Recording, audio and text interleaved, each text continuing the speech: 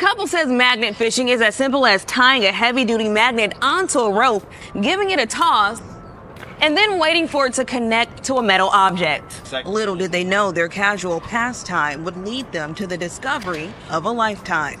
The two spent Friday afternoon magnet fishing at Corona Park's Meadow Lake. After about 45 minutes of throwing the magnet back and forth into the water, Kane felt a heavy tug and managed to haul up an old, rusted safe from the murky depths. It wasn't the first time they found an old safe, and they assumed there would be nothing inside, which they were used to finding. It looked sealed, but I saw a hole in the bottom, so I started banging it on the floor, and I thought there was baggies in there where you would put like change or something like that. But what was revealed left the couple in disbelief. Agostini says she thought Kane was playing a prank on her when he told her there were stacks of dollar bills inside. It's like, no, it's not. No, it's not. It's not money. He's like, no, it really is. Until I saw it for myself and he peeled back. Well, now to the mysterious object that fell from the sky and then damaged an auto repair shop in South Jersey. It left a hole in the roof at SNL Automotive. The shop's owner thinks the object may have come from space. In the small town of Magnolia in South Jersey, there's a lot of talk about this. Around 2:30 Wednesday morning, residents were woken up by a loud boom. When Sebastian Leonardo arrived at his auto body shop in Atlantic Avenue later that morning, that's when I looked up and I saw the giant hole up there in the ceiling. When employees climbed up to look at the damage to the roof and ceiling, they saw where the unidentified object made impact. A sizable dent in a thick steel gauge box. Yeah, and so that's when I went to my cameras and I found all the videos and realized what had actually happened. You know, it's like the giant flash outside and then the impact in here. Surveillance footage from cameras in and outside of SNL Automotive show the moment that something collided with the building. You eventually see like a giant fireball come through the ceiling and then everything come flying down the roof with it. Appointment was for a wisdom tooth extraction. While in the dentist chair, she says she had trouble breathing, so she asked the dentist to stop. She eventually stopped. And then she resumed the attempt to extract the tooth. And after an extended period of time, I felt dizzy, and I told her that I couldn't see. Joseph says she passed out in the chair, and when she regained consciousness, she was alone in the room. I lost the ability to speak, so I had to tap on the metal object to gain one of their attention. An ambulance brought her to a hospital emergency room. I remember hearing the doctors declaring me to be in critical condition. Joseph says her diagnosis was nerve damage, a mild jawline fracture, and an anesthesia overdose. Tooth that's still in there. Joseph says she received oral anesthesia. Dr. Charles Buste explained that IV sedation is safer. While our consumer team recently hit a nerve, they filed a report focused on faulty refrigerators. And then our viewers responded resoundingly about your own refrigerator problem. No, that's it. I guess this is the final word. Frank in San Francisco says he's been dealing with a difficult LG fridge since 2021. This one cost me $2,000, and it's been a nightmare. It's not freezing well. Techs have repeatedly tried to fix it, but haven't. Frank's asked for a replacement or a refund, but no. I was ready to give up. It's a nationwide issue. On YouTube, more than 1,300,000 people watched our story, focused on Betsy in Redwood City. She's had 2 fridges die in just 5 years. Yeah, 2. She had exactly the same LG refrigerator that I have. LG says it put an arbitration notice on the box. It's asking a federal judge to require individual fridge owners to move their case to arbitration in private. But owners we interviewed say they never saw the box because delivery people unboxed their fridge. The box stayed in the truck. Same for Sunil. I did not even see the box. Betsy too. No one we talked to ever saw the box. Natalie and her family have owned Sticky Rice on Wheels for about 5 years, selling mainly at the River Park Shopping Center on Tuesdays during the farmers market or on Saturdays during Fresno Street Eats. But last Saturday was their last time because they received this message from organizers saying, quote, "I just got a call from River Park that because of complaints from restaurants on site, we'll have to eliminate all Asian food from our events effective immediately." It made me feel really disgusted. I was really hurt initially. It was more of disappointment because I thought we were better than this. The farmers market has won best in Central California 8 years in a row. This move gets rid of about a dozen of its vendors, spanning 8 different cultures from Hmong to Japanese. In a statement, River Park said it has, quote, commitment to its tenants that it must keep and honor with integrity, saying the vendors should complement the tenants, not directly compete with them. This is not the first time certain foods or goods have been banned from the markets, according to organizers. Things like pizza, hamburgers, and sushi are on the list of things that are not to be sold due to competition with existing storefronts. Here at the Ripley Walmart, Heather Bench comes in every week with a plan. We're going to get some soda, some water, and some trash bags. And whatever else Michaela decides she wants. So we're following her lead. Yes. Her daughter sometimes has her own list that mom doesn't know about. Okay. This shopping cart has made this a whole lot easier for them and other special needs families. Here, I'll hold this. Before, You get in. Michaela was forced to climb in. Now she gets strapped into a Caroline's cart. She doesn't get as overwhelmed. She can still interact with me while I face her, and I can go shopping and get the groceries. Thanks to manager Jada Saeed. She was explaining to me about her daughter and her conditions, and I kind of took a look at her daughter, and immediately I wanted to do whatever I could to help her. And she did. Within a few months, Jada called and told Heather the good news. It was a big relief because usually in the special needs community, you have to continuously ask for the things that your child wants or needs, and that journey can get very exhausting. It's a plastic license plate cover that allows you to read the license from straight on, but when viewed from an angle, the characters disappear. We were surprised to see more than 100 vehicles parked throughout the streets of New York City, illegally obscuring their plates. So who are these people hiding their license plates? Apparently, they're law enforcement. How do I know? Because they have placards like this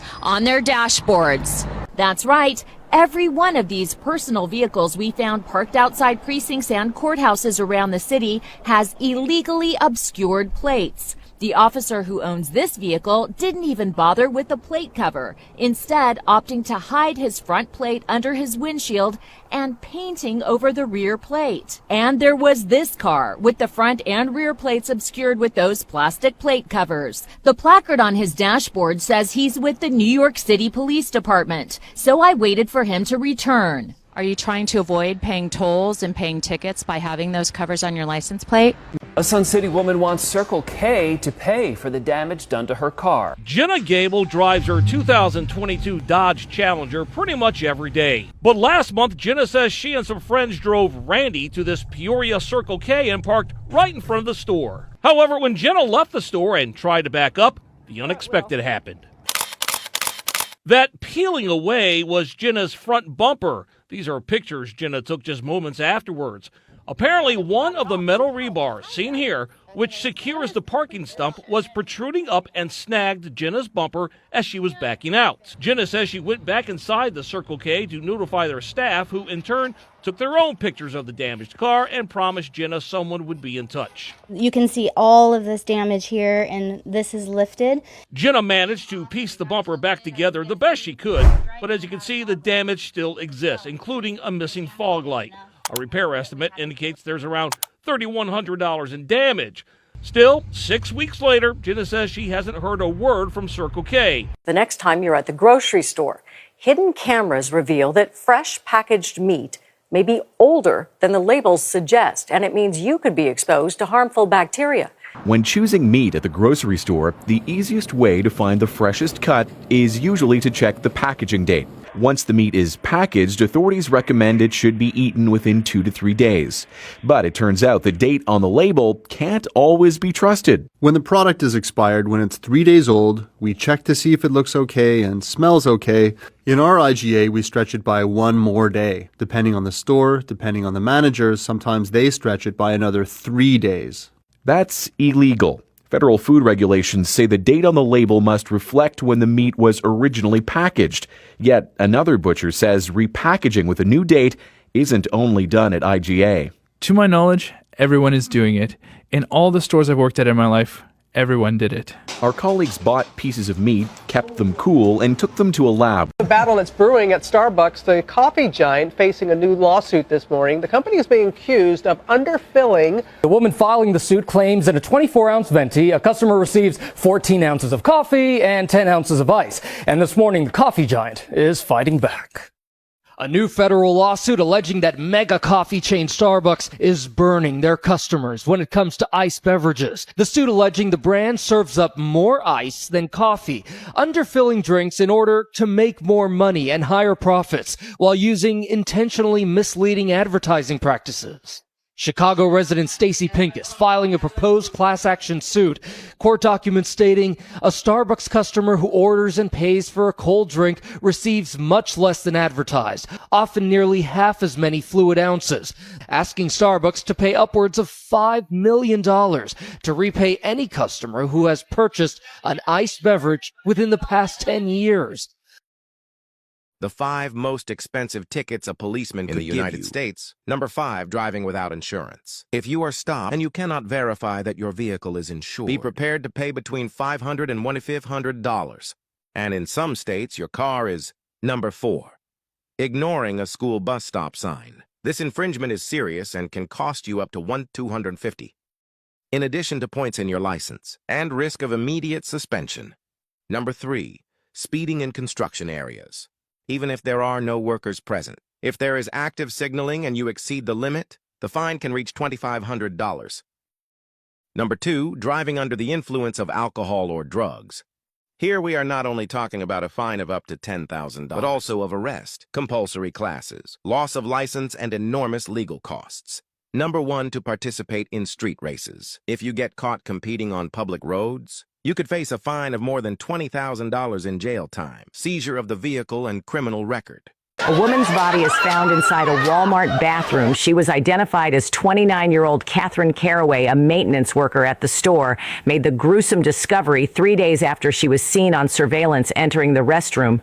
According to police, they say employees assumed the door was locked because something inside needed to be fixed, so they placed an out-of-order sign up. A spokesperson for Walmart is referring to police. Since it's an ongoing investigation, an autopsy is being conducted to determine a cause of death, but police don't believe it to be suspicious.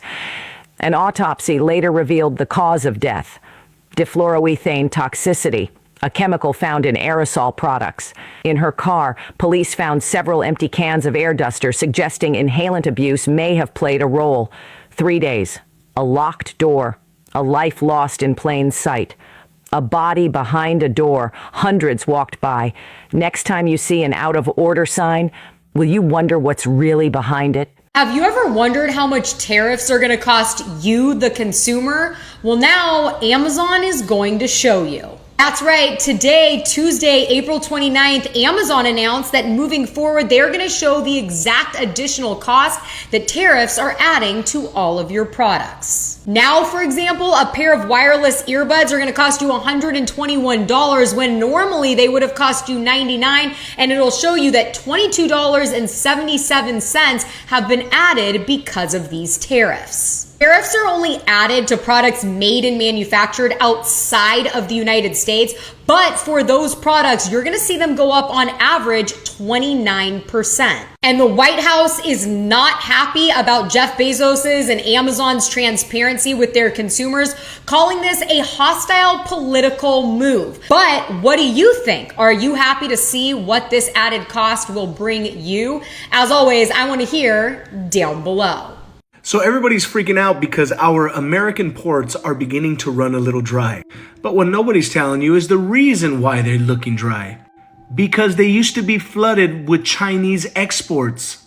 And if our ports here in America are looking dry, could you imagine how the ports in China are looking?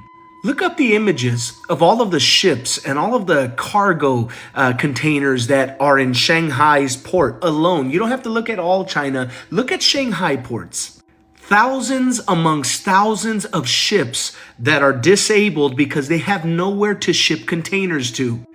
tens of thousands of cargo containers that are filled with products that now the Chinese are having to take those items out of the containers to try to salvage some of those goods if possible. But guess what? The United States is still selling our exports. Because unlike China, 18 countries have already come to agreements with the United States. Popular home renovation show is accused of failing to deliver on its promises. A North Carolina couple turned to HGTV's Love It or List It when they decided to fix up their home for future foster children. But now they're taking the production company to court. The couple claims the renovations were disastrous, alleging their $140,000 was essentially used to create a stage set for this television series. This is not like a free makeover. No, not at all. We took out a substantial loan for this and put in some of our own money on top of the loan that we took out. Their allegations include damaged and stained floorboards, open holes, low-grade carpeting over chipped concrete, and unpainted surfaces. The couple's attorney claims the poor workmanship occurred because Big Coat TV, the production company, was acting as a general contractor during the renovation after taking his client's money. For the homeowners here, this is a renovation project. Chicago man says he did the unthinkable when he discovered alleged squatters in his property. He decided to move in with them. Marco Velasquez is the owner of this Southside property, which is on the market to be sold.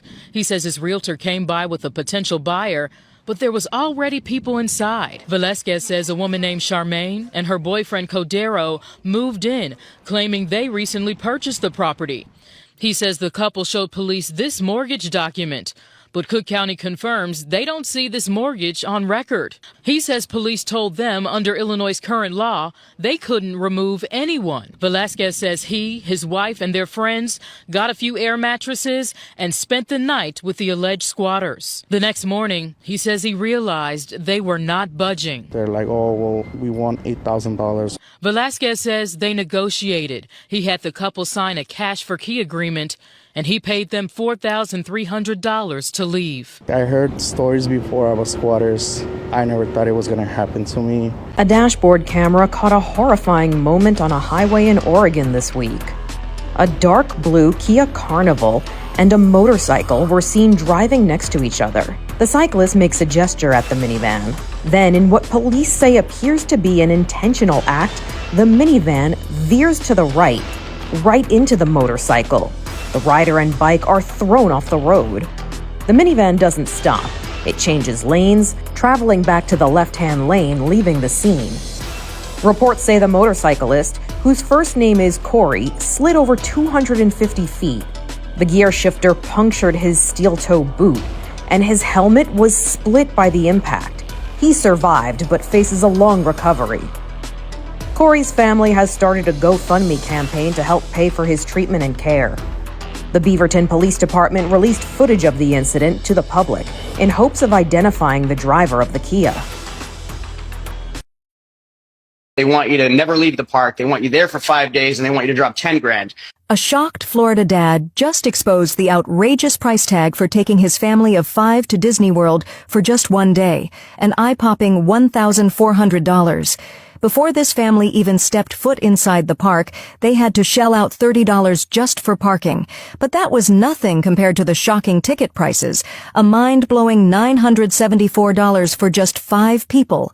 Simple refreshments like 3 ice creams and 2 water bottles cost them nearly $30. And when the dad's son begged for a Star Wars lightsaber priced at $45, it was a hard no from the wallet-drained father. Then at Star Wars Galaxy Edge, they splurged on themed Coca-Cola, churros, margaritas, and that famous blue milk from the movies, totaling an insane $101 just for snacks.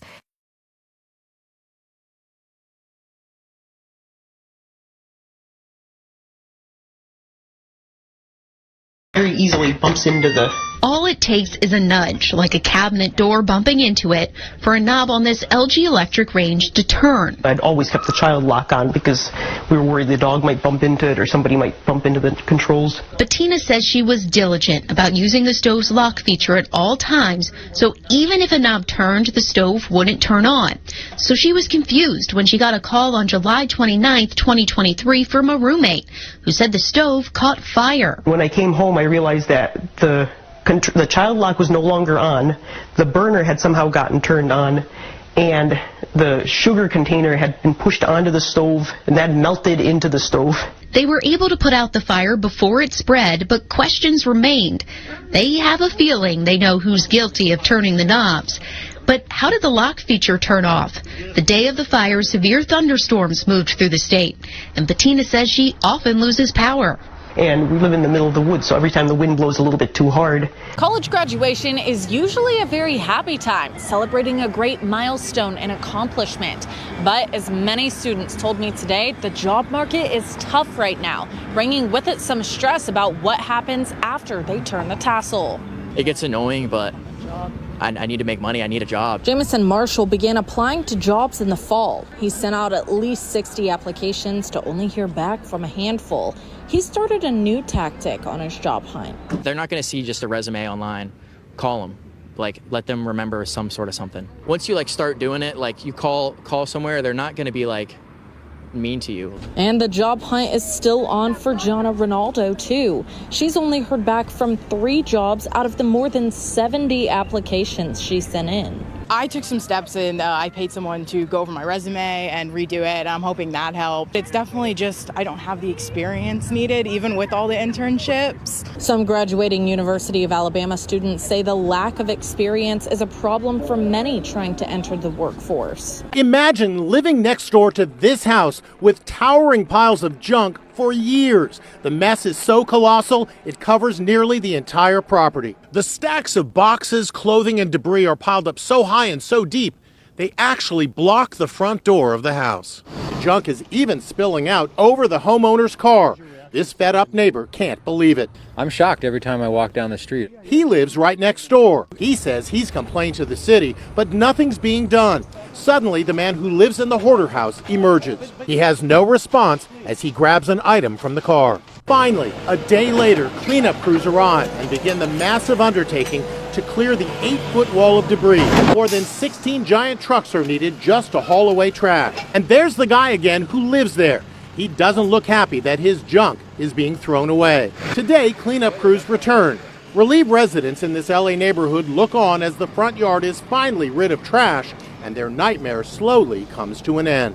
New tonight out of Arlington, a woman has died after falling off of a roller coaster. Six Flags Over Texas confirms the woman was riding the Texas Giant coaster just after 6:30 this evening when she fell. The ride has been closed until further notice while Arlington police investigate what happened. A witness told the crew the woman was riding with her family and flew out after hitting the first turn. They described family members reacting right after the ride stopped. It was sad. It was very sad. And, we kept telling them to let them out, because they were hysterical. The daughter and the son, they were like, we have to go get my mom. We have to go get my mom. We were kind of in disbelief and we just said a prayer for her. And now, this is day file video of the coaster. The Texas Giant is the tallest steel hybrid roller coaster in the world. It was refurbished from a wooden coaster to a steel system and reopened in 2011. Now, this death at Six Flags brings back memories of deadly accidents on rides that have happened in the Central Texas area. Back in 1998, 15-year-old Leslie Lane died after she was thrown from a ride called the Himalaya at the Travis County Livestock Show and Rodeo. For many of those passenger ships are like a second home. But for one woman, the ocean liner is her only home. Aboard the Crystal Serenity, she's known simply as Mama Lee, and she's been living there for the past 8 years. I don't have to shop. I don't have to cook. I don't have to do anything. I do what I want, when I want, if I want. She and her late husband, Mason, took nearly 100 cruises together before he died in 1997. The last thing he ever said to me, this was the day before he died, don't you quit cruising. I started frequent cruising. But I got very, very tired of packing and unpacking. So I said, there's got to be a better way to do this. Mama Lee sold her house in Florida, along with her car and most of her belongings, and never looked back. I'm now a great-grandmother, and my grandchildren are having children. But I don't want to be there every minute for that. I love babies, but they grow up. At first glance, this home here on Fifth Avenue appears to be either under construction or undergoing renovations, but the homeowner tells me it's all a part of his plan to prepare for war. Hundreds of sandbags piled high, plastic in place of grass, fishing lines across the yard, and dozens of peanut butter jars. Some neighbors say it's an eyesore and is attracting unwanted attention in this Shepherdsville neighborhood. Yet Jonathan Cooper says there's a reason. The homeowner is concerned about security. A bicycle is his only transportation. He shut off electricity in the home and every entryway in the house except for this one opening in the back, he says, is blocked. Some neighbors are worried it could affect their health due to the standing water and bugs. Valerie Moore, who lives right next door, says she's reached out to city officials to complain, but Bullitt County officials tell us Cooper is not violating any codes. This was the largest antebellum plantation house in the South, owned by one of the richest enslavers in the South. This is the Nottoway Plantation in Louisiana. It was built by enslaved Africans in 1859. It was owned by this guy, John Randolph. Now, John wasn't even from Louisiana. He was from Virginia originally, but he came from a wealthy slave-owning family, and his dad was hired by the federal government, and he moved with him. Now, originally, he wanted to make it into a cotton plantation, the same type of plantation that he was used to in Virginia. But he noticed that the climate in Louisiana was a lot different, so he changed it to a sugar plantation. And because of that, he ended up tripling his family's wealth. And he was a huge financial backer of the Confederacy in Louisiana. When he realized that the Confederacy was losing, he left his wife in Louisiana, took 200 slaves, and went to Texas. Once the Civil War was over, he eventually died in 1883, and his wife eventually sold the plantation for $50,000. That's the equivalent of $1.9 million today. And now he has no legacy at all. If you have a 2-year-old or younger facing forward while strapped in their car seat, you're breaking the law. CBS 2's Christine Lazar takes a look at the new car seat law and what parents have to say about it. When Andrea Shear's son and daughter turned 1, she flipped their car seats from rear to forward facing. They weren't happy going anywhere in the car, and it became such a chore to have to take them anywhere, even just to the park. So she got her pediatrician's approval and made the switch. Once they turned around, they could see where they were going and they could look out the window, and it made them happier. Maybe they were car sick. It is now against the law to turn a 1-year-old to forward facing here in California. As of January 1st, children must stay rear facing in their car seats until the age of 2, unless they hit 40 pounds or 40 inches sooner. Regardless if you rear end someone or if someone rear ends you, your momentum's taking you forward. Officer Chris Baldonado with the California Highway Patrol explains why extended rear facing has been proven to be 5 times safer than forward facing for children under 2. Breaking news. Trump just passed a brand new law for all women in the U.S. If you're trying to get pregnant and it's been tough, you no longer need to pay $15,000 to $30,000 out of pocket. Under Trump's new law, insurance companies are now required to fully cover the cost of IVF. But that's not all. In just the past few weeks, Trump has also slammed Big Pharma, forcing an 80% drop in prescription drug prices, proposed MAGA accounts, $1,000 for every newborn to save for college, or a home, rolled out new tax credits for working mothers, and, yes, sparked backlash for cutting early childhood programs like Head Start. Some call it visionary. Others say it's just political theater. But one thing is certain, Trump has made motherhood a national conversation because, let's be honest, it's often the women who would make the best moms who have to fight the hardest to become one. And now, millions of women finally have the chance to become mothers without going into debt. These changes are expected to take effect in August. Breaking news, Trump administration announces parental support subsidy program of $500 per month per child. Is this behind a benefit or a political calculation? Just today, the Trump administration rolled out an announcement that has many parents excited, a $500 per child per month parenting subsidy designed to ease the financial strain on parents raising children. This means that millions of American families will receive this money it can be used for a child's education, medical care, daily living expenses. It could even give respite to single parents who work hard. Doesn't that sound very tempting? However, how much will this policy actually help American families in a practical way? As details have come to light, experts have pointed out that while the subsidy may seem generous, will it be enough to meet the rising cost of living in the U.S.? I'm afraid that $500 will only partially cover expenses for most families. For most families, $500 will only partially cover expenses. Tonight, the Starbucks regional manager fired after this moment. Now that former employee winning more than $25 million in damages after suing the coffee giant for violating her civil rights in her termination. Shannon Phillips, who is white, claims she was fired after the incident because of her race.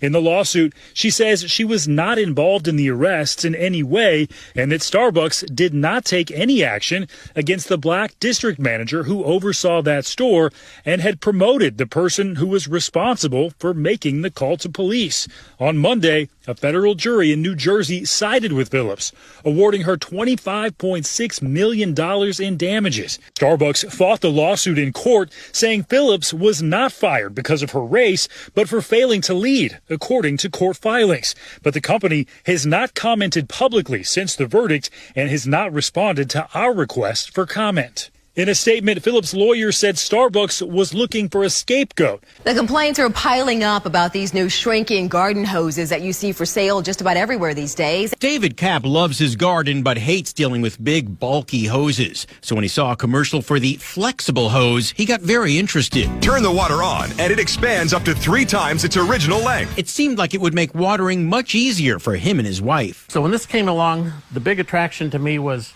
no kinking, and she could pull the thing wherever she went. It was lightweight. So David ordered 2 of their longest hoses for a total of $86 with shipping. He says they expanded just like in the commercials, but the similarity ended there. He could not get them to run a sprinkler properly. They don't work with sprinkler attachments. The water came out, but it was just that little... But that wasn't the worst of it. After a few weeks, his other hose burst. It's coming out the middle of the hose. It appeared to have multiple holes. We emailed the company twice and left a voicemail message, but received no response. Remember, this was just one brand of shrinking hose, and it's not indicative of all of them. Breaking news. A Cybertruck owner in California just went through what might be the most expensive car wash of his life at a perfectly normal self-service station. There was no accident, no off-roading. He simply sprayed his truck with water, and within 10 seconds of the high-pressure rinse, the Cybertruck went completely dark, the touchscreen froze, the doors wouldn't open. It was as if this $100,000 steel beast had raised a white flag in front of a bucket of soap. What happened next was even more absurd. When he reached out to Tesla support for help, he didn't receive a solution. Instead, they sent him a link to the user manual. Tesla's exact words: "Please refer to page 198. You must activate car wash mode before washing." Yes, really. Before cleaning your Cybertruck, you're expected to tap through the central touchscreen and manually inform the vehicle, "I'm about to take a bath." If you need to read a manual before rinsing your truck, do you still trust it to get you through the end of the world? And now Starbucks is brewing up lofty new promises for change, pledging to reduce the company's waste by 50% and eliminate all single-use packaging like paper cups and cardboard sleeves by 2030. Where the company developed these new plastic cups, they say can be reused up to 100 times each before they're recycled into new ones. To reuse the cups, Starbucks is testing a new kiosk like this all around the world. You take the reusable cup, you scan it, and then you return it. And then it's taken away to be cleaned and eventually reused. So far, the cups are being tested in a few select locations. In the meantime, Starbucks plans to encourage customers in the U.S. to bring their own cups by 2023 and eventually wash them in store. But Starbucks has made many environmental promises over the years. Some environmental advocates are urging Starbucks to also improve how they handle the recycling bins you see inside cafes first. A man suspected of setting a woman on fire on a New York City subway is facing murder and arson charges. That's as we learn new details about the suspect in custody. That's him right there, leaving court just in the last hour or so. This video just in. ICE saying in a statement the man is a Guatemalan citizen who appears to have entered the country illegally for a second time. And police say a woman sleeping on the F train, back to the crime here, was brutally murdered by that suspect. Graphic video capturing the moment it happened. Saying the suspect in this case is a 33-year-old Guatemalan man by the name of Sebastian Zapata, who they say entered the country illegally and was removed by ICE in 2018. But that at some point in time, he crossed back into the country illegally in violation of that deportation order. It's not clear where else he's been in the United States. The New York Police Department says they also don't believe that there was a connection between the suspect and the victim, but that it's not clear that he so much as talked to the victim. Breaking news. Trump just announced America's entire retirement system is about to be ripped up and rewritten from the ground up. You thought Social Security was just a symbolic yearly bump? This time, Trump rewrote the rule book. Let retirement checks finally catch up with the real cost of living. For decades, American seniors retired only to be chased by bills. Rents go up, medical costs go up, even eggs go up. The only thing barely moving? That tiny official cost of living adjustment, basically meaningless. Trump says, enough with the bureaucratic games. Baseline Social Security payments, instant 12% surge. That's an extra $2,400 per year for every retiree, like adding a second pension. But here's the real political calculation behind it. Restructuring Social Security, directly locking in the middle-class voting base retirees, become an unbreakable block for 2026, Trump puts it bluntly. Let American seniors live with dignity again. That is greatness. Yep, a life-ending fatal infection is now growing on ramen noodles, and experts are urging everyone to go to the ER immediately. Citizens were terrified after 5 kids from 5 different families had cooked up ramen, and each of them described feeling like something was eating them from the inside out, and was rushed to the ER and passed away all within a few hours. With the CDC's eerie warning that a third of adults will not make it after getting infected, with children and elderly victims being way higher. Experts were able to trace it back to a horrifying bacteria, saying the infection is able to flourish specifically in ramen given the way it can be handled post-manufacturing. And there's no way to stop it, as the families reported that once they noticed symptoms like diarrhea and vomiting, it was already much too late. The recalls are getting real. 5 kids have passed away from eating ramen noodles. Throw those ramen noodles away because these recalls are getting real. The specific ramen brand is not 100% confirmed, but the internet has its theories. If possible, avoid eating ramen religiously or at all, and my condolences to these families. We have some serious news right now. The Trump administration's budget guts a program designed to prevent poor people from literally freezing to death in their own homes. The program is called the Low Income Home Energy Assistance Program, and it's designed to provide Americans across the country who are in some of the lowest tax brackets with assistance to pay their energy bills. And according to the Huffington Post, the Low Income Health Program has been around for decades, helps millions of people in low-income households pay their energy bills. It specifically helps seniors, families with children, and people with disabilities keep their heat on in the dead of winter and cold air blowing during the summer. More than 6 million households rely on this program for help with their electricity bills. Well, now the Trump administration, in its budget, plans on eliminating it. Why? Because they're tying it to diversity, equity, and inclusion. And as you know,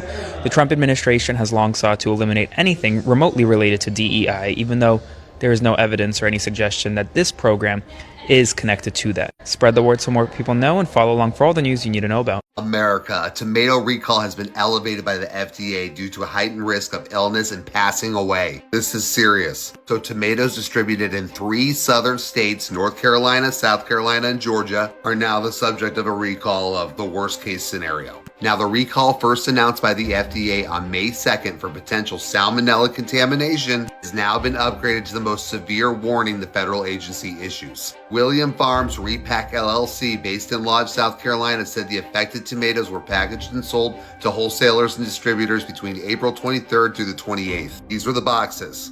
Now, in a notice published online May 28th, the FDA labeled this a Class 1 recall, the highest recall risk level issued by the agency. According to the FDA, freezing and drying may prevent the growth of bacteria, but do not unalive salmonella. The bacteria can live for several weeks in dry environments and for several months in wet environments. So we're talking about people that put tomatoes in their fridges, their freezers. These were the tomatoes and the lot numbers if you still have the packaging. Now to the arrest in Suffolk County of a prankster clamoring for online fame. Yeah, 21-year-old Kyle Vasquez is accused of being behind a string of bizarre incidents in Center Reach and Selden that he allegedly recorded and then posted to social media. In one case, they say he poured a bucket of beans on his head inside a Chinese restaurant. He also, they say, asked 3 homeowners to use their bathroom, and while inside, recorded homeowners without their consent. Well, Liz, he was chasing likes on TikTok, where he has nearly 5 million of them. But police here in Suffolk County say that Kyle Vasquez was also chasing something else, the dollar, making money off these TikToks and allegedly exploiting private homeowners and businesses. Kyle, you wanted attention. Now you got it. But Kyle Vasquez had trouble navigating all the attention at court today. Big trouble. First, an obscene gesture. Then he tried to barge out a side door in conflict with the officers that were here to escort him out. The 21-year-old from Coram, known as Tommy Tough Knuckles on TikTok, facing 8 separate criminal counts today for viral videos. 2 neighbours you're about to meet have become bitter enemies. Their fight has put one behind bars. She's 86, and there's no truce in sight. It's my property. Get out. Hoses at the ready. This is neighbour versus neighbour. This woman, look at her. Look at her. A fight over a patch of dirt.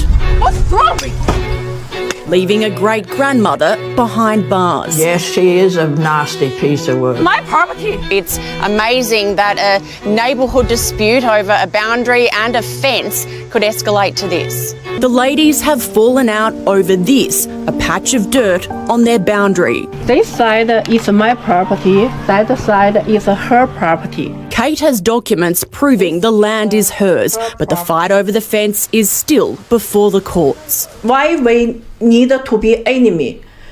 I never wanted to treat her bad. She's now considering selling her home of 16 years, which mightn't be a bad idea, really. It's a crack on a monster roller coaster. An eagle-eyed dad recorded the disturbing video at the Carowinds amusement park in North Carolina. The support structure moves as the roller coaster rounds a turn. I didn't think about how much it would shift until that first car came across.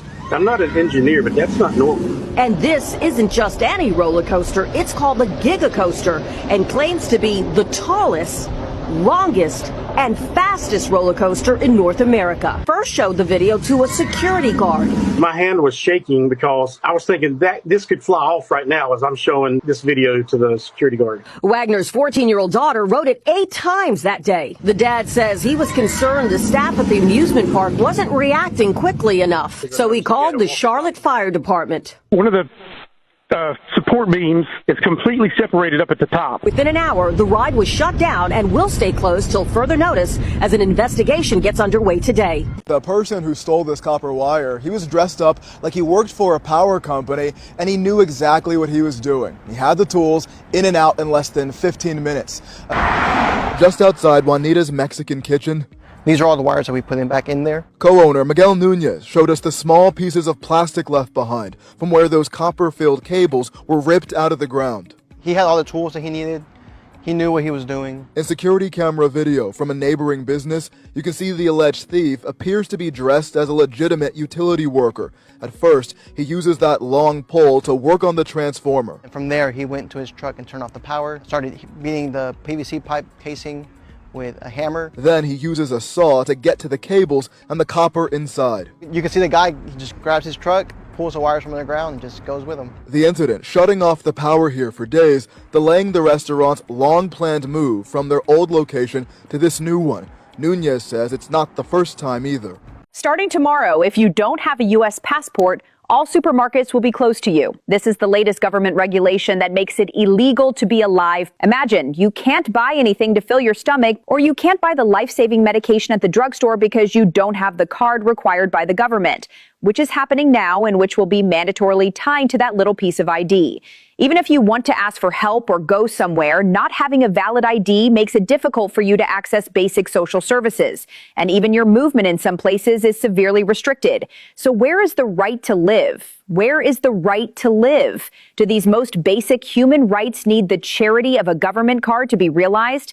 The freedoms and rights required for survival have been easily overridden by administrative regulation. And no matter how many years you have lived here, as long as you do not have that officially certified plastic card, the door will be closed to you for the most basic materials required to sustain your life. This is absolutely unacceptable, especially for the homeless. State police say the couple living here after spending money that wasn't theirs. Investigators say Robert and Tiffany Williams had $120,000 deposited into their account at BB&T on May 31st through a mistake by a teller. But instead of contacting the bank about the deposit, the couple allegedly spent most of the money, all in 2.5 weeks between June 3rd through the 19th. Police say the Williams also used the money on bills, car repairs, cash purchases, and even gave $15,000 to friends in need of money. Once the bank realized its mistake, it transferred the $120,000 to the correct account. It contacted Tiffany Williams on June 20th and told her the couple had to pay back the $107,000 in overdraft fees they incurred. On June 21st, the bank called again. Tiffany said she and her husband would work out a payment plan. Court papers show that after those 2 initial phone calls from the bank, the couple had no contact with bank representatives, despite several attempts by the bank to reach them. Starting tomorrow, if you don't have a U.S. passport, all supermarkets will be closed to you. This is the latest government regulation that makes it illegal to be alive. Imagine you can't buy anything to fill your stomach, or you can't buy the life-saving medication at the drugstore because you don't have the card required by the government, which is happening now and which will be mandatorily tied to that little piece of ID. Even if you want to ask for help or go somewhere, not having a valid ID makes it difficult for you to access basic social services. And even your movement in some places is severely restricted. So where is the right to live? Where is the right to live? Do these most basic human rights need the charity of a government card to be realized? The freedoms and rights required for survival have been easily overridden by administrative regulation. And no matter how many years you have lived here, as long as you do not have that officially certified plastic card, the door will be closed to you for the most basic materials required to sustain your life. This is absolutely unacceptable, especially for the homeless. Check out these pictures of a McDonald's ice cream drip tray taken in Louisiana. It's covered with slimy filth. I couldn't believe my eyes. I was like, I've never seen something this disgusting. This guy used to work at the McDonald's, but says he got canned after posting the photos online. I asked my manager, I said, when's the last time y'all cleaned this? And she said, hurry up and bring it to the back before a customer sees it. Well, we wanted to know just how sanitary is your soft serve ice cream and yogurt. So we did some testing. We took samples from 40 places in the Seattle area, from fast food chains to independent shops, and then had them tested for bacteria. 9 out of 40 samples had elevated levels of coliform, a critical indicator of an unsanitary condition, which by itself does not necessarily cause illness. As a consumer, I would expect that my ice cream to be coliform free. It would certainly be an indication to the restaurant that they ought to investigate their sanitary procedures. Follow me, take you to know the latest real-time hot news. This homeowner found 40 downed trees on his property. Some of them were 150 years old. This isn't because a storm came through, right? No. So what happened here? There was a hurricane of chainsaws. 40-year-old Sammy Shinway came home from work and heard chainsaws in the woodsy backyard he owns behind his home in Kenilworth, New Jersey. He confronted the work crew. They told me that they were hired to cut trees down. Except the problem is, this is your property, right? There's no question about that. Correct. That's not all. Some of the trees left standing had their tops lopped off. Those red cedar trees were topped off. They're eventually going to die. So who would do such a thing? Well, court documents say it was a neighbor identified as Grant Haber. He lives in this beautiful home. His motive? Get this. Shinway says his neighbor just wanted a better view. From above, you can see the before and after. Haber is facing fines of $32,000, but that may be just the beginning of his troubles. It's obvious Norbert Slowinski does not want Duquesne Light to install a so-called smart meter on his property. So you've essentially put a chain on your meter. Yes. A lock and chain secures his old analog meter with a clear notice. Attention, do not install smart meter.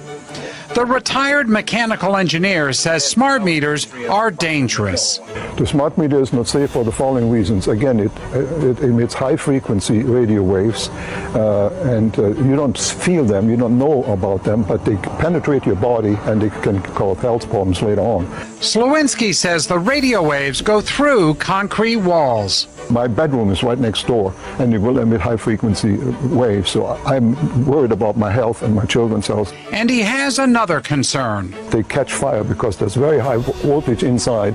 Slowinski asked Duquesne Light and the Public Utility Commission to let him keep the old electric meter. The video has more than 2 million views and shows an asphalt crew applying a micro seal to a private street when you hear a pop and see the sealant right to his face. I just have to commend that guy for risking his own safety. The pump was turned off on the back of the truck. Chris lives nearby, and after hearing that pop, went outside to see a geyser of sealant shooting everywhere. I walk out my front door, and the entire street is covered. The properties were blanketed with the sticky substance. The neighbors' white cars in their driveway, all of their landscaping, the other neighbors' trees, the stucco, the exterior finish of the home, everything was just basically covered. It was just a bunch of emotions of feeling very sorry for the owners of the home and the vehicles, but then, obviously you have empathy towards the workers. Project was supposed to be a simple surface street upgrade. 12 News spoke with Markham Construction, who hired Cactus Asphalt for the job. They say Cactus Asphalt's equipment failed, which is when the... Now at 10:30, Walmart employees will soon be wearing body cameras in what the nation's largest retailer calls a new security measure to protect shoppers and employees. Walmart isn't the only retailer to implement body-worn cameras. Now Walmart has decided to try it out, body cameras on their employees. So what do customers think? Walmart employees wearing body cameras. I think it's a little bizarre. I don't want someone to just follow me with a camera while I'm getting groceries. Walmart already is testing the technology at stores in Texas, and soon SoCal Walmart workers could be wearing them too. The nation's largest retailer says it's not just to deter shoplifters. It's also to keep their employees safe from increasingly aggressive customers. Shoppers we talked with tonight in Burbank have mixed reviews, but agreed if employees in blue vests are wearing cameras, it might just encourage customers to stay off the naughty list. It's a terrifying moment during this 3-year-old's birthday party. Hillary and Tony Lofredo were celebrating their son Luca's birthday with a Spider-Man themed cake. He was so excited for his cake. All morning he asked if I was done baking his cake, his blue cake with his red sprinkles for Spider-Man. But as the Des Moines family and 20 of their friends cheer the birthday boy, the unthinkable happens. Right in the middle of Happy Birthday, the entire deck just completely dropped. The previous homeowners hired a local contractor in 2019 to build the deck with the new roof over it. And from what I've been told, some corners were cut. Deck collapses are rare, but they do happen. As for the latest deck collapse, Mom Hillary says fortunately everyone got out okay, except for a few minor scrapes. Thankfully, the worst of the injuries was my husband, who needed stitches on his leg. For many of those passenger ships are like a second home. But for one woman, the ocean liner is her only home. Aboard the Crystal Serenity, she's known simply as Mama Lee, and she's been living there for the past 8 years. I don't have to shop. I don't have to cook. I don't have to do anything. I do what I want, when I want, if I want. She and her late husband Mason took nearly 100 cruises together before he died in 1997. The last thing he ever said to me, this was the day before he died, "Don't you quit cruising." I started frequent cruising, but I got very, very tired of packing and unpacking. So I said, there's got to be a better way to do this. And the answer was, how about I don't leave at all? Mama Lee sold her house in Florida, along with her car and most of her belongings, and never looked back. Mama Lee has now done more than 240 cruises around the world and visited hundreds of different ports. But where the ship is going? Irrelevant. For Mama Lee, these days, the ship is the destination. A Louisiana Walmart employee by the name of Beth McGrath decided to quit, and she did it over the loudspeaker. Now, sometimes you come across a video that's just incredibly, satisfying to watch, and that is the case with this video. Let's watch. Attention Walmart shoppers and associates. My name is Beth from Electronics. I've been working at Walmart for almost 5 years, and I can say that everyone here is overworked and underpaid. The attendant policy is bullshit. We are treated from management and customers poorly every day. Whenever we have a problem with it, we're told that we're replaceable. I'm tired of the constant gaslighting. This company treats their elderly associates like shit. To Jared, our store manager, you're a pervert. Greta and Kathy, shame on y'all for treating your associates the way you do. I hope you don't speak to your families the way you speak to us. Shout out to Cominique, Patty, Chardell, and so many more. Walmart doesn't deserve y'all. Fuck management and fuck this job. I quit. It's no ordinary burger. It's what the sheriff calls a warden burger. The State Department of Corrections is not my boss, so I basically don't give two what they think. On Wednesday, we sat down with Butler County Sheriff Richard Jones and watched him eat this. It's no ordinary burger. It's what the sheriff calls a warden burger. So you have zero complaints about the warden burger? Me personally, no, I would eat this. Hell, I'm eating it now. The sheriff tells us he's been serving it to inmates in isolation for all 3 meals for the last several years. This is jail. You don't get to choose. The sheriff tells us that he's not the only one that does this and that detention centers all over the country do this. And it is important to note that the burger is not made to be bad. We do have the recipe for it. It's basically a turkey burger. The sheriff says that what's punishment about it is that the inmate in isolation gets that for breakfast, lunch, and dinner every day until they leave isolation. And like you said, he has caught a lot of flack on social media about this. One person even calling him a disgusting human. This is your $20. I found it. I'm giving it back to you. A distraction scam that continues to play out at grocery stores. She said this should be good for you. It's good for both of us. I'm giving you back your money. It turned out to be anything but good. Within minutes of that encounter with 2 strangers outside this Albertsons in Reseda, thousands of dollars were drained from Irvin and his wife's bank accounts. Altogether, they got $5,980. Fox 11 News first told you about this $20 scam 2 weeks ago. My heart sank because my debit card wasn't there. It was the same scenario. 2 strangers, a man and a woman, approached Sarah at a Ralph's grocery store just a few miles from where Irvin was scammed. Here's how the scheme works. While a shopper pays with a debit card, the thieves stand close enough to watch them enter their PIN. Then they follow the victim outside and pull the "you dropped a $20 bill" routine, a distraction that lets them get close enough to steal their ATM card. Now to this, outrage tonight after a man gets out of his car and slaps a child sitting at a bus stop. The whole thing is caught on camera. Witnesses say the man was upset the child had bent the Mercedes emblem on the hood of his car. And he slapped the child despite the boy's sister apologizing and explaining that her brother has autism. A shocking scene as a grown man slaps a child right in the face.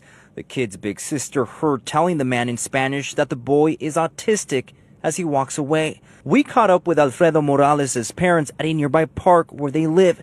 The 10-year-old's father says his autistic son doesn't know better and likes to touch things. He looks angry and pissed off. Was he yelling things? Yeah, he was yelling at first. Ashley asked us not to show her face. She recorded the slap.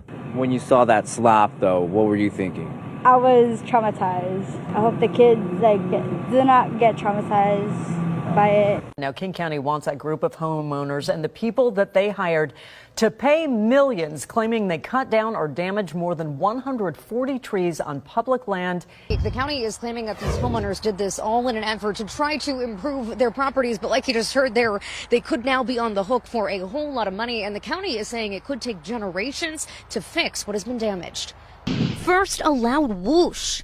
Then the impact caught on camera. And it was going so fast. So it was incredibly unsafe. A tree toppled over, barreling down a hillside feet away from nearby homes. As someone who has a 2-year-old who plays regularly both in the yard and then out in these woods right here, it was really scary for our family. This video captured my Issaquah residents on a trail cam as they went up to investigate. They went up, they saw not only was this tree cut, but so many others were cut, and it was clearly on parkland. Kaylin McNulty and her neighbors reported it. Now King County is suing, seeking millions from a group of homeowners on top of the hill and the people they may have hired. A man bought a Samsung TV from Walmart, only to discover it was a complete fake. Last week, Ross Potts went to his local Walmart to buy a new Samsung TV, but that evening when he opened the box, he immediately sensed something was wrong. Well, the first thing I noticed was the TV was wrapped in what appeared to be like saran wrap or moving wrap, which I thought was very odd. Ross said.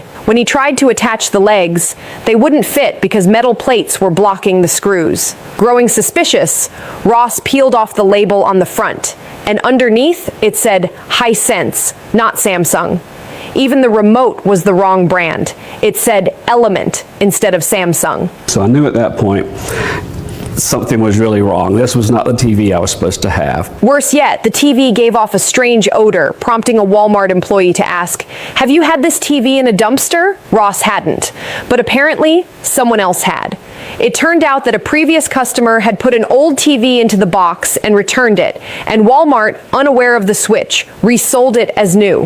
When Ross tried to return the TV, Walmart staff refused, citing company policy. Please, you're not in trouble. Just please come home. An 18-year-old girl in Idaho is facing a felony charge for leaving a newborn baby in a safe harbor baby box at the hospital. On October 13th, Grove Creek Medical Center received an alarm that a baby was placed in the baby box of the medical center. The medical team pulled the baby out of the baby box within 1 minute. It is said that the baby was wrapped in a blanket at that time, and the placenta had not yet detached. After taking out the baby, they found that the newborn baby was cold and not breathing. The police later determined that the baby had lost its life before being put into the baby box. After a month of investigation, the investigators found 18-year-old Angel N. Newberry. The police said that on October 13th, she drove to the medical center and put the non-breathing baby in the baby box. After returning home, she Googled, "Will I have any trouble if I put a dead baby in the baby box?" The police chief of the authorities said that this was a case that should not have happened, and she could have kept the baby in the baby box while the baby was still alive. Newberry is currently being held in Bingham County Jail. She may spend the rest of her life in prison. This is so sad. She is still so young.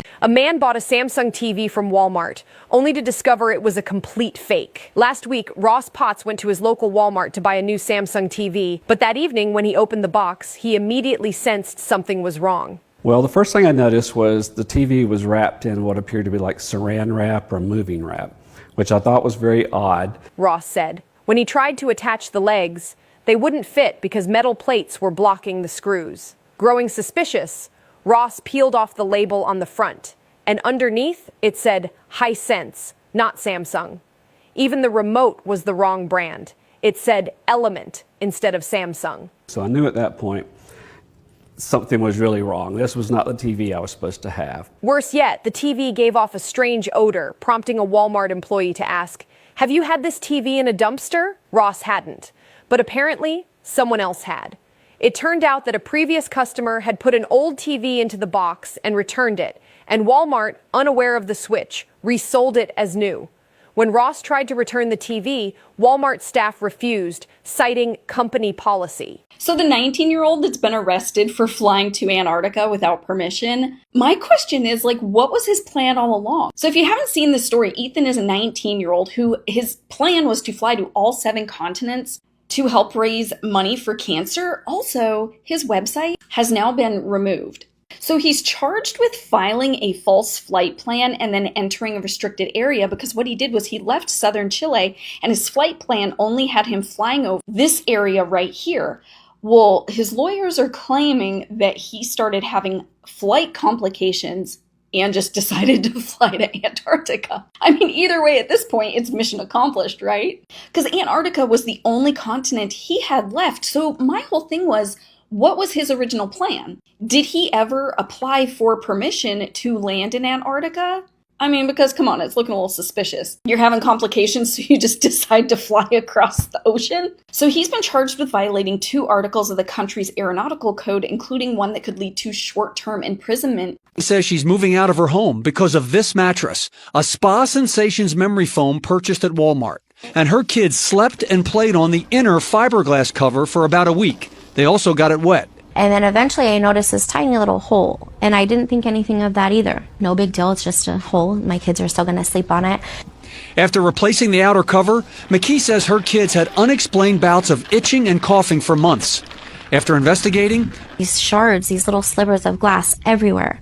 And by everywhere, I mean on the sheets, on the mattress, on the bedding, in their stuffed animals, and then netting on the wall. She started finding flakes of fiberglass all over the house. She believes the fiberglass caused her kids' respiratory issues and says she's had to throw almost everything out. She's filed a claim with the manufacturer. Get a restoration company here to help us. We are in it up to our eyes, and it's health-wise not safe for us. She also wants her belongings replaced. McKee says the family's moved out and is buying another house. Why? I put my phone in here. These Yonder pouches are mandatory for each student. It's very good. They put it inside of the pouch, press the button, and it's locked. And you really cannot open it. If you try. I cried about it. The day before school, giving up my phone, I cried and I cried. But the adjustment was worth it, she says. Majority of the days now are good. Like, the fights last year, they were so out of hand, but this year, it's like, I'm not seeing any fights. And that's because the fights in the halls were organized on social media. They will send out a message, and that message will go out to 30, 40 other people that they know. And each student in a different room will ask for, say, a bathroom pass. The teachers don't know what's going on. Cliff Canavan knows better than most. He broke his arm breaking up a massive fight after school in 2022. Why do you still teach here? It's home. And it's feeling more like home again, with his students' academic and behavioral performances up. I'm seeing more eyeballs now than I've seen in a decade, because the kids just, they're so addicted to their phones. Watch as a groomer grabs the dog by the face in order to trim its coat. That's Tara Leader reacting in the background of the video she recorded last night on her phone. I was getting upset, and I wanted to have proof so I could take action and show somebody that this is happening. She recorded for about 2 minutes, dropping her phone as she banged on the window. Tara then waited for the dog's owner to show. Because that's what I would hope somebody did for me. The dog's owner, Brooke Bowers, posted that video on Facebook last night. It's been shared more than 17,000 times. PetSmart says its groomers go through 800 hours of intensive training, and they must meet annual safety certifications. As for the dog in the video, she seemed very skittish. Whenever I first walked up to her and Brooke at the front of the store, she ran between her legs and just crouched down and hid from me and everything. So PetSmart is telling us that it cannot, Len and Mia, give us the identity of this employee that was terminated, but the PetSmart manager did confirm to us that right now there is no criminal investigation into what was captured. It's obvious Norbert Slowinski does not want Duquesne Light to install a so-called smart meter on his property. So you've essentially put a chain on your meter. Yes. A lock and chain secures his old analog meter with a clear notice. Attention, do not install smart meter. The retired mechanical engineer says smart meters are dangerous. The smart meter is not safe for the following reasons. Again, it emits high-frequency radio waves, and you don't feel them, you don't know about them, but they penetrate your body and they can cause health problems later on. Slowinski says the radio waves go through concrete walls. My bedroom is right next door, and it will emit high-frequency waves, so I'm worried about my health and my children's health. And he has another concern. They catch fire because there's very high voltage inside. Slowinski asked Duquesne Light and the Public Utility Commission to let him keep the old electric meter. Do you or anyone you know live in California, Arizona, Nevada, or New Mexico? If so, you guys are going to want to listen to this video. So there's been a tropical storm that has been developing, and they've been talking about it for about a week now off the coast of Mexico, and they're calling it Hillary. Well, officially today, it has now been classified as a hurricane, meaning its winds got up to a high enough level for it to be considered a hurricane. As of right now, this is the trajectory that they have for the hurricane. Now, it is still many days away, so it could move left or right or completely miss the country. But at the same time, there's a very good chance that it hits directly on LA. So it is currently right about here, just off the coast of Mexico. by Sunday afternoon. It'll still be on the coast. It is expected to reach America and reach LA Monday morning. It will hit LA Monday morning, but that's just where the eye of it is. This is going to be miles across. So anywhere in Arizona, New Mexico, Nevada, all of California, you guys are going to be in the path of this. Not saying to expect terrible hurricane force winds, but there is a huge risk for flooding. A creepy discovery in Victorville is getting national attention, but it turns out there's no real cause for concern. What looked like a teddy bear made of human skin may just be a realistic-looking latex prop. It was found outside a convenience store, and it looked so real, deputies taped off the area and called in the coroner.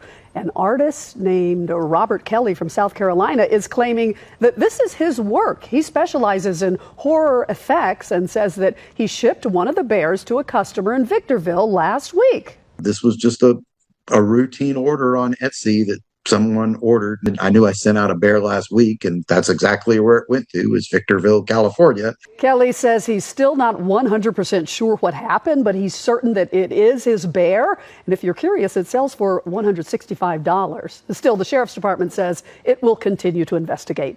Breaking news, a teddy bear covered in human skin was found outside of a gas station. Authorities in California say they were called to... They had just got married. They hadn't even been married for 5 minutes. 19-year-old Harley Morgan and 20-year-old Rhiannon Morgan, high school sweethearts who got married Friday afternoon in the courtroom of Orange County Justice of the Peace Precinct 3. The ceremony had just ended. The newlyweds were leaving the JP court at the airport, and following behind, the groom's mother and sister. The couple pulled out from the private JP drive onto Highway 87. A driver of an oncoming Ford pickup truck collided with their car. You were here. I was here. I watched it happen. Today as a mother, my worst nightmare happened in front of my eyes. That's an image that will haunt me the rest of my life. I won't forget it. It will never go away. I will see that truck hit my baby and kill my baby every night of my life, the rest of the time that I'm on earth. What was supposed to be the happiest day of this young couple's life, now gone in an instant. These photos show the secret crawl space at the center of this investigation. That's where police say Nadim Nahas hid nearly a dozen computers, running a crypto mining operation around the clock, sucking power from Cohasset Middle High School. Nahas of Norwell was the town of Cohasset's assistant facilities director at the time. Investigators say he initially agreed to be interviewed by police and denied having any involvement with the mine when it was discovered, or social media posts about crypto that police say were on his Twitter account. But according to the police report, he then began sweating quite a lot and indicated he did want a lawyer. Crypto mining involves running high-powered computers, working continuously to solve complex computer problems, trying to validate connections and keep crypto transactions secure. Miners are rewarded for their efforts with new coins, potentially netting thousands of dollars. Running a crypto mine isn't illegal, but police say Nahas drained nearly $18,000 in electricity to do it. A woman is suing Bath & Body Works after a scented candle exploded in her face. Here's what happened. Renita Francois, a former New York City Hall official, suffered severe burns when she lit a sweater weather 3-wick candle she had previously purchased from Bath & Body Works that reportedly exploded, sending a shockwave of fire and debris directly into her face, legal documents state. Francois' lawsuit against Bath & Body Works and Premier Candle Corporation, the candle's manufacturer, claims that the product sent searing hot wax onto her arms and face, causing second-degree burns and pain that was instant, unrelenting, and beyond anything she had ever experienced. She was immediately rushed to the emergency room after her husband witnessed his wife's face catch fire, crackle, and blister as molten wax burned her skin, the lawsuit states. Court documents allege that the candle was made with substandard materials, improper safety measures, and inadequate testing, creating an unreasonable risk of explosion. Francois says that her life has been irrevocably changed since the 2023 incident occurred. The lawsuit states that the victim's burns serve as an emotional and psychological battle, an assault on her self-perception, and a daily reminder of a tragedy that could have been prevented. New York State Police say a 9-year-old girl reported missing has been found dead. Investigators say Melina Fradlin was reported missing Saturday night just before 10 p.m. in Lake George, a popular summer destination in the Adirondacks. Police sent out an Amber Alert earlier asking the public for help. This is just such a tragic end to this frantic search for Melina Fradlin. Investigators announced they found her body in upstate New York in the town of Ticonderoga. And this comes after she was first reported missing by her father last night. And they're both residents of Canada. He allegedly told police she was abducted. Police issued an Amber Alert asking the public for help. But they say it turned out that there's no indication of an abduction. They say as the case progressed, law enforcement identified inconsistencies in the father's accounts of events and the timeline he provided. They tell us the investigation is ongoing, but that there is no threat to the public, Ike. All right. Thank you, Rena, for that update. Workers intentionally pushed this huge pile of asphalt up against the front doors of a Moore gas station, trapping the owners inside. Something that seemed too good to be true was. Lisa Huang owns OK Stop in Moore, and she says on Tuesday afternoon, Done Right Paving came by, saying they had extra asphalt and could pave their parking lot at a low price. We need to know in advance how much is the cost. And he say he just have a little leftover asphalt, and it wouldn't cost much to us. She says before they knew it, a crew with a truckload of asphalt started getting to work without agreeing to anything. 30 minutes later, they finished overlaying the parking lot. And he told me now it's $12,000 for the installation cost. Once they refused to pay, that is when Huang says things became hostile. When he realized we won't pay, he rushed out the door, use equipment scraping the whole parking lot back. Starting tomorrow, Walmart supermarkets in all 50 states will officially launch a price defense war, doubling the price of all goods. Not an April Fool's joke, Walmart executives declared overnight the number of imported goods is decreasing precipitously and the shelves are about to be emptied. In order to avoid the public rush to buy Stampede, we tearfully decided to let the price of the first to win the panic. Made in China evaporated. Toys, electronics, small appliances completely out of the market, while the local alternatives are proudly printed. Made in the United States, of course, is double the price. Tonight, supermarkets across the U.S. will stage a final doomsday frenzy. Mothers in Southern California push mountains of toilet paper to the checkout counter. White-collar workers in New York fight over the last pack of Chinese-made batteries. And Walmart's CEO smiles in front of the camera. It's a patriot's choice. We're not raising prices. We're paving the way for a made in America renaissance. It's not exploitation. It's Walmart doubling the price to teach you the first lesson of survival. Go! Before the clock strikes midnight, use today's wallet to save tomorrow's despair. Delta flight headed for Spain was forced to turn around because of an unfortunate situation. Negative. It's just a biohazard issue. We've had a passenger who had diarrhea all the way through the airplane, so they want us to come back to Atlanta. All the way through the airplane, yeah. Sadly, for those passengers, the diarrhea was not contained to the bathroom. Oh, my goodness. It happened about 2 hours into the flight. After making an emergency landing, everybody was transferred to a different plane. Delta says the original plane was deep cleaned and described the moment as a, quote, medical issue. That people were trying to spray vanilla, it didn't work. Secretly, I hope that this person who had the emergency, did maybe something, or maybe you broke up with your girlfriend over text. Was this a medical maybe you condition? It's a medical. Why did they have this poor person such severe diarrhea? I mean, you feel for the passengers, of course, but that's at the very least just mortifying.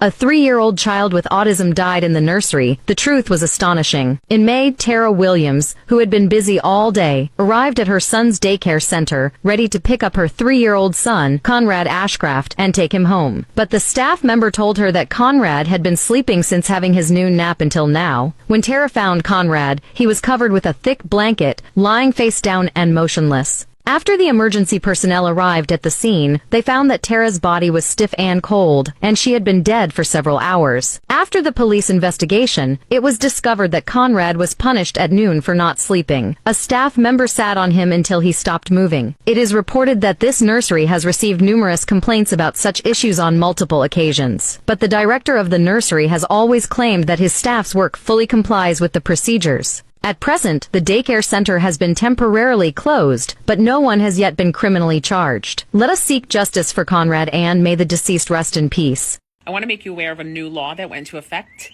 yesterday that pertains to every single one of us who drives a car and owns a phone. It's called the touch law. So the touch law will affect 31 states, and drivers in those 31 states are no longer able to touch their mobile phone, cell phone, call it what you will, while you're in your vehicle. So if you're driving and an officer sees you touching your phone, they can pull you over and give you a $50 ticket. However, the fines can go up to $450. I don't know what would make the range change, but it's at least $50 for you if you're caught touching your phone. You may ask me, hey, Joanne, I'm at a light and I picked up my phone. I'm stopped. Do I still get a ticket? The answer is yes. You can still get a ticket if you are just touching your phone to pick it up and look at it momentarily while at a light. So my advice is let's spread the word to everybody so we're not getting tickets and having to deal with all of this now. Again, it's 31 states. A Georgia State University student says workers at a Popeyes called the police on her after she tried to buy food for a man believed to be homeless. No, ma'am, you can't do it. Why? He's asking for food. Ma'am, you can't do it. I don't care nothing about you recording me, baby. May I have your name so I can let the people know? You gotta pick up the phone and start recording. So I'm like, this is ridiculous. Are you serious? Joe Ortega says she was just trying to do a good deed. I can't order for this homeless man right here who asked for food. Her initial disbelief that employees wouldn't let her buy a two-piece for the man experiencing homelessness. They called the cops on me, everything, bro. Quickly turned into anxiety when the cop showed up. At that moment, I was terrified. I thought I was going to get arrested. So I was like, well, maybe I should just call my family and tell them I might not be coming home tonight. APD confirmed that they did respond, but they didn't do anything since Ortega didn't break any laws. She says they actually commended her. The officer pulled me to the side and was like, I really thank you for doing that. Thank you for buying him food. I appreciate that. Also grateful that man with the empty stomach caught in the middle of all of the drama over drumsticks. Breaking news, a woman was pulled over for a traffic stop and was found to have her 5- and 7-year-old niece and nephew deceased in the car. Though this crime took place in July of 2021, the body cam footage has just now surfaced. Johnson was pulled over in July of 2021 for a routine traffic stop. It was during that time that authorities said they smelled the unmistakable odor of decomposition. In addition to that, the officer says that they saw maggots in a bag. Eventually, the suspect removed a blanket from a suitcase-like object and revealed her 7-year-old niece deceased. After that, authorities said they then found the remains of a second child in a bag. They were then identified as her 5- and 7-year-old niece and nephew. The suspect claimed that she was taking care of them for her mother because the mother could not. However, after further investigation, it turns out that the mother tried to pick up her children, but the suspect never returned with them. Authorities said that the 7-year-old niece had been deceased for over a year. The suspect said that they were staying at a motel in May of 2020. It was there that she struck the girl and made her fall and hit her head. She then stated she kept the 7-year-old in the car for months. She claims her 5-year-old nephew sustained an injury 2 months prior to the traffic stop and never woke up.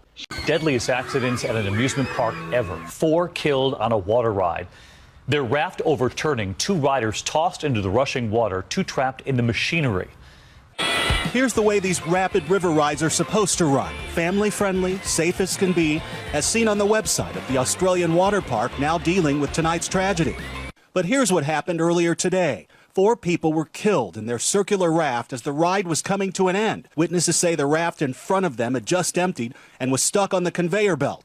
The approaching raft crashed into it and then flipped. 2 children survived, but 2 adults were thrown to their deaths, and 2 others who were strapped into their Velcro seatbelts were crushed and then drowned. The thing flipped, and obviously there were kids on board screaming while their mum was trapped under. This is what the last few moments of the ride look like as recorded by a family who was here in 2013. Notice the empty raft in front moving safely out of their way as designed. Just about every major amusement park in the world has a similar ride. A former English teacher going viral after posting a raw and unfiltered farewell video as she leaves the classroom behind after just 3 years. Listen. A lot of these kids don't know how to read because they have had things read to them, or they can click a button and have something read out loud to them. I just don't think these kids even care. They don't care about making a difference in the world. They don't care about how to have a resume. They don't care how to write a resume. They don't care how to write a cover letter because ChatGPT will just do it for them. And I think that we need to cut off technology from these kids, probably until they go to college. Hannah is a former teacher, and she joins us now. She posted that video. More than 1 million people have seen it. And with AI becoming so accessible to children nowadays, especially teaching in an English or Core 4 classroom, it's been especially challenging kind of to have the kids comprehend and critical think and think for themselves on certain things. Yeah. Maximum alert in the United States. An unprecedented tsunami could hit the United States at any moment after a massive 8.7 magnitude earthquake struck off the coast of Russia. As of now, Hawaii, Alaska, California, Oregon, and Washington are on full alert. Authorities confirmed that waves up to 8 meters high could hit the U.S. coastline in the coming hours, bringing destruction and putting millions of lives at risk. Sirens are already sounding in Hawaii, and residents are being urged to immediately move to higher ground. In California and Oregon, emergency teams have begun evacuating areas near the coast. Reports from Japan and Russia show entire cities submerged within minutes of the first waves hitting.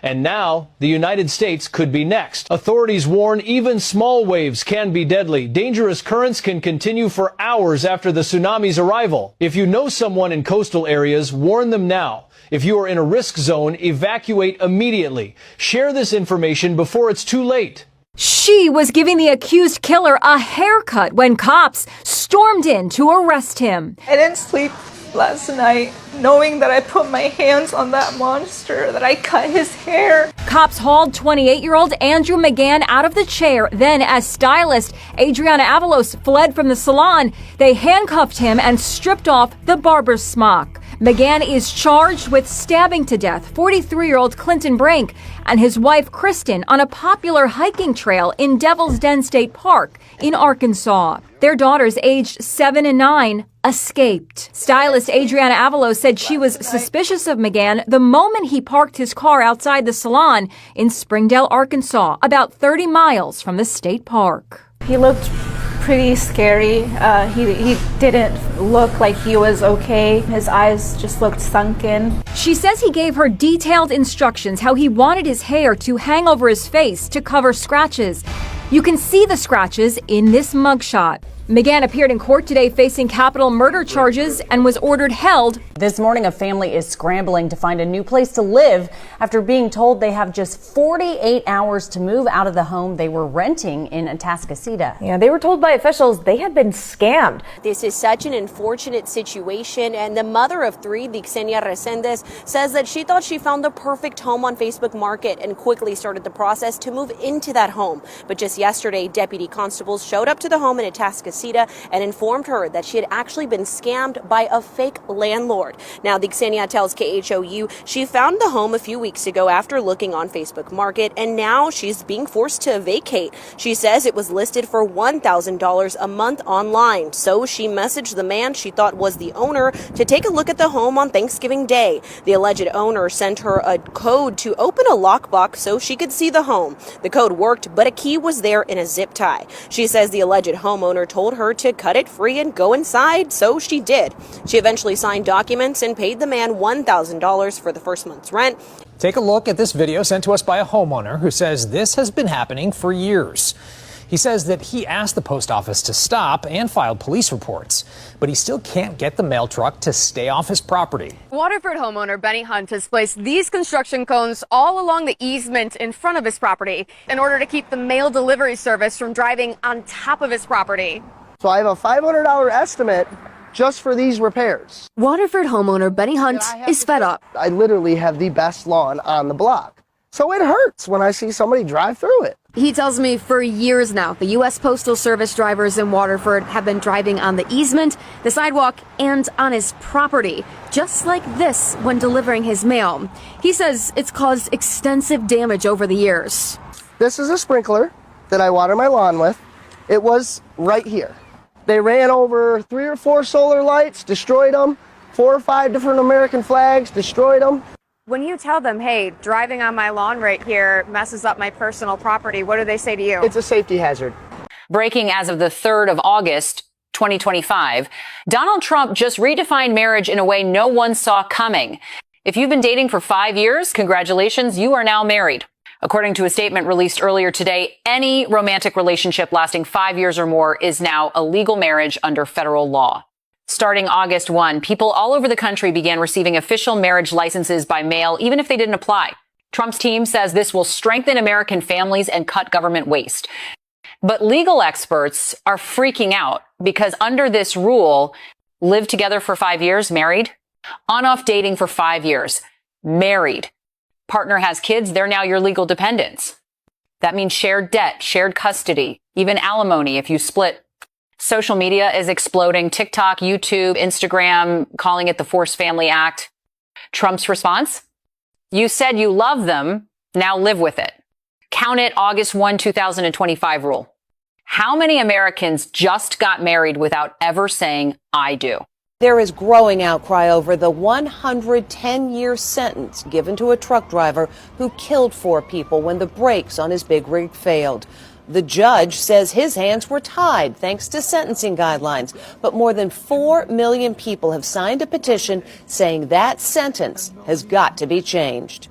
This motorist is live streaming as he sits in slow-moving traffic. He doesn't know it, but tragedy is about to erupt. We just cured anxiety. Oh my God! The big rig that just sped past him crashes, triggering a fireball in which 4 people were killed. The crash happened in 2019, and now the truck driver, Rohel Aguilera Medeiros, is about to hear sentence pronounced. I'm begging for forgiveness. He says his brakes failed, but prosecutors say he passed a runaway truck ramp where he could have pulled off. He was convicted on 27 counts, including vehicular homicide and reckless driving. Restaurant surveillance cameras show the plumber returning. He put a balloon into our grease trap and he's not going to remove it until we paid.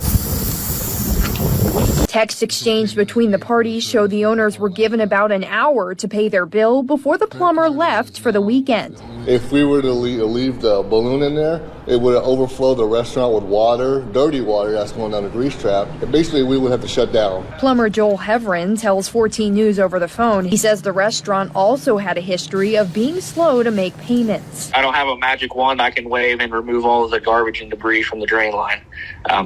So what we can do is we can snake it, we can verify that it's open and working correctly, which is what we did. Police officers came to the restaurant to mediate. Seen and the bill paid, Heverin Plumbing removed the blockage. All right, you're good to go. The restaurant says the bill they handed over ultimately was marked. We don't want that to happen to other customers and clients of his or other plumbers because it's just ridiculous that it had to come down to this. Welcome to McDonald's. Would you like to try? No, can I just get an... You need to shut up and let me finish. It's been revealed that all of the chain's fries are sprayed with an incredibly toxic pesticide that's so harmful that the fries cannot be safely consumed until 6 weeks post-spray. This investigation dug deeper and revealed this fact after the French fries sold by McDonald's were found to contain substances that can cause cancer and even brain damage in a discovery that came to light just recently. McDonald's only uses a very specific kind of potato in order to make their fries. This potato is known as the Russet Burbank potato, and they have a very thin, uniquely long shape that's responsible for creating the appearance of McDonald's fries we recognize. They're quite difficult to grow, which is exactly why these pesticides have to be used in the first place. A kind of pesticide that's almost ridiculously toxic, which is also known by its other name, methimidofos, comes with its share of shocking side effects. There have also been many cases of poisoning as a result of monitor exposure. The symptoms of poisoning from this pesticide are pretty nasty. I guess that gives you one more reason not to eat food from McDonald's. A Tampa family's pool popped out of the ground after they hired an unlicensed contractor to do renovation work. The man they paid to do the work. Basically, we just wanted to have the pool painted. Neighbors recommended pool repairman James Feliciano. I did not know that he had to have a contractor license. According to Florida law, only licensed contractors can make major pool renovations, including draining all of the water. The deck is cracked completely. The Peasleys say the day after Feliciano finished emptying their pool, the deep end popped out of the ground. It's gotten worse over the last week. Chad says he called James Feliciano December 31st, the day it happened. He came back and gave us our deposit and picked up his stuff and left and said that he had never seen that happen before. The catastrophic damage to the decking area. This is a typical pool drain. The plug on the side is normally used to pull the water out, but there's also a second plug on the bottom that goes into the ground. If this plug is not opened up, pressure from the groundwater can sometimes force the pool to pop up. Simple $10 sweatshirt. You put the Chanel brand on it. It sells for $5,300. Well, a massive bust on Long Island involving millions of dollars worth of counterfeit items. Officials recovered more than $40 million worth of merchandise and charged a woman from Smithtown after nearly 18 months of investigating. Police say undercover buys led to the arrest of this woman, Lindsay Castelli Bullock of Smithtown. She allegedly ran the store, where authorities retrieved at least 22 of these heat-sealing machines for all sorts of counterfeit labels and thousands of soon-to-be fake items for sale. The total in real designer value, eye-popping, more than $40 million. Because they invest a lot of money, they pay taxes. So for those looking to shop here at Linny's today, no such luck. And prior customers disgusted. Castelli Bullock facing multiple counts of trademark counterfeiting, a Class E felony, for which she could face up to 3 years in prison. What is going on in Las Vegas? Social media is filled with tourists experiencing sticker shock when they get the bill for practically everything. And it's having an effect on tourism with a drop in visitors to Sin City. Across social media, tourists are complaining of what's being called the Las Vegas price gouge. This coffee? It looks pretty, but this costs $28. This should literally be illegal. This woman can't believe the cost of breakfast. How is that $100? And this dude says stay away from the hotel minibar. That's not a lot of potato chips. Those boxes are $12 a piece. These ladies are in shock. We just paid $50 for a salad. It's absurd. This tourist has had enough. We paid $20 for a Coke last night. And this guy says he's the only Canadian he knows willing to travel to Las Vegas. Find these resort fees are disgusting. This June, tourism was down in Las Vegas by a whopping 11.3% from the previous year. Fuck the managers, fuck this company, fuck this position, and fuck that big lazy bitch Chris Price. I fucking quit. A Louisiana Walmart employee by the name of Beth McGrath decided to quit, and she did it over the loudspeaker. Now, sometimes you come across a video that's just incredibly, satisfying to watch, and that is the case with this video. Let's watch. Attention Walmart shoppers and associates. My name is Beth from Electronics. I've been working at Walmart for almost 5 years, and I can say that everyone here is overworked and underpaid. The attendant policy is bullshit. We are treated from management and customers poorly every day. Whenever we have a problem with it, we're told that we're replaceable. I'm tired of the constant gaslighting. This company treats their elderly associates like shit. To Jared, our store manager, you're a pervert. Greta and Kathy, shame on y'all for treating your associates the way you do. I hope you don't speak to your families the way you speak to us. Shout out to Cominique, Patty, Chardell, and so many more. Walmart doesn't deserve y'all. Fuck management and fuck this job. I quit. Yeah, the man involved here admits he didn't buy anything from the Starbucks store. He was in there waiting for a ride using the Wi-Fi. But he says just moments after the employee at that Starbucks denied him a code to the restroom, a non-paying white man walked in and he got the code. An ugly confrontation in January at a Torrance Starbucks. The man behind the camera, Brandon Ward, upset because this Starbucks worker wouldn't give him the code for the restroom. She's like, no, you need to make a purchase. The 26-year-old Ward admits he hadn't bought anything and he was there waiting for his friend to pick him up. But what upset him is that immediately after that, a white man walks in, asks for the restroom code, and was granted it. That's when Ward confronted the Starbucks employee and was ushered out by a security guard. Ward said he posted the incident back online in January, but that it didn't get any traction. But Ward says apologies are useless unless changes are made, that Starbucks needs to treat all their customers equally. If you have a policy, you should abide by those guidelines for everyone. When Mark and Star King finally entered their home after renting it out for the weekend, they were shocked at what they saw. We had a beautiful home, and I don't feel like I'm even at home. I feel like I'm in this, like I'm standing inside of a dumpster. The couple had rented their home through the website Airbnb. The offer was for 3 nights for 4 adults who claimed they were in Calgary for a wedding. According to their neighbors, a party bus showed up Saturday night. The family had no idea what was happening at their home until they received a text from a neighbor on Monday morning.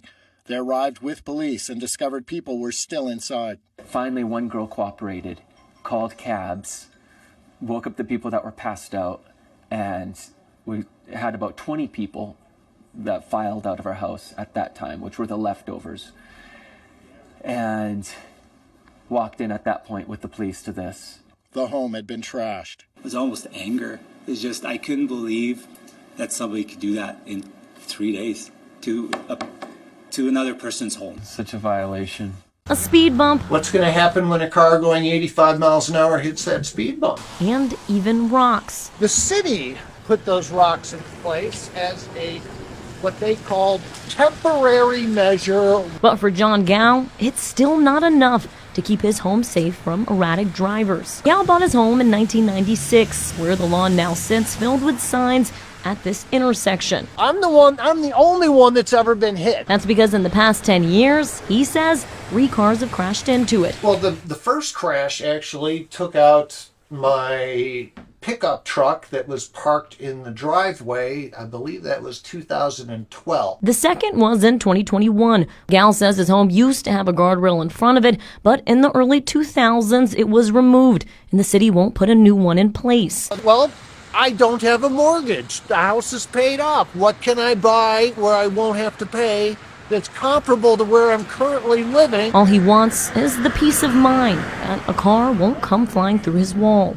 It's a crack on a monster roller coaster. An eagle-eyed dad recorded the disturbing video at the Carowinds amusement park in North Carolina. The support structure moves as the roller coaster rounds a turn. I didn't think about how much it would shift until that first car came across. I'm not an engineer, but that's not normal. And this isn't just any roller coaster. It's called the Giga Coaster and claims to be the tallest, longest, and fastest roller coaster in North America. First showed the video to a security guard. My hand was shaking because I was thinking that this could fly off right now as I'm showing this video to the security guard. Wagner's 14-year-old daughter rode it 8 times that day. The dad says he was concerned the staff at the amusement park wasn't reacting quickly enough, so he called the Charlotte Fire Department. One of the support beams is completely separated up at the top. Within an hour, the ride was shut down and will stay closed till further notice as an investigation gets underway today.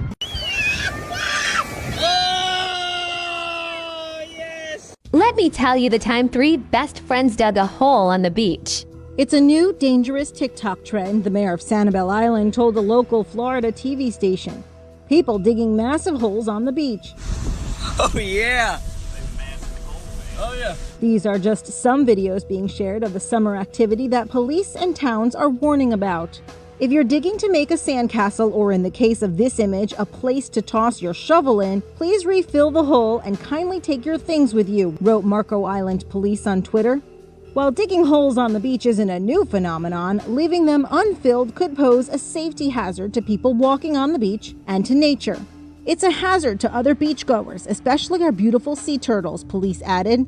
Sanibel Island is a prime nesting area for 5 species of sea turtles. Each are endangered and protected by federal and state laws. So how many panels do you have up there? 27. Scott Weinstein says the solar panels he installed on his Winter Garden home give him the power to sell some of the electricity he generates back to Duke Energy. That has dropped his monthly electric bill from $127 to $23. So when he opened his Duke Energy bill and saw he had an added charge of $17. My neighbor called me and said, "Did you see this charge?" Bill Hackett also has solar on his home and sells some of his power back, making his monthly bill around $12 a month. In January, his bill was also adjusted to $30. What did you think when you saw that charge? I didn't think. I got mad. I'm like, why? We asked Duke Energy why. They said this minimum bill of $30 helps make sure that everybody is paying for the upkeep of the electrical grid, which they say everybody is still using. Senate Bill 1024 and House Bill 741 would end what is called net metering and prevent solar customers from selling their excess power. A Florida father is going viral after showing just how costly a day trip to Disney World has become. Before we even got into the park, it cost me $30 just for parking. And even being a Florida resident, tickets for a family of 5 with one child under 10 was still $974. The rest of the family decided they want to go to dinner at downtown Disney Springs. This place was my literal hell, totaling $245.27. The grand total for our day was $1,391.91. I kind of had a feeling it would go viral. It's very relatable. It's family friendly. They want you to never leave the park. They want you there for 5 days, and they want you to drop 10 grand. A shocked Florida dad just exposed the outrageous price tag for taking his family of 5 to Disney World for just one day, an eye-popping $1,400. Before this family even stepped foot inside the park, they had to shell out $30 just for parking.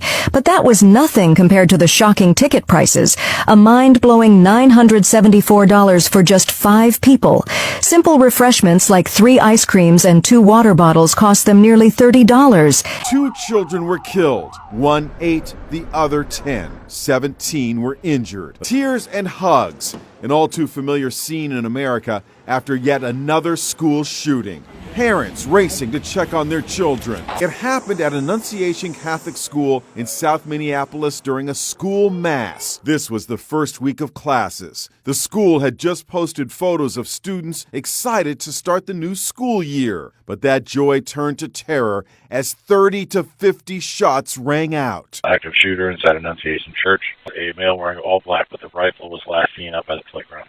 During the mass, a gunman approached on the outside, on the side of the building, and began firing a rifle through the church windows towards the children sitting in the pews at the mass. Within seconds of this situation beginning, our teachers were heroes. Children were ducked down. Adults were protecting children. Older children were protecting younger children. Authorities say the shooter took his own life. A single mother named Annette Morales was told by one repair shop that her 2010 GMC Terrain needed a new engine and would cost far more than she could afford. She had paid around $2,000 for a warranty when buying the vehicle 9 months earlier, paying over $15,000 for a car worth about $6,000 even in good condition. But by now, she spent a painful portion of her modest income just to keep her apartment and get by. With 2 daughters, bills and car payments left her barely covering essentials. Feeling trapped, Annette went to Royalty Auto Service in St. Mary's, Georgia, asking for a second opinion. The mechanic, Sherwood Cook, examined the Terrain and discovered it didn't necessarily need a new engine. It was dangerously rusty, riddled with misfires, wheel bearing failures, and a rattling timing chain, unsafe to drive, but still functioning. Though the warranty wouldn't cover repairs, he replaced 2 failing bearings and a couple of tires at no cost, enough to keep her safely on the road a little longer, but knowing the vehicle was on its last legs. Moved by her story, Cook secretly set up a fundraiser, Support Annette's Journey to Stability, on GoFundMe. Within days, it exploded with generosity. A Local 10 viewer so concerned she started rolling. This video shot Monday behind Gojia Korean Barbecue. That's in the Lincoln Park Plaza. Roaches are spilling out. The owner is spraying them with a can of bug killer. Here it is again. Those drain grates were taken right out of the kitchen by the cook line. I'm cleaning. You're cleaning it, but that means there are roaches in the kitchen? No, it's outside. Well, what she was holding, the trays, that's from the kitchen. You brought it out there and you sprayed it. An inspector found live roaches under fryers, under a wok, on top of a water heater, dead ones scattered across the kitchen from sinks to light fixtures. The evidence is clear, and while this place has not been ordered shut by the state, this viewer wanted to know what to do if you see something like this. It is the most common question we get. How can I file a complaint? Passengers suffer a scare when the plane's ceiling suddenly collapses after takeoff. The passengers hold up the ceiling with their bare hands for about 40 minutes. The Delta airline flight from Atlanta was headed to Chicago and had to be turned back to Atlanta. Passenger Tom Witchy filmed the bizarre incident. That's his arm holding up the ceiling.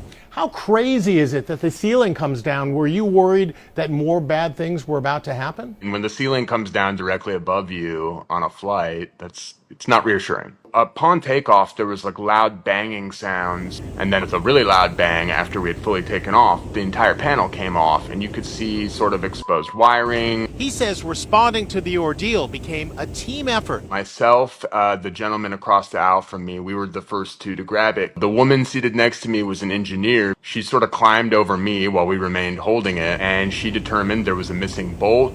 He says fortunately there was a passenger who happened to have bright yellow tape to hold it in place. One senior who ditched natural grass to make life easier is now seeing red courtesy of the city. It may look real, but this is synthetic grass, and it's led to a turf war with City Hall. Homeowner Frank Leone installed the fake grass on his North York lawn because he's in his 80s, he's had a stroke, and has limited mobility. Shortly after the turf went in, a complaint was filed by a neighbor. Frank got a notice from the city.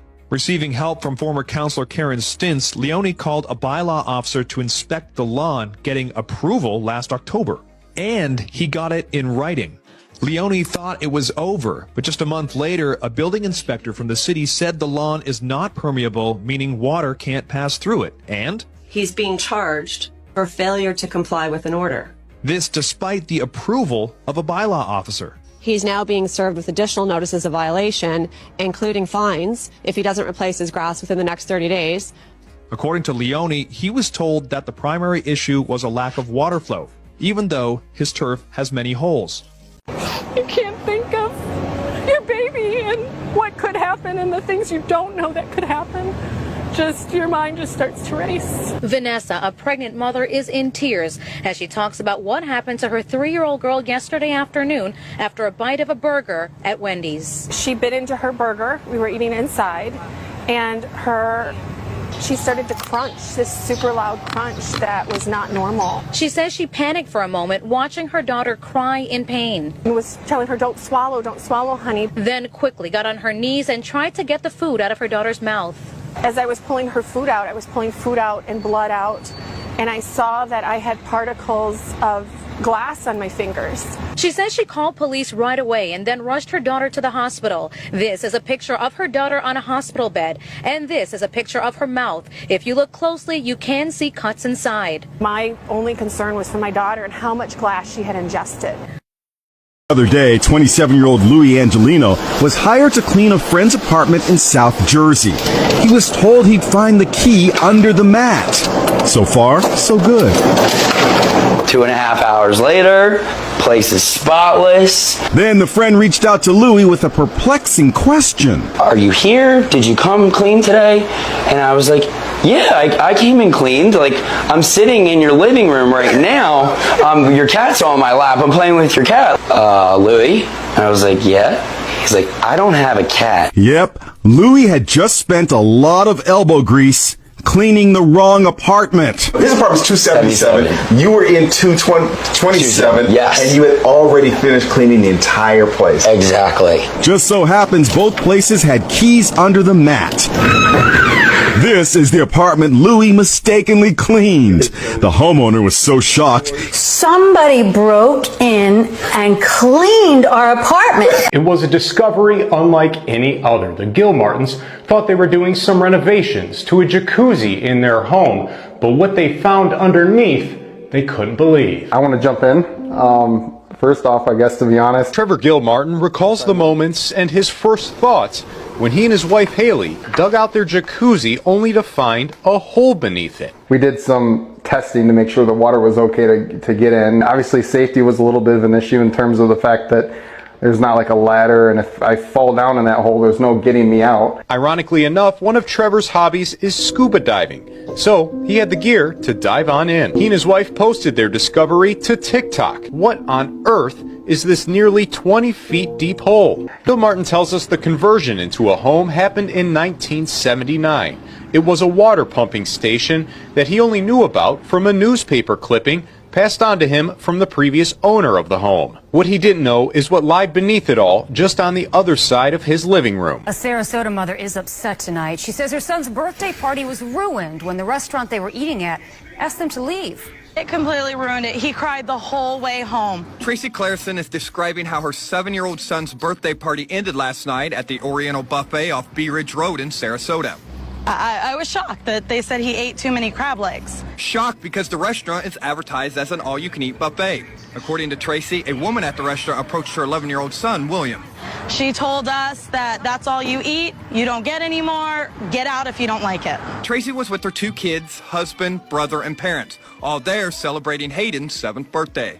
We explained to her that there were 7 people at the table, 3 of us eating crab legs, and that my 11-year-old was going up and getting them for us. Hayden has mild autism, and this is his favorite place. Tracy says he still doesn't understand what happened. That he was upset again this morning and said, "Mommy, can we go back?" And I said, "I don't think so, honey." And he kept asking. He said, what was too many? Why did William eat too many? He didn't understand. That's jet fuel pouring out of a plane that's about to take off for Europe.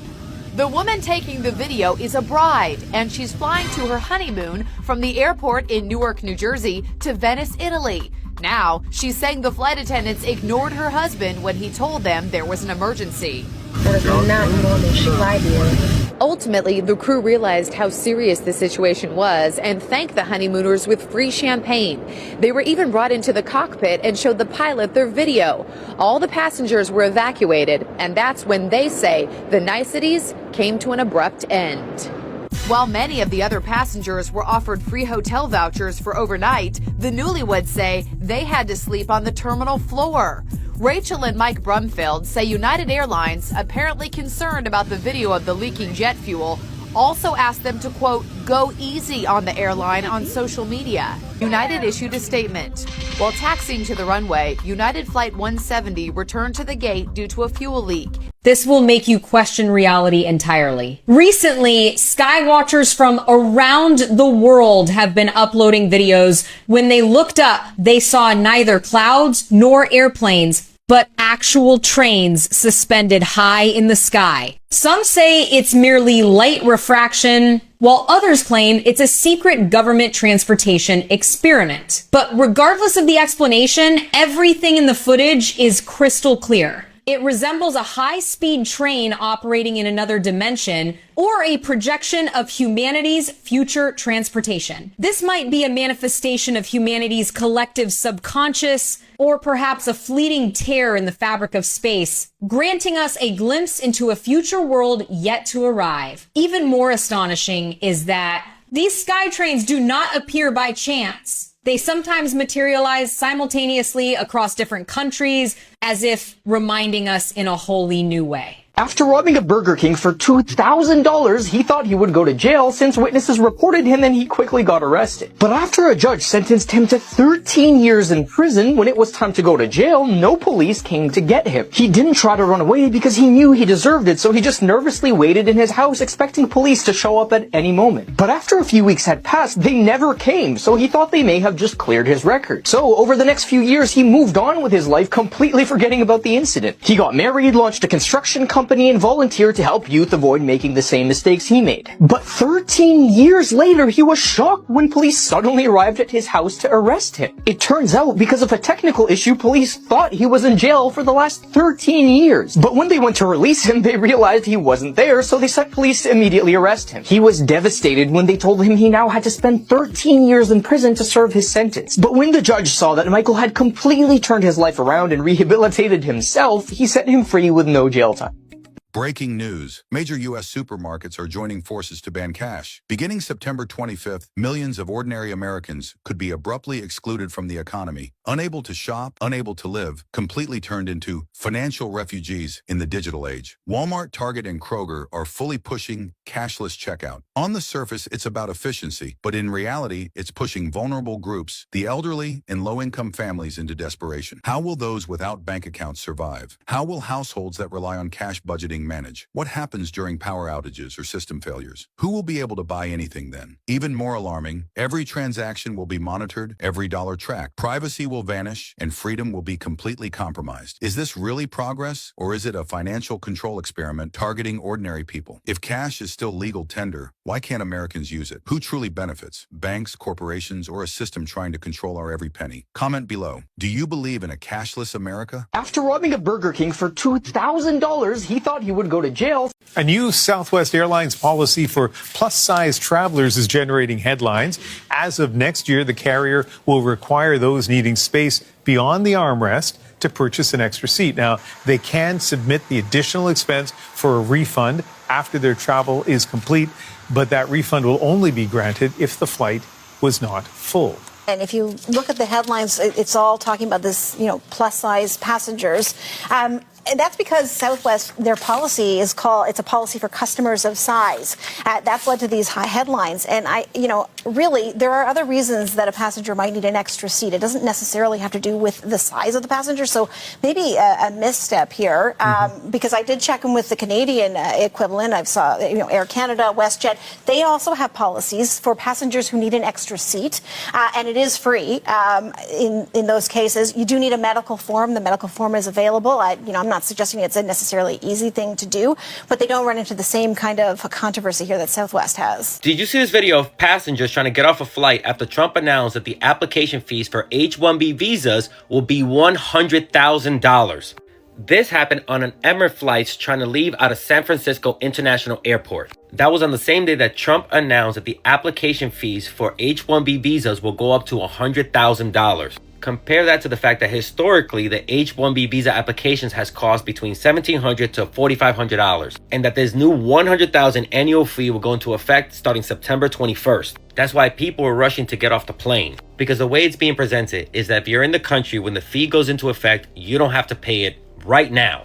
But if you're outside of the country and try to come back in after the 21st, they're going to check to see if that fee was paid. And people weren't just scrambling to get off flights, people were scrambling to get on flights and being extorted for it. Like people in India with H-1B visas saw the prices of flights soar because there were so many people trying to rush back to the US. Heck, some people who were in India when Trump dropped the news already missed the deadline because there weren't enough flights to get back home. And of course, the big tech companies are also scrambling, asking employees not to leave the country or those who are abroad to come back quickly. It was just last week when surveillance cameras at the Kroger in Danville captured this man walking up to a register to load up a prepaid debit card. He pulled out several $100 bills and handed them to the cashier. He actually used the counterfeit pens on them, which worked.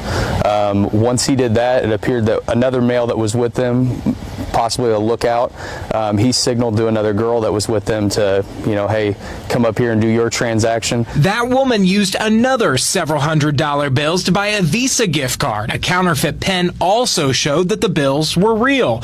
All three walked out of the store and nobody realized anything was wrong. Later on, when they were counting the cash in there using a actual cash counter, those bills were all flagged as counterfeit. Detective Nate Lean with the Danville Police Department said the trio scammed the store out of $800. 15 Kroger stores in Indiana, mostly in the Indianapolis area, and has cost the supermarket chain nearly $12,000. In all 14 cases, $100 counterfeit bills were used. 4 city employees in Fort Worth have resigned and are facing a criminal investigation after they were caught on camera paving a driveway. Patching and repaving roads after water line repairs is part of normal water department work. Fully repaving private driveways is not. Are you with the water department? Do you work for them? Y'all work for the water department? Oh, okay. The work caught the attention last week of Bob Willoughby, who lives down the block. There were clearly marked Fort Worth water trucks on the street, but all the active work was on private property.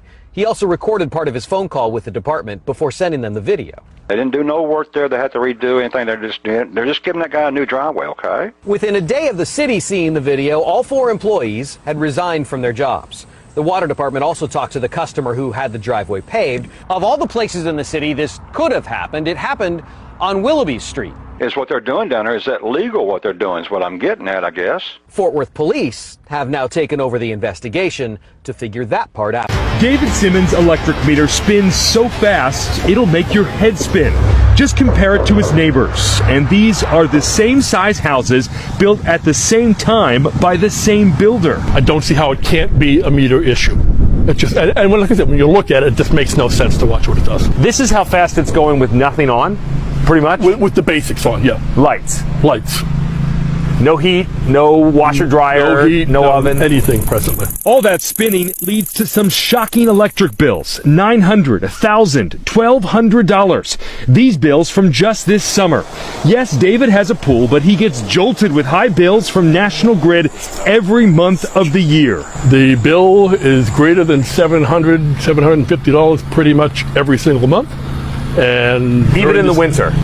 Yes. He says several electricians have been out to test his panel, look for errant wiring or any other energy hogs, but they've all come up short. I think either somebody's messing with me or I have a bad meter. A former English teacher going viral after posting a raw and unfiltered farewell video as she leaves the classroom behind after just 3 years. Listen.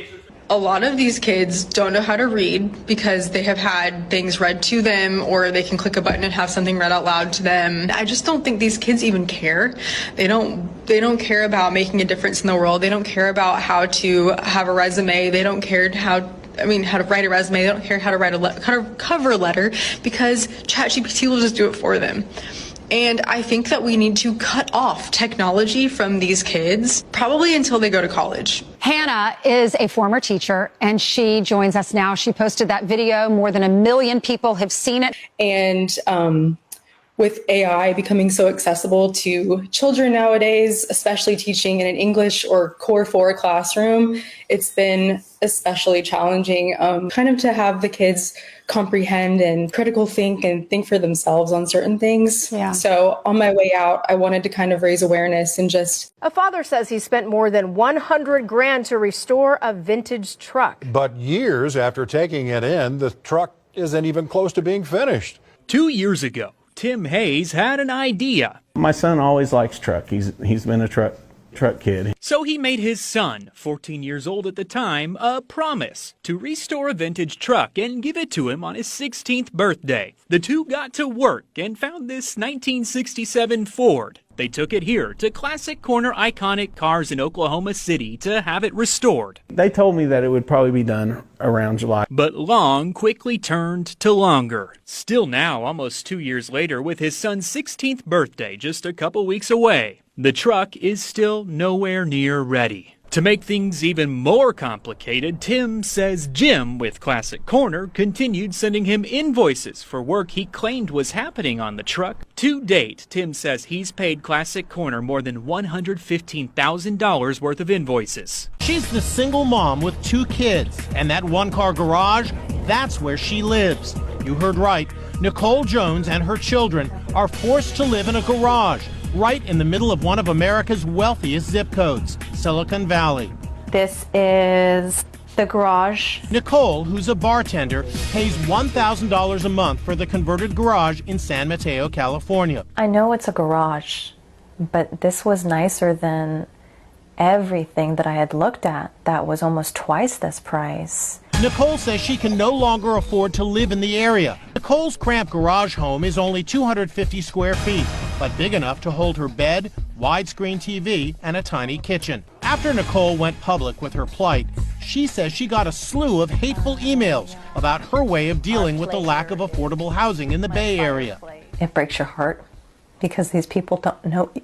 She says all the publicity has spooked her landlord. She's afraid he'll evict her, leaving her and her children homeless. This may be the most disturbing news you'll hear today. U.S. astronomers have just confirmed that one of the largest comets ever is on an impossible to deflect trajectory towards Earth. It's not a movie and it's not a guess. It has a number C 2025 Q7 and a diameter of more than 150 kilometers. Scientists say that if it did hit the Earth, would release as much energy as tens of millions of nuclear bombs combined. Entire continents could disappear in an instant and the climate would be permanently altered. But what's even more frightening is that it's on a trajectory of material we've never seen before. Some astrophysicists suspect that the comet's core is not ice. It's not rock. It's an unknown dense material that may have come from some dimension beyond the edge of the solar system that we don't yet understand. NASA has launched an emergency observation program, but warns that the comet's orbit is unstable and that any slight deflection could rewrite Earth's history. It's the heart-stopping video shocking people everywhere. 3 little kids a split second from being mowed down by an SUV as they board the school bus. So frightening. And here they are in this Inside Edition exclusive at the very bus stop outside Tacoma in Washington State where they oh so narrowly escaped disaster. I was very terrified.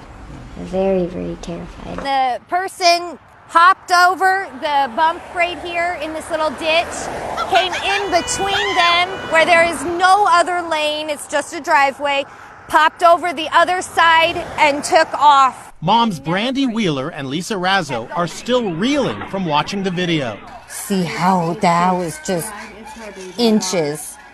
The close call was captured on 3 surveillance cameras from inside the bus. You can see the SUV drive onto the shoulder and then barrel past the bus. The motorist didn't even pull over to make sure the kids were okay. When I went to take the nozzle out of my truck, I smelled like a rotten animal smell. And after Daniel Colombo drove his Ford F-350 away from this pump, as soon as I left, I noticed the engine was running very rough. At a point, my truck would not accelerate past 65 miles per hour. The RPMs were sputtering up and down very aggressively. Colombo had filled up 38 gallons, $180 worth of diesel at this Shell station. The pump shut by the state after Colombo filed a complaint. An inspector was out the very next day. He said he found very high levels of sediment contamination in the fuel. He said it was so much sediment that he could visibly see black sediment pieces floating around in the fuel samples he took. Here is the state report confirming the sediment found in the diesel. Colombo's mechanic says his fuel system needs to be checked. If there is damage, it could be thousands to replace parts. I explained to him, well, you sold me contaminated fuel, which has now damaged my truck. And he just said, I'm not paying you a penny. When Don Prather learned his Gilbert neighborhood was getting high-speed internet through fiber optic, we were certainly excited about it. What he's not happy with is how it was installed. It's a bit of a mess. That fiber optic cable that's supposed to be buried, and it's just completely exposed. Saying this has been going on for months. When workers first came out to install, they actually laid the fiber right across the top of the driveway, and we had to drive over it for a month or so. Then when he called the company to have them fix it, they put some not great looking caulk down and some duct tape, which isn't doing the job. That's the cable right there. You can see it wanting to pop out already. You still have wire exposed right there. Yes, there's a good 5 or 6 feet of wire there. We were worried about families and kids tripping over it. Prather says he's called 3 times to have them bury the line, but nothing happened.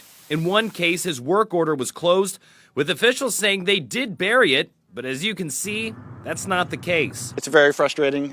Like I said, it's dangerous and unsightly, and we just would like to get it fixed the right way. Illegal dumping investigation lands a local woman behind bars, and all because a deputy was at the right place. You can see this bright yellow sign right here. It says, "No dumping, we're watching." Loud dump trucks common along 56th Street, but the growing piles of asphalt out of place. It's really hard to catch someone in the act of this, which makes this so unique. But some good old-fashioned police work paying off. One deputy knew this truck was up to no good. So he pulled over and he watched, and he noticed them doing the illegal dumping. He was able to catch them in the act. The driver of the Marrero truck, a 22-year-old woman facing felony littering and trespassing on CSX property. So these people aren't dumping paper or cardboard. They're dumping used asphalt. And think about that. If that were to get onto the railroad tracks, to get onto a road of some kind, that could really be dangerous. The sheriff's office tells me that the owner of the company says that he did not tell his driver to do this. This guy came in with an incredible deal. He would clean the air ducts in the whole house for $29. He looks around the house, even the attic. But instead of checking out the air duct system, he seems more interested in the stuff stored up there. Finally, he takes out his flashlight and peeks inside. Total time, a couple of seconds. Take another look. In the blink of an eye, he's done. Gas is already inside the system. Okay. Is it dirty right now? Yes, yes. We knew it wasn't dirty. All totaled, he wants to charge us $700 to clean and sanitize the system. So much for that $29 special. I'm not actually the homeowner, and I'd like to know whether or not you were doing a bait and switch here. It's a big difference, but that's what you have, ma'am. The blower motor needs to be cleaned because it's dirty. Oh, I'd like to ask you how you know the blower needs to be cleaned. Because I opened the system and checked it. No, you didn't. Yes, I did. You did not open the blower. He offered to take us to the attic and show us the dirt, but then he does an about face, and he was out of here. She's the girl who was home alone when a suspected burglar tried to break in. A terrifying situation for anybody, let alone a 12-year-old girl. But Taylor Blanton handled it with guts and bravery beyond her years. Taylor was playing video games on the kitchen counter, waiting for her mom to come home from work when she heard someone trying to get in the front door. Taylor kept her cool and dialed 911. There's a guy trying to break in, and I don't know what to do. Just listen to the important details she gave police. Do you have a description on the person? He's wearing a red Auburn t-shirt, and he's wearing a hat, and he has a rag in his back pocket. She even had the presence of mind to videotape the guy with her cell phone. I just snap a video of him from right here. You can see him lurking in the backyard. Taylor did another remarkable thing. Not only did she take video of the stranger as he lurks between these two homes, she also took a picture. The man was determined to get in, so Taylor found a hiding place in her bedroom closet. Working with Taylor's description and the photo and video she took, police picked up the suspect a few. Imagine this, a family moved into here about a week ago, and then today this rental truck showed up and people in it said they were going to be moving in today. Michael Williams tells me it's been great living on this street in Oviedo. Smiling neighbors waving at us, everything good. He says it was listed on hotpads.com and showed us this lease that he says they signed last week, paying $2,100 to move in. Someone met them there to give them a key, and then today, all of a sudden, a knock at the door with a U-Haul outside. I'm looking like, oh, y'all got the wrong house. They're like, no, you guys are in a house. Those people also had a lease, and everyone called police. At first, Williams says he was told he and his girlfriend would have to move out in a couple hours by 3 this afternoon. We were here when police, the rental company, and the new renters showed back up. Eventually, police decided this was a civil matter, and they would not be forcing Williams to leave. The rental company says they can't explain it either and don't know if someone put up a fake ad. In the end, the people who were trying to move in drove away, and the rest of the situation will have to be sorted out, possibly in court. When this mom bought a slinky, sparkly gown at Goodwill, little did she know how special it was in the annals of fashion history. The tag inside reads Black Tie by Oleg Cassini. Yup, the one and only Oleg Cassini. He's the designer who dressed Jacqueline Kennedy for JFK's inaugural ball in 1961. That's right, the man who put Jackie in that iconic cape and matching gown also made this sequin gown. So how much did mom of two Kansas Mahaki pay for this gem at the thrift store in Austin? $14.99. Do not have the words. Look at the detail. How did you find it? I saw a twinkle out of the corner of my eye and beeline straight to the dress. I had no idea what I had. I just knew that it was fabulous. I just typed in the name into Google search and it popped up with a bunch of pictures of Jackie Kennedy, and I was like, oh wow. Jackie Kennedy adored Oleg Cassini. He made her the fashion icon we still admire to this day. This one has a lot of people up in arms. Two girls were trying to board a United flight in Denver when the gate agent stopped them, deeming their spandex leggings were inappropriate. The outrage began at Denver Airport Sunday when two girls were denied entry onto a United flight by the gate agent. The reason? They were wearing spandex leggings. Passenger Shannon Watts tweeting, "She's forcing them to change or put dresses on over leggings or they can't board. Since when does United police women's clothing?" United immediately responded, "We do have the right to refuse transport for passengers who are barefoot or not properly clothed." The reaction on social media, fast and furious. Since when are leggings inappropriate? Is United Airlines fashion police or misogynists? United later clarified the girls were traveling on the airline's PASS program, which provides free flights for relatives and friends of United employees. The airline told us it has stricter dress code requirements for these non-revenue passengers. United's policy does seem a bit more sexist than other airlines. Tiffany Walker had only made 3 car payments on her new SUV, and now it's totaled. She wants Tomball Ford to pay for the damages, but the dealership says it's not responsible either. This is her vehicle hours after she dropped it off at Tomball Ford for the first oil change and some warranty work. A total loss. I was shocked. I couldn't believe it. And then I immediately became angry. Tiffany says Tomball Ford employees told her while their mechanic was driving the vehicle during some repairs, another driver failed to yield the right-of-way, turning left in front of the mechanic, causing him to hit that vehicle. The police report supports that and assigns all blame to the other driver. The dealership is adamant the driver at fault's insurance, Allstate, should pay for the damage. But Allstate says its client is only 70% liable and the mechanic is 30% responsible, claiming he could have avoided hitting the other driver and suggested he was either speeding or distracted. Tomball Ford's general manager wouldn't talk with me on camera, but he told me it's an unfortunate incident, but the dealership is absolutely not at fault. Keep going, that's it. You've got this.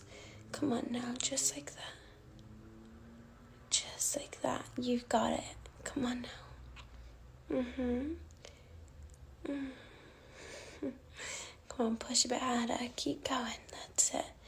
You've got this. Come on, just keep powering through.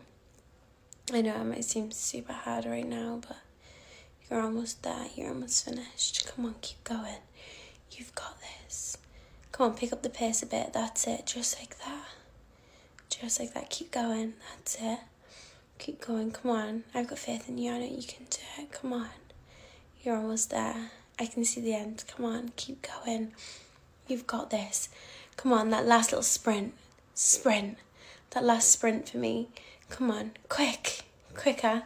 Quicker. Come on. That's it. Just like that.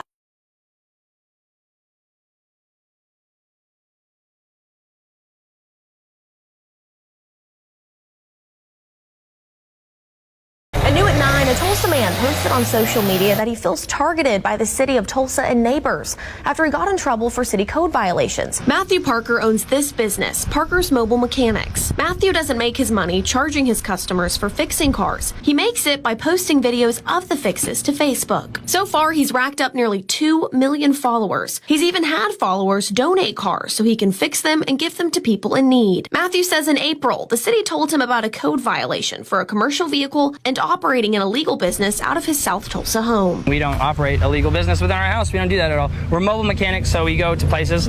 I asked the city of Tulsa for an interview about this, and they told me no, due to staffing. But they did tell me in an email, with cars on jack stands, a large commercial truck, work happening on other people's vehicles in the driveway, and storing of inoperable vehicles waiting to be repaired in the driveway. Matthew says the truck was donated and not a customer's. He says when he realized there were city code problems, he took care of them by the city's deadline. Matthew's talking about this wrapped truck. When the city came back out and saw that truck, that's when he got hit with another violation. So they'll be taking all of that, and this will be the road. Curtis Pendergrass doesn't want a road to run through his property. He lives on Primrose in Loveland Park, and Deerfield Township wants to buy .013 acres of his land to align the roads near his house. What they want to do is they want to straighten this road out. This is Primrose, and they want to connect it to Rich Road, and they're saying it's a safety issue. Pendergrass got a visit. He says a man working for the township offered him money to create an easement that would allow the township to straighten the roads. First off, $1,900 is a joke, but I don't want the road closer to my house. And nobody in my neighborhood wants this road because they don't want more traffic. Pendergrass thinks the township is trying to alleviate congestion on nearby Columbia. He says the township needs to purchase his entire property or there is no deal. The township administrator says if Pendergrass does not agree to sell, he'll recommend abandoning plans for the project. The dogs passing by seem to know just not to step on this. Eric Wang said he meant no harm when installing these mats with rubber spikes on a portion of his lawn. He did it a few weeks ago after having to re-landscape when the original bushes died. I tried other measures. I tried a product called Critter. I tried putting up signs asking owners not to allow their dogs to urinate on the shrubs, which weren't very effective. Wang said before purchasing them, he made sure the mats were pet safe. No one has confronted him personally, but he's seen the comments on social media. The post on the Nextdoor app has over 300 comments, many with personal attacks. people started just piling on and calling me all sorts of nasty names. People said that I should be reported to the police, I should be reported to the Animal Welfare League, and that I should be reported to the county code enforcement. Most people who we spotted walking dogs nearby did not want to comment on camera, saying it's too controversial of a topic in the neighborhood. But one dog walker tells us he understands the frustration from both sides. If anything, I just wish that they'd find a different alternative. Just put up a small fence or something like that. Nobody wants to be out for a casual walk and have to worry about going to the vet. The law is this: handicap hang tags are issued to people with handicaps. They need to be close to the store or the office, not their friends and relatives. Yeah, you can't park in a handicap spot if the person that's handicapped is not in the car. Lake Mary cops responded to complaints. A lot of the people were coming out of the stores or the locations, and they did not appear to have any disability at all. It's just not fair to the people with the disabilities that need those spots. A driver turns into the closest handicap spot in front of a store and nearly sprints inside to run a quick errand. Handicap parking spaces are clearly marked from the metal sign, including the possible fine. Also, they have blue lines on either side of the space. We know that we need to have that handicapped hang tag to park in these spots legally. People ticketed lose the hang tag and have to reapply. Officers are stepping up the enforcement. Who's it registered to? My mother. We're fixing to go get her. Suggested fine is $250, but people who get the tickets have to go to court. A judge has the final say on exactly what the punishment will be. Thank you so much. A child could not contain her gratitude when she met the man who saved her life. 7-year-old Adriana Aviles sobbed as she embraced 29-year-old Mike Laureano. He donated bone marrow to her after she was diagnosed with leukemia at age 4. Even before she opened the door to meet him, Addie could already feel her appreciation for Mike as soon as he pulled up to the house.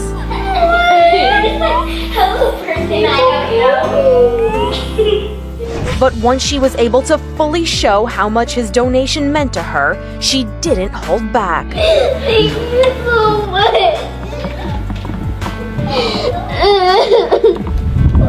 Addie's twin sister, her parents, and brother also got to thank Mike, who says he didn't sign up to be a bone marrow donor to get recognition, but because it was the right thing to do. At the Woodman's gas pumps in Waukesha, lines of cars pull in to fuel up. How come you pump your gas here at Woodman's? Woodman's has the best prices. Those gas stations nearby now suing Woodman's because of their cheap gas. According to over 200 pages in court documents 12 News obtained Friday, the companies operating the Shell on Main Street and the BP on Lincoln Avenue argue Woodman's violated the state's Unfair Sales Act, which prohibits selling goods below cost, and are demanding about $80,000 each based on the number of days they say Woodman's illegally outpriced them. But newly filed court documents show Woodman's argues they can sell below cost in order to keep up with Costco, which they say is their main competitor, 6.5 miles away in Pewaukee. Woodman's is in full compliance with its Waukesha store gas pricing and believes this lawsuit is without merit.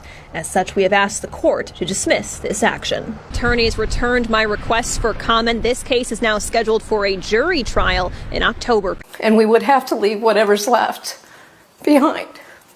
And unfortunately, I haven't even had a chance to go through everything. Arlene and her family were chosen for the Extreme Makeover TV show after her husband Tim, a critical care nurse, died of hepatitis C. She struggled to raise their 3 children. After hearing her story, Ty Pennington and his design team showed up. Hundreds of neighbors all pitched in to help. It was one of the greatest days in her life. Now, 9 years later, her dream home has become a nightmare. We've been evicted. She says she was able to afford the $30,000 mortgage, but over the years, property taxes tripled. The next thing she knew, an eviction notice came in the mail. I asked the judge if there was anything that could stop this, and he said no. And I said, not even health reasons, nothing. And he said no. I have to go. Today, they are pitching in to salvage what they can before the final eviction, taking down drapes, moving out beds and tables, prized possessions like their dad's airplane models, and a Lego model of their dream home. Arlene is overcome with emotion. 29 years. But now Sam is at home, fired by the Bridge Authority for paying someone's toll out of his own pocket. In my eyes, there was no crime committed. I just helped somebody out. Sam says he charged a trailer driver too little last week, and when he realized his mistake, paid the $5 owed himself. He says it was something he did from time to time if a driver didn't have enough cash. Put the $6 in, I got the $6 back the next day. For Sam, this job wasn't about the money. It was about all the people he met. After 29 years, you can't help it. I mean, I gave children suckers 22, 23 years ago. Now I'm giving those children suckers for their children. A friend even gave Sam a printout of Facebook comments. Dozens of people outraged to see their favorite toll collector fired. Makes me feel good, makes me want to almost cry. Sam admits he had been asked not to pay for others before, but was never formally written up.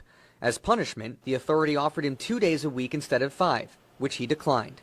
If I can't be trusted for 5 days, how can I be trusted for 2 days? So he was terminated. Where she bought the ticket to cash in her winnings. She thought she won at least $500. She says the clerk in this lucky store took her ticket, scanned it, and the machine sang a winning tune. It said, "Eee!" A beep made a sound on the machine, and then a pink sales slip came out, and he just grabbed it. Amelia says the clerk wouldn't give her that validation slip showing her winnings or return her scratch ticket. After some back and forth, he handed her $500 cash from the register. 1, 2, 3, 4, 5. But even with that money in hand, she had a gut feeling that something was wrong. When I called the lottery people and the police, it would appear that what he did was he took the validation slip, kind of crumpled it up quickly, threw it away or otherwise disposed of it, kept it away from the customer, and attempted to pay her approximately $500 in cash. A man bought a Samsung TV from Walmart, only to discover it was a complete fake. Last week, Ross Potts went to his local Walmart to buy a new Samsung TV, but that evening when he opened the box, he immediately sensed something was wrong. Well, the first thing I noticed was the TV was wrapped in what appeared to be like saran wrap or moving wrap, which I thought was very odd. Ross said. When he tried to attach the legs, they wouldn't fit because metal plates were blocking the screws. Growing suspicious, Ross peeled off the label on the front, and underneath it said Hisense, not Samsung. Even the remote was the wrong brand. It said Element instead of Samsung. So I knew at that point something was really wrong. This was not the TV I was supposed to have. Worse yet, the TV gave off a strange odor, prompting a Walmart employee to ask, "Have you had this TV in a dumpster?" Ross hadn't, but apparently someone else had. It turned out that a previous customer had put an old TV into the box and returned it, and Walmart, unaware of the switch, resold it as new. Banned from Amazon. It's happening to more and more people, and you could be next. These two people from different parts of the country were both blacklisted by the e-commerce giant. I was really shocked and upset. They just sent an email and it said, "We've closed your account." So why the ban? Amazon said that these customers had consistently returned a large number of orders, but Jamie from Georgia disagrees. We had returned about 4 or 5 items within about 6 months. The last item Jamie returned was this $43.99 retractable laptop desk because she said it was missing parts. Nathan told us he returned 43 items over the course of 5 years. The final purchase was this small part for his faucet, which cost $10.99. I kept ordering a part and trying it and it didn't fit. So I just sent it back, ordered another one, didn't fit, sent it back, ordered another one. And I must have done that maybe 4 or 5 times. So how many returns is too many?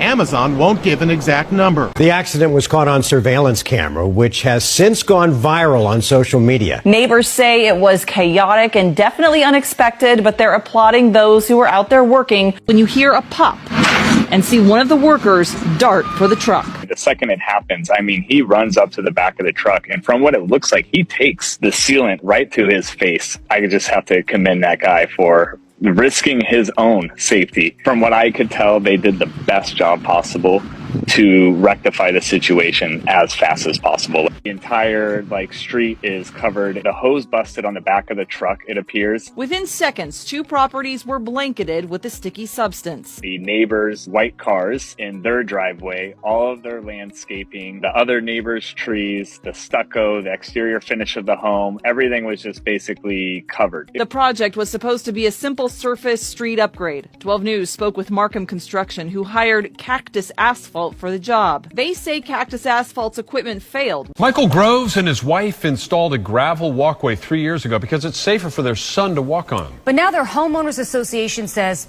it has to go. Michael Groves says the battle to save his little gravel path has become more than just a dispute with a homeowners association. The 40-year-old says he's fighting for other kids with disabilities. HOAs are big bullies in that they really don't take into people's considerations the disabilities and the things that go on in people's lives. Groves' 15-year-old son-in-law is autistic and suffers from epileptic seizures. He installed the gravel path 3 years ago because it gives his child a better chance of avoiding hitting his head on the concrete. Groves says when the Summerfield Riverwalk Village Association denied his request to keep the path because it violated their cosmetic code, he contacted the U.S. Department of Housing and Urban Development on grounds that the HOA is violating the Federal Fair Housing Act. In the meantime, you have to get rid of it. The association is reviewing the legal concern. Grove says none of this was necessary if they had left his pathway alone. Now I feel that I'm standing up for people who have been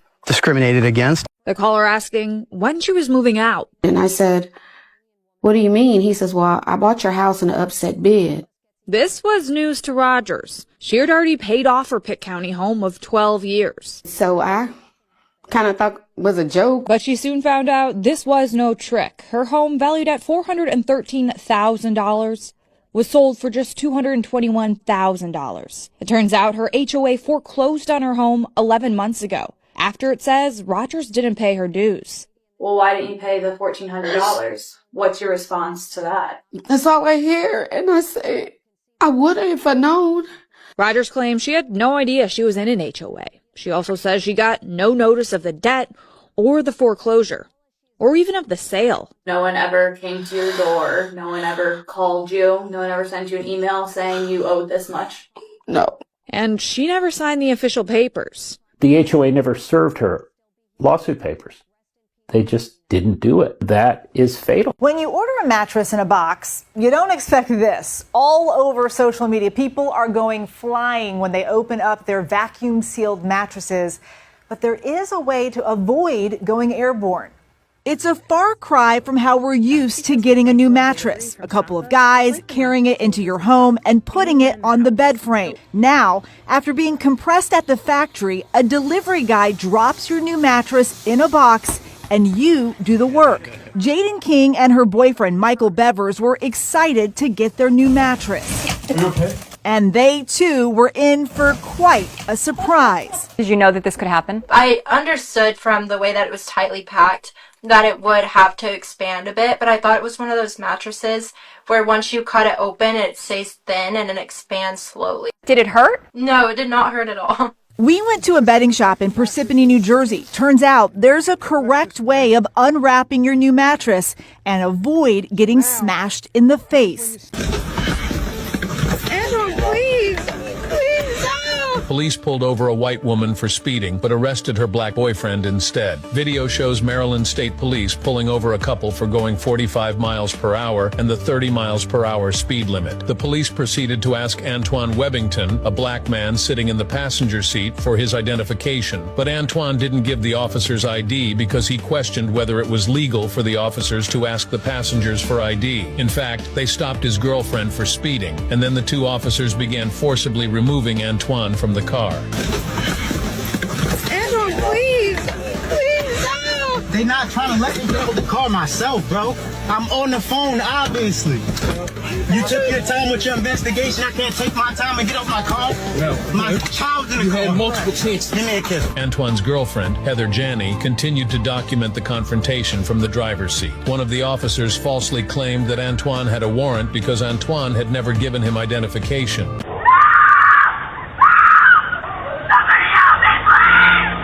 Tonight, terrifying moments playing out close to 205 feet in the air after riders say a child's seatbelt became unlatched on the Mamba roller coaster in Kansas City, Missouri, captured in this photo. The first drop halfway through the hill, I'm sorry, this is really emotional because this little girl, the scream that she screamed, I've never heard anything like that before in my entire life. Cassie and Chris Evans say they were riding the Mamba at the Worlds of Fun theme park earlier this month when they heard the young girl's screams. Then she said, my seatbelt came off. There was this big of a gap between her and the lap bar. The Mamba, the park's tallest roller coaster, reaching speeds of 75 miles per hour.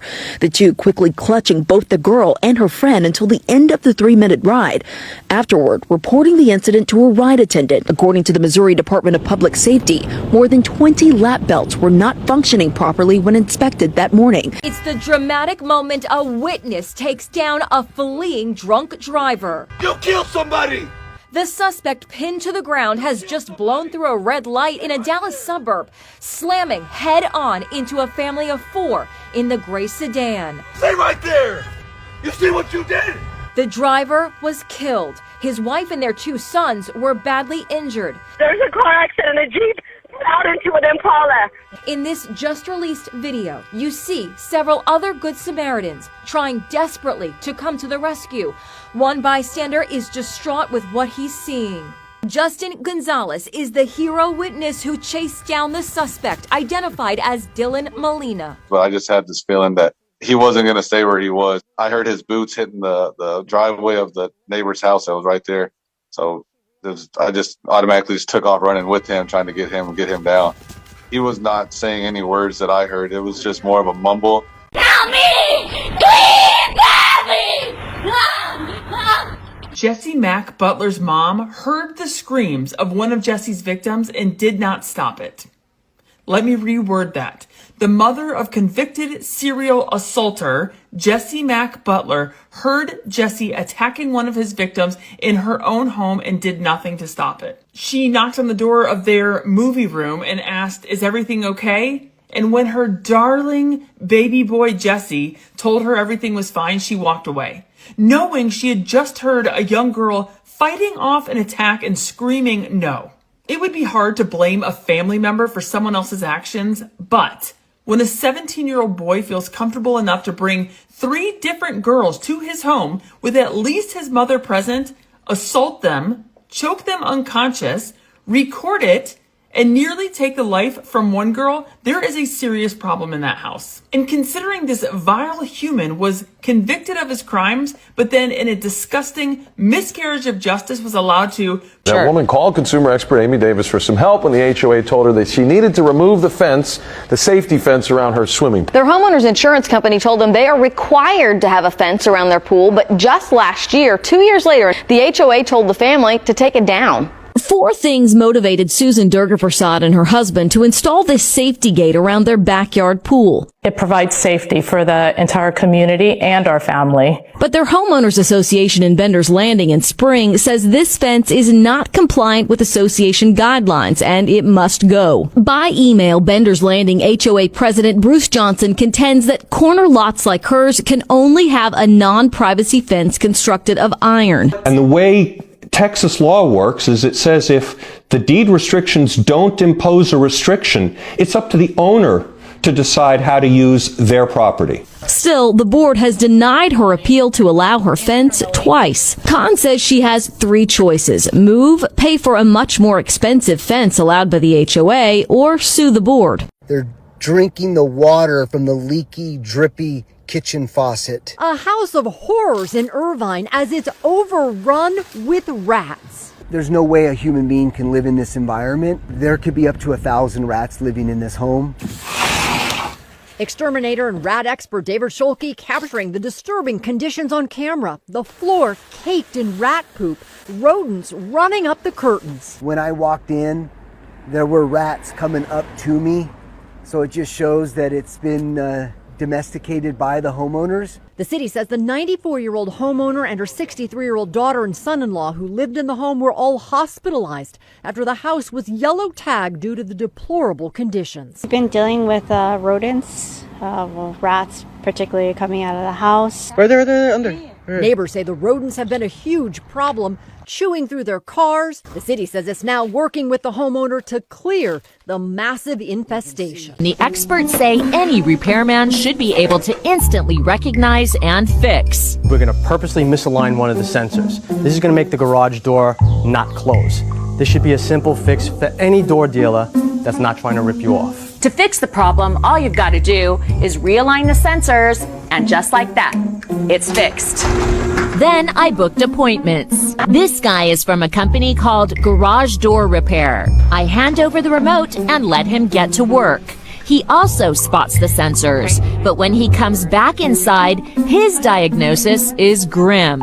2 sensors are dead. So those need to be replaced no matter what. Exactly, no matter what. Oh man, do you want to go and show me? Yes, please. Back in the garage, he delivers more bad news. So the gear over here is about to break, and the sensors are dead. No, they're not. His price to fix it all today?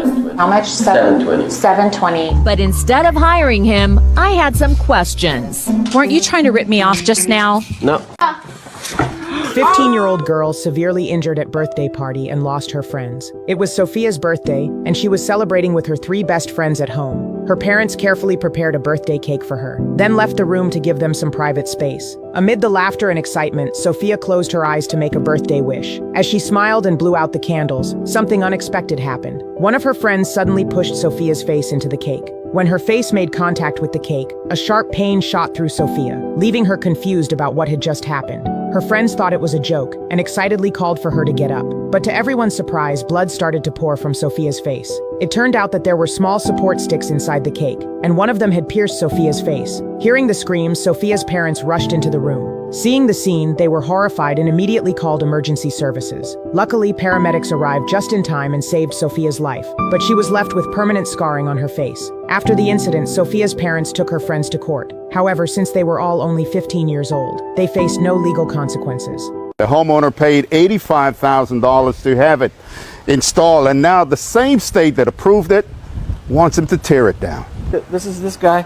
He has no problems at all. It's about 190 feet long and connects Doctors Lake to Andy Kent's backyard. I got a permit. In fact, Kent says DEP gave him 2 permits. The government is sitting here asking me to tear down an $85,000 dock that they permitted not once but twice. The permits were issued summer 2019. It was near completion when a neighbor complained to DEP the new dock hinders his ability to navigate from a canal to the lake. August 2020, an administrative judge recommended DEP revoke Kent's permits now that the dock is finished. I mean, there's just no way that can be legally correct. There's no way it can be fair to me as a taxpayer. I own a local business that has paid over $28 million in sales tax. Kent offered this solution. In this illustration, the red line is the route. He says this is the latest hazard neighbors are finding. We don't understand why. When Dennis Sackett brought his car in for a tune-up, he learned a small silver nail was stuck in his tire. It was right back here. And Sackett says he didn't think much of it, chalking it up to bad luck, and replaced the tire. I didn't even think about the nails at that time. But then a few months later, I ended up getting a nail in the back tire on the other side. It was around that time neighbors started talking, saying they were finding roofing nails like these scattered in the streets. It isn't accidental. It's somebody doing it on purpose. People started finding the small silver nails in October. A few weeks later, someone started covering the nails in electrical tape. Etta Smith has 2 boxes full of nails. Some are silver, the others are painted black, making them tough to spot in the street. She picks them up during her walks through the neighborhood. Some days we'll pick up 20 nails, 25 nails, and other days, maybe 4 or 5. Now he's asking neighbors to turn their home security cameras to face the street, hoping to catch who's ever throwing these nails. The couple, who was black, recorded as their neighbor, who was white, called the cops saying she was being assaulted. A woman who did in fact call police. Freed calls this yet another example of white entitlement and black hate. The couple, they're both attorneys, live here. The neighbor's yard sits right next to theirs. Monday, Narinda was on a work call when she says the woman came came to her home 3 times demanding to know if they had a permit to build a stone patio in their backyard. Norinda says it's been going on for 2 years. From the color of their house, lights in their backyard, the neighbor always has questions, and they give her answers, but this time they felt enough was enough. They had done their research, knew they didn't need a permit. The town confirmed that. When she wasn't getting answers, the neighbor called police with an outrageous claim. She backed up off of the property at that point.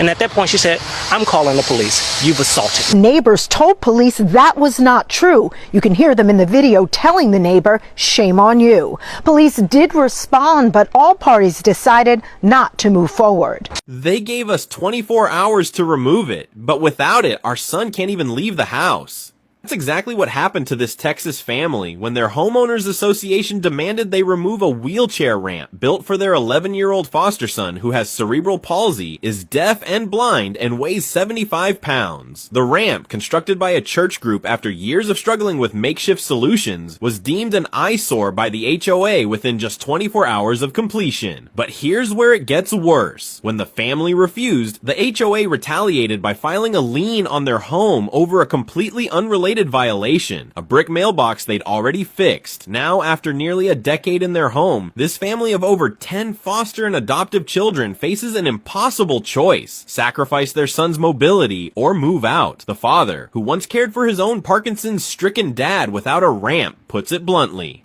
What if this was your child? This isn't just about one family. It's about every American who might one day need accommodations. Because if an HOA can punish a family for making their home accessible, what does that say about who we value in our communities? Moore says for the past few years, he's been getting letters complaining about the condition of his property, specifically this pet door on his garage, which he installed when the home was built back in the 90s. When they filed the petition and filed it in court, they asked for $200 a day for every day that the violation existed. That pet door has been there 17 years. So in essence, they wanted $1.2 million.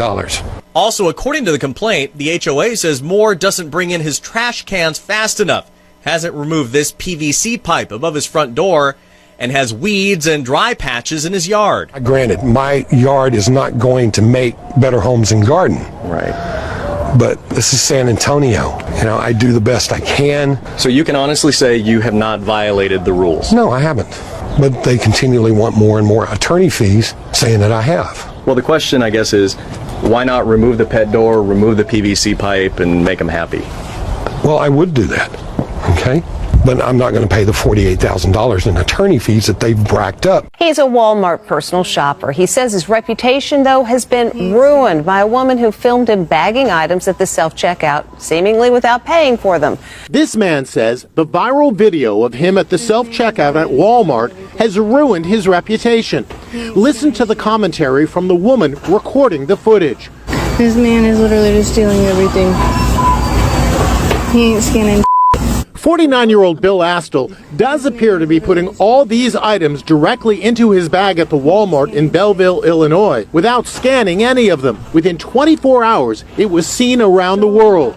Just on Twitter alone, yes, it was more than 16 million views. So more than 16 million people think this guy's a shoplifter, including his small town where everyone knows him.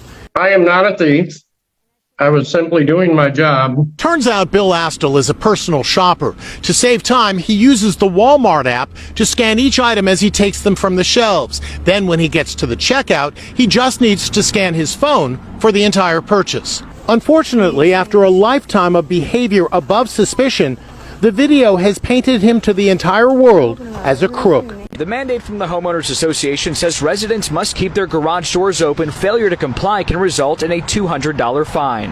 Auburn Green's resident Fred Waitlow cleans out his garage. And I got to remove all this stuff. This is personal belongings, pictures. But it's not something he wants to do. If we have to have this open from 8 in the morning till 4 in the afternoon, anybody can help themselves and steal you blind. And they do it in this Auburn Greens complex. This is not safe. Shally Ia keeps her garage door closed, fearing what might happen if it's left open all day. This will just be an open door policy and saying, welcome, take what you want. A member of the board who did not want to speak on camera said the policy was enacted because of a resident who was allowing people to sleep in his or her garage. I think they could have gone around this in a better, logical way, like, for example, maybe a monthly inspection.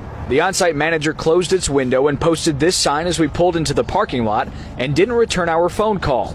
Until it is, Shally and others plan to keep their garage doors closed. This so-called pump switching scam is becoming a growing problem, and they want to keep you from becoming the next victim. Police here in Lower Marion Township call this pump switching a nuisance crime. They say it happens from time to time, and right now they're noticing an uptick, especially along City Ave, where some drivers have fallen victim to this scam.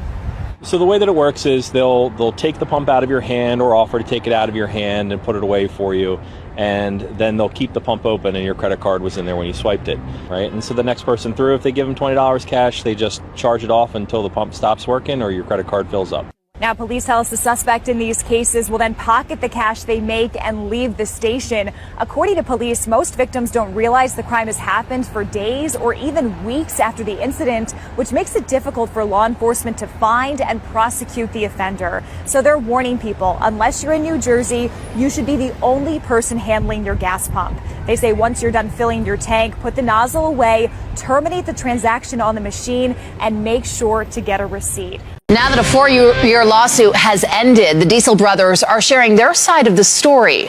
A federal judge ordered the custom truck makers to pay more than $800,000 to the U.S. government as well as Davis County for polluting Utah's air. Firing up the engine on this diesel truck, you can see the tailpipe vibrate, but don't see anything coming out. Diesel brothers back in 2016 stripped pieces like the DPF from their trucks, violating the Clean Air Act. As awful and disgusting as those plumes look, they are equally serious health hazards. The attorney for the Diesel brothers does not dispute that they had 23 trucks missing these important pieces. And neither did the judge, who ordered the Diesel brothers pay more than $800,000 to the U.S. government, 10% of which will go to Davis County.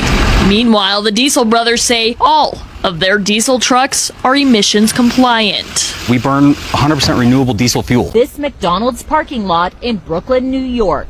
Their sign says if you're not a customer, you can get towed if you leave the premises for any reason or length of time. And holy cow, do they mean it.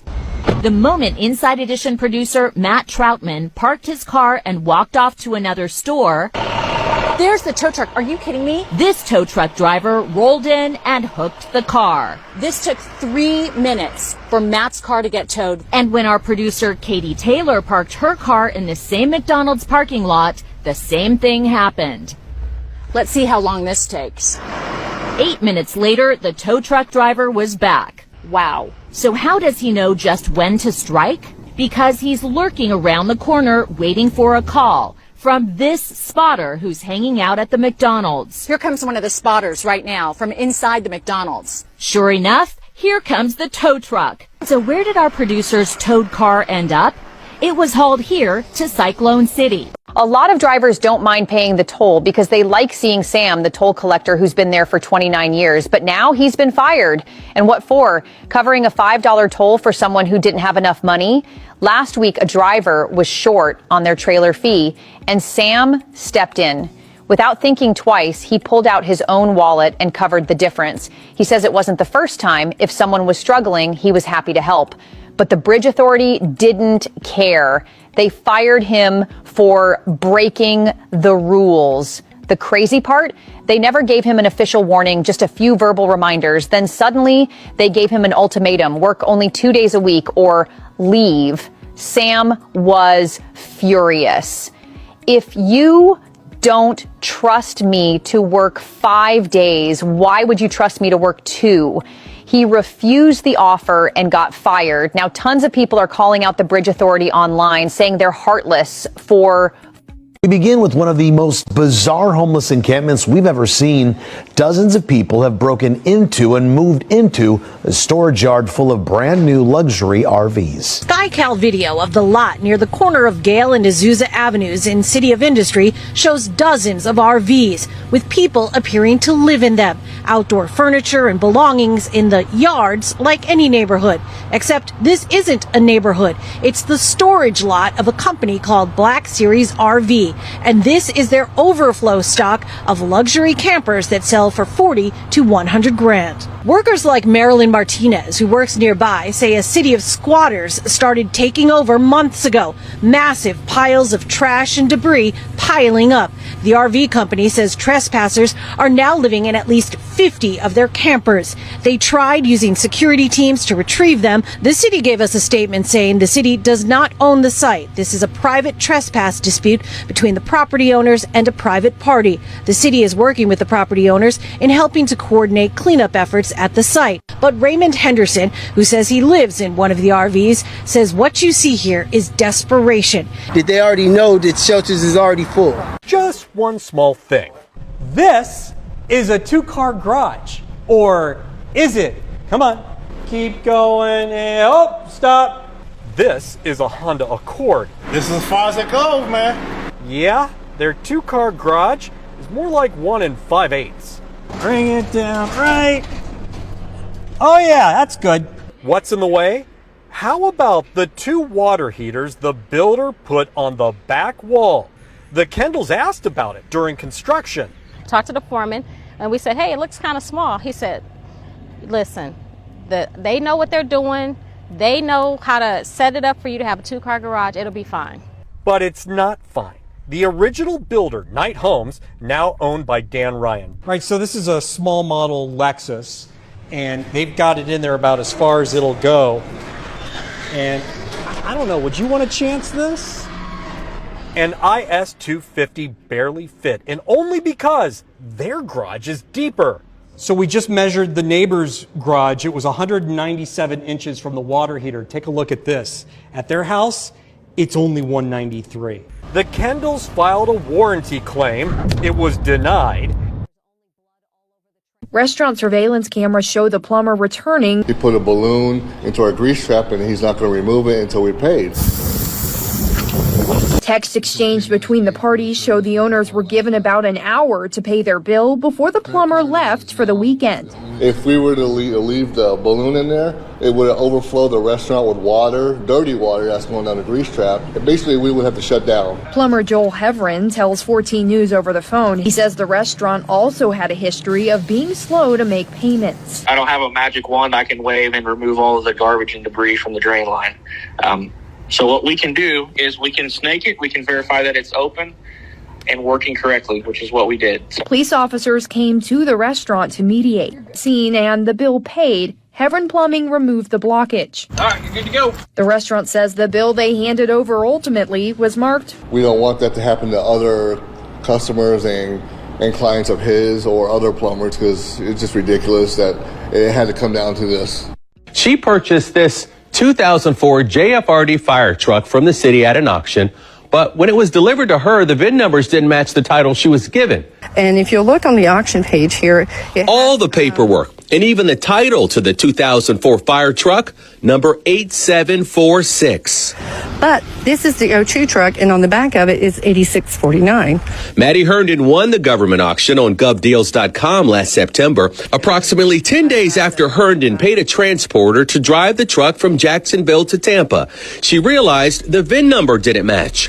When she contacted the city, she says they told her the truck was no longer available. She basically just told me that we're really, really sorry. We really, really messed up. We found Mrs. Herndon's 2004 ladder truck, the one she has the title to, here in the parking lot of Jacksonville's Fleet Services. We noticed what appears to be a large leak coming from the rear of truck 8746, and all the compartments on the truck were left open, revealing parts of the truck may have been removed. Herndon says the city offered her a little more than $1,500. You've probably spotted them. License plates that look damaged or are obscured, which could thwart traffic cameras and avoid tickets and tolls. Veteran journalist Gersh Kunzman roams the city fixing illegible plates, one car at a time. And this is what's interesting about this car He looked up this vehicle's history. This guy used to get speeding tickets fairly regularly until about late 2020. So presumably he's had this condition for a few years and he's avoided speed camera tickets. And you wouldn't believe who it belongs to. He's got a placard that says NYPD. That's right, he's an NYPD cop. A spokesman claims it was natural wear and tear that the officer only recently noticed. But cops must have been watching as we scoped out the plate. 2 hours later, we're back, and look at this. Brand new plates. And that wasn't the only government employee who was driving around with suspicious plates. According to the placard, this car is owned by a district attorney consultant. What caught my eye was these two little white patches, and sure enough, he's got KDE turned into KDF. Robert Arthur Kirsting says his 1996 Chevrolet Monte Carlo Z34 failed the Illinois Vehicle Inspection Emissions Test. I got a car I love, it runs good, just can't get this part. To pass the emissions test, the Z34 would need a new pump. Kirsting showed us documentation from an auto service shop stating a Chevrolet dealership and numerous auto parts stores were contacted and the part is no longer available. So Kirsting sent in a repair waiver application to Illinois Air Team. Kirsting told us that he was able to get a representative from Illinois Air Team on the phone, and when she learned that this car was nearly 3 decades old, he says she told him, well, why don't you just go to a junkyard to find the part? Here I am, a combat Vietnam veteran, and I can't get any leniency, any compassion. It's important for Kirsting to solve this problem because if your car does not pass an emissions test, you cannot renew your registration. Toyota Corollas made a disappearing act twice. First on January 9th, she called 911 and reported it missing. She says deputies told her the vehicle was repossessed because she was behind on payments. And they're like, well, you're just a young girl. You guys don't pay your payments. This happens all the time. But Wheeler proved them wrong and her car was returned. Wheeler thought the first time it was an honest mistake. Then November 9th, the car vanished again. She called 911. Deputies told her the same thing as before. Kind of worried when I go outside from work or home that it's going to be gone again. Wheeler's bank then sent this letter showing she is ahead on payments. The bank says it doesn't even have a contract with South Florida Auto Recovery. The state investigated the first repo, stripping the driver of his license and firing him for, quote, misconduct by repossession of the wrong vehicle. There is speculation about a 4-door Toyota Corolla with an identical license plate. The mystery has Wheeler worried for her safety. Such a confusing situation. I don't know who to go to. I don't know where to go to. Well, an amazing story in Laurel tonight. A driver who had his rims stolen off his car didn't just report it to police and move on. That's right, because this guy decided to play detective himself, and he ended up finding the thief selling his stolen rims on Craigslist. This Dodge Charger is James Ingram's pride and joy. When he saw what thieves had done to it in his own driveway, it hurt. I was crushed. I was like, why would someone do that to my car? I worked so hard for it. Ingram decided to do something about it. He went hunting for his stolen rims on Craigslist. There are a lot of ads for rims, but sure enough, he found his. So I clicked it. I was like, wow, this is my these are my wheels. So I called the police. So the police, posing as buyers, called the number on the Craigslist ad and set up a meeting.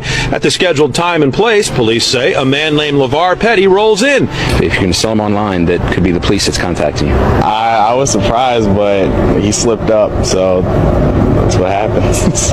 Every 3,000 to 5,000 miles, Dan Pope takes his Toyota Camry in for an oil change. I was sitting in the car at a local oil changing place, and I noticed the car was jerking and shaking quite a bit. The technician didn't say anything and sent Dan on his way. 3,000 miles later, I went back to my original mechanic, and he asked me who did the last oil change. You see, this is what the technician discovered, a temporary oil plug. I immediately went back to the first oil place that day as soon as I left my garage and showed him the temporary plug and told him about it. A manager told Dan he would investigate the claim and get back in touch. About a month went by, no resolution. I gave them a deadline of 5 o'clock on a Friday, and I didn't hear anything, so I contacted you guys. We called the general manager. About 2 days after that, they called me back and fix the problem. The repair shop reimbursing Dan for the cost of replacing the temporary plug and pan. When I went to take the nozzle out of my truck, I smelled like a rotten animal smell. And after Daniel Colombo drove his Ford F-350 away from this pump, as soon as I left, I noticed the engine was running very rough.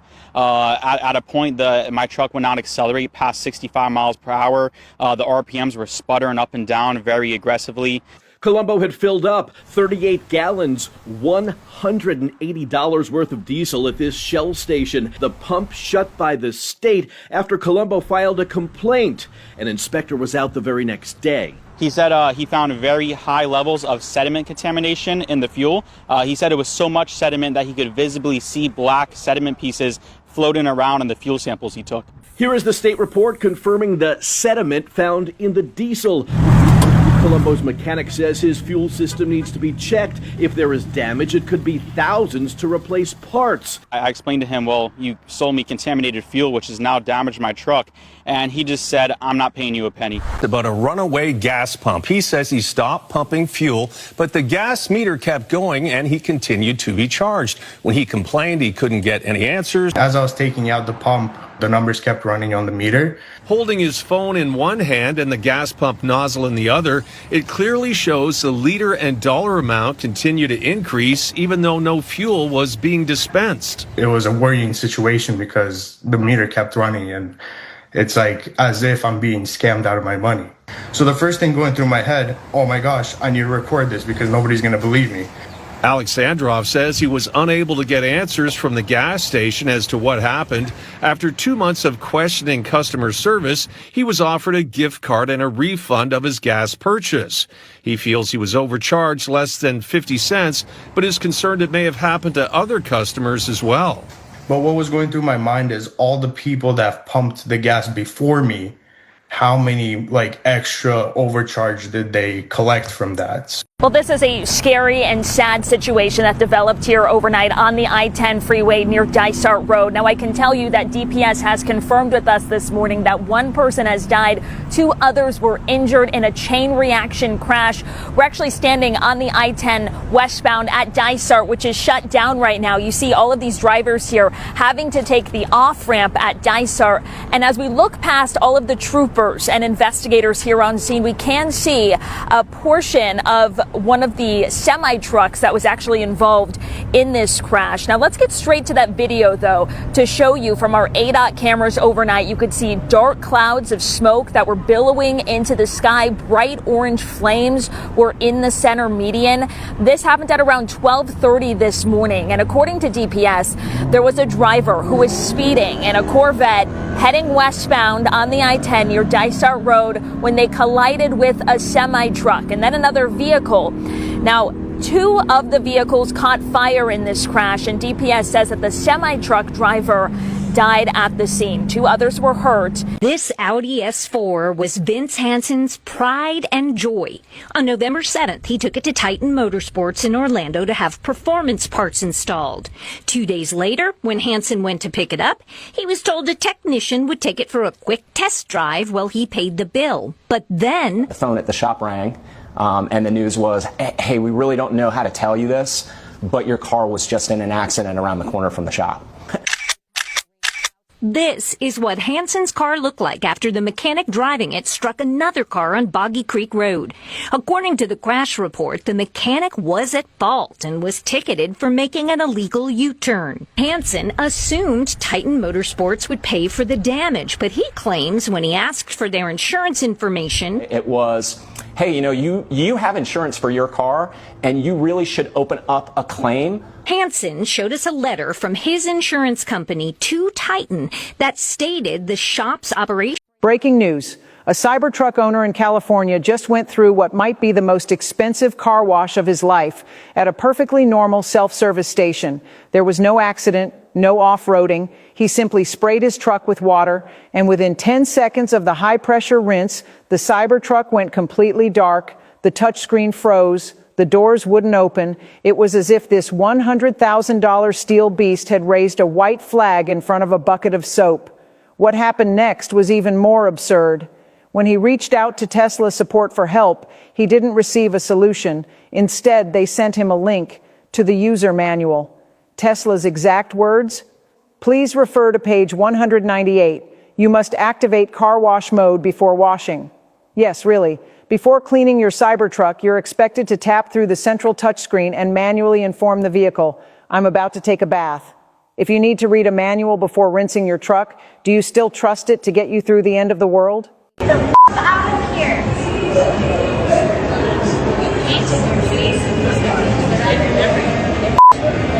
The new video reveals that it was the Cinnabon employees who were the victims, and everyone had misunderstood her.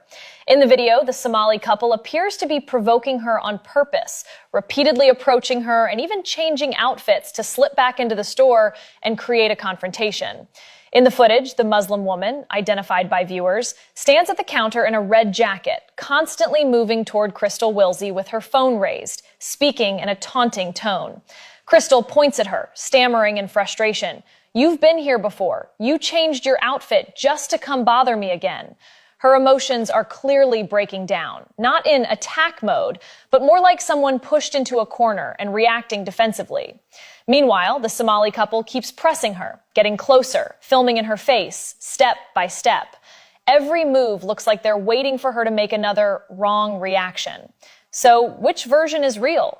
The camera never lies, but it never shows everything either. What do you think? So this guy went to insure his Cybertruck and he was quoted $400 a month. And then he was told he was underquoted and the person who underquoted him was fired and it was actually supposed to be $800 a month. He was like, you mean $800 for 6 months, right? And State Farm said, no, $800 per month. So you'll be paying $9,600 per year. Someone else chimed in and said Geico dropped their Cybertruck coverage completely and now they're paying $600 a month with Progressive. Another person said that Progressive refused to cover their full self-driving, which is like a $6,000 purchase in the event that their Cybertruck was totaled. A company called Hanover Insurance is dropping the Cybertruck completely, including for people that have had 0 accidents ever. They said that we are unable to adequately rate and underwrite this vehicle. Also, it looks like Geico is now refusing to cover the Cybertruck at all and has terminated all existing Cybertruck policies, saying it doesn't meet our underwriting guidelines. So if you can find coverage for the Cybertruck, you're looking at paying anywhere from $400 to $800 a month. So in many cases, more than what people are paying for the monthly payment of the Cybertruck itself. And that right there tells you everything you need to know about the Cybertruck. Just avoid it. A woman tried to hold a parking spot with her body and a driver taught her a lesson.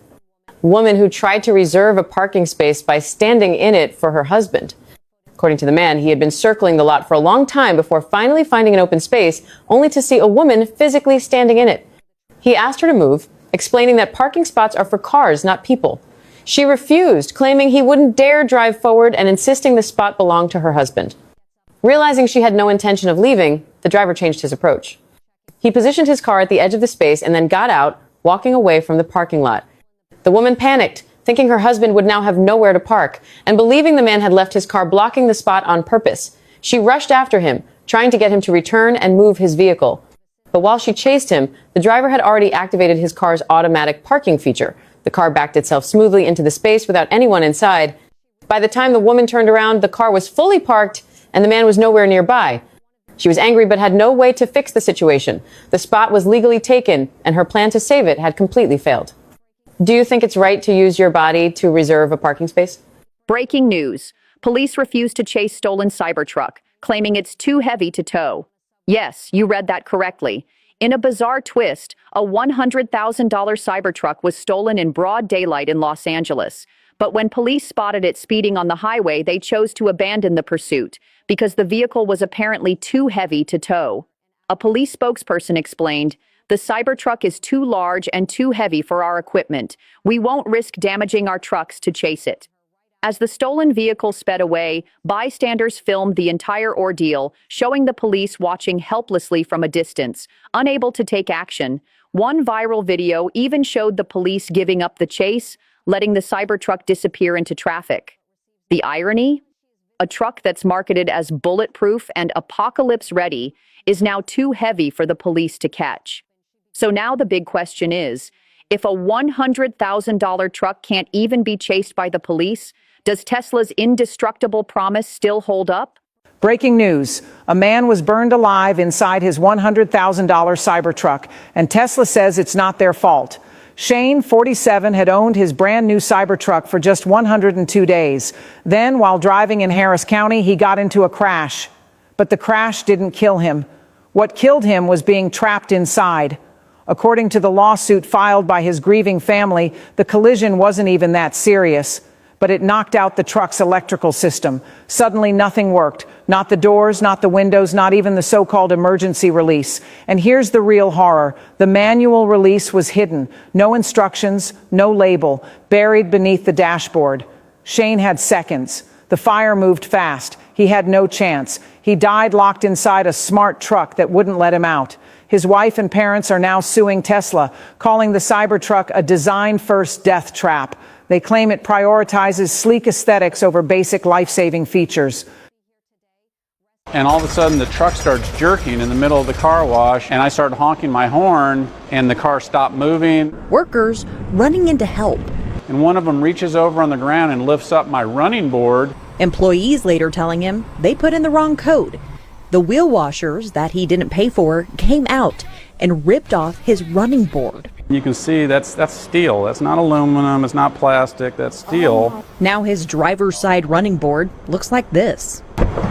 The bill to fix it coming out to more than $2,500. After an hour of filling out forms, the company saying he'd hear from them in 24 hours. A week later, silence. I sent emails to your public relations department and 2 presidents of the company. See what we can do and where we can go from here, all right, boss? All right, Christopher. Be as hopeful as possible.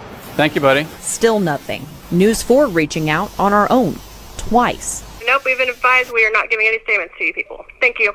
Breaking news. Man forgets parking brake. Cybertruck charges into a river like a runaway beast. And Tesla refuses to pay a dime. It sounds like a joke, but this actually happened. In Colorado, a man pulled over at a scenic rest stop just to grab a coffee. Seconds later, he turned around and his $100,000 Cybertruck was calmly rolling toward the river.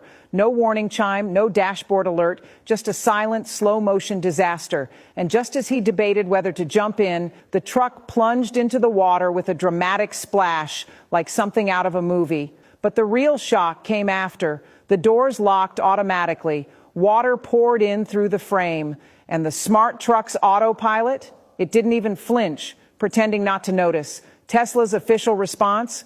The incident was caused by improper user operation. So let's break that down. You forget the parking brake. The truck says nothing. But when the $100,000 machine drives itself into a river, you're the one stuck with the $32,000 repair bill. Preventing homeowners associations from banning pickup trucks and work trucks from parking in driveways. Ryan McIntyre, who goes by Mac, loves his 2014 Chevy Silverado pickup. It's functional, hauling things most of all. Also is the extended cab, because I do have a wife and daughter.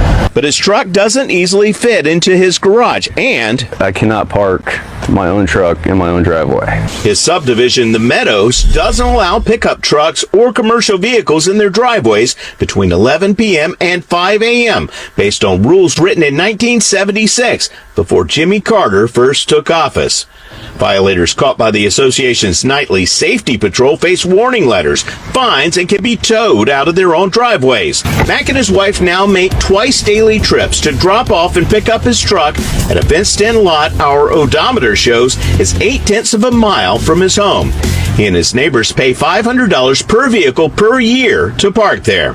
We all know each other. We see each other every night and every morning. If you come back at night, it's full. A Cybertruck got caught in a freak hailstorm in Texas. All of the other cars' windshields were totally fine, except for, you guessed it, the Cybertruck. The Cybertruck's windshield is supposed to be very durable, to the point that somebody made a video of themselves jumping up and down on the glass. Unfortunately for the person that got caught in the hailstorm, it's going to set them back a pretty penny. It's going to cost $2,326. Somebody responded, you might want to try and fight that. The armored glass is supposed to be resistant to this sort of thing. Tesla's own website for the Cybertruck says that the glass should be able to resist Class 4 hail. Unfortunately for this Cybertruck owner, that doesn't appear to be the case, especially because replacing shatter-resistant glass is very expensive. You can really see the key issue in this picture here. The Cybertruck's windshield is absolutely massive, giving it a large surface area, exposing it to more risk of damage. And it's also completely flat.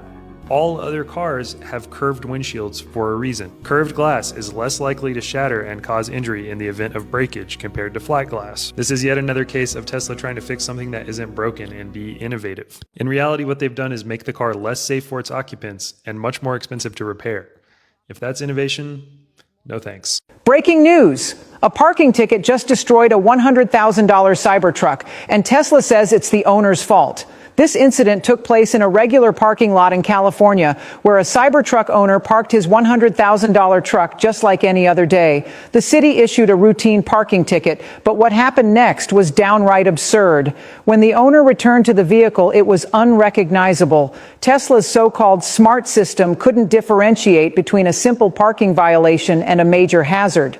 The truck's sensitive sensors mistakenly interpreted the parking ticket as a severe risk, causing the sunroof to shatter and the entire electrical system to fail, all because the truck was parked too close to the curb. And here's the most unbelievable part. When the owner reached out to Tesla for assistance, this was the response he got. "It's your fault. You parked too close to the curb." Tesla didn't take responsibility for their product or offer any support. Instead, they simply said, "It's your fault," leaving the owner with a $5,000 repair bill. A family loses everything or almost everything after a moving company they hired to relocate their mobile home left it abandoned in the middle of a road in North Houston. This couple left to pick up the pieces after the house they spent 16 years turning into a home was dropped in the middle of Malcolm Drive Tuesday by a moving company they hired and then demolished by the city on Thursday morning. And the city told us because the home was blocking the road, it was a safety hazard, and because of its condition, it couldn't be moved, only torn down. Hugo says they saved only what they and a group of kind strangers could grab before the demolition. Most of their belongings were left behind. Hugo says he was moving because the land he had been renting was sold. He says he quickly hired someone to help him relocate. This is the contract Hugo says was written by Jose Antonio Serratos, the owner of Serratos Mobile Home Company. According to Hugo, Serratos promised to move his home in just 6 hours and he paid him money up front. The job was never finished. Hugo says the moving company's trailer broke, 3 tires popped, and his family's home was left abandoned. Breaking news. Tesla is now facing a massive class action lawsuit because Cybertruck repairs are costing more than entire cars. In California, dozens of frustrated owners have joined together after receiving shocking repair bills. One driver was quoted $16,000 to fix a dented door. Another, $22,000 just to replace a cracked windshield and bent panel. That's more than the price of a brand new Toyota Corolla. Lawyers argue Tesla misled buyers by advertising the Cybertruck as indestructible. Instead, the truck's stainless steel body is so rigid that even minor damage requires full panel replacements at luxury car prices.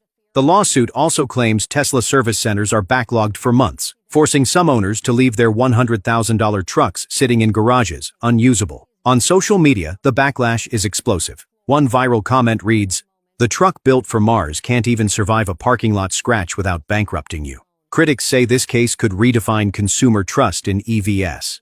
If Tesla loses, it won't just pay damages. It could face the label of selling the most expensive vehicle to maintain in U.S. history. It's a stunning sight. Thousands of packages stolen right off of trains. If your UPS or Amazon package hasn't arrived, it might be somewhere here in this mess, discarded on a Union Pacific Railroad track near downtown LA. As freight trains slow down or come to a halt, the thieves leap on board with bolt cutters, open giant containers, and take whatever they want. This is what they leave behind, all these boxes, some empty, some not. Look, this box was full of COVID home testing kits, a precious product tough to buy at many pharmacies. This bag held a bunch of UPS packages bound for homes across America. This Amazon envelope wasn't even opened. The thieves just tossed it away. Some of these boxes contained retail goods bound for America's empty store shelves. While criminals are being caught and arrested, charges are reduced to a misdemeanor or petty offense, and the person is back on the streets in less than 24 hours after paying a nominal fine. In fact, criminals boast to our officers that there is no consequence. And the 21st century version of the Great Train Robbery goes on and on. And today we're checking out roofs, something that can cause homeowners big headaches.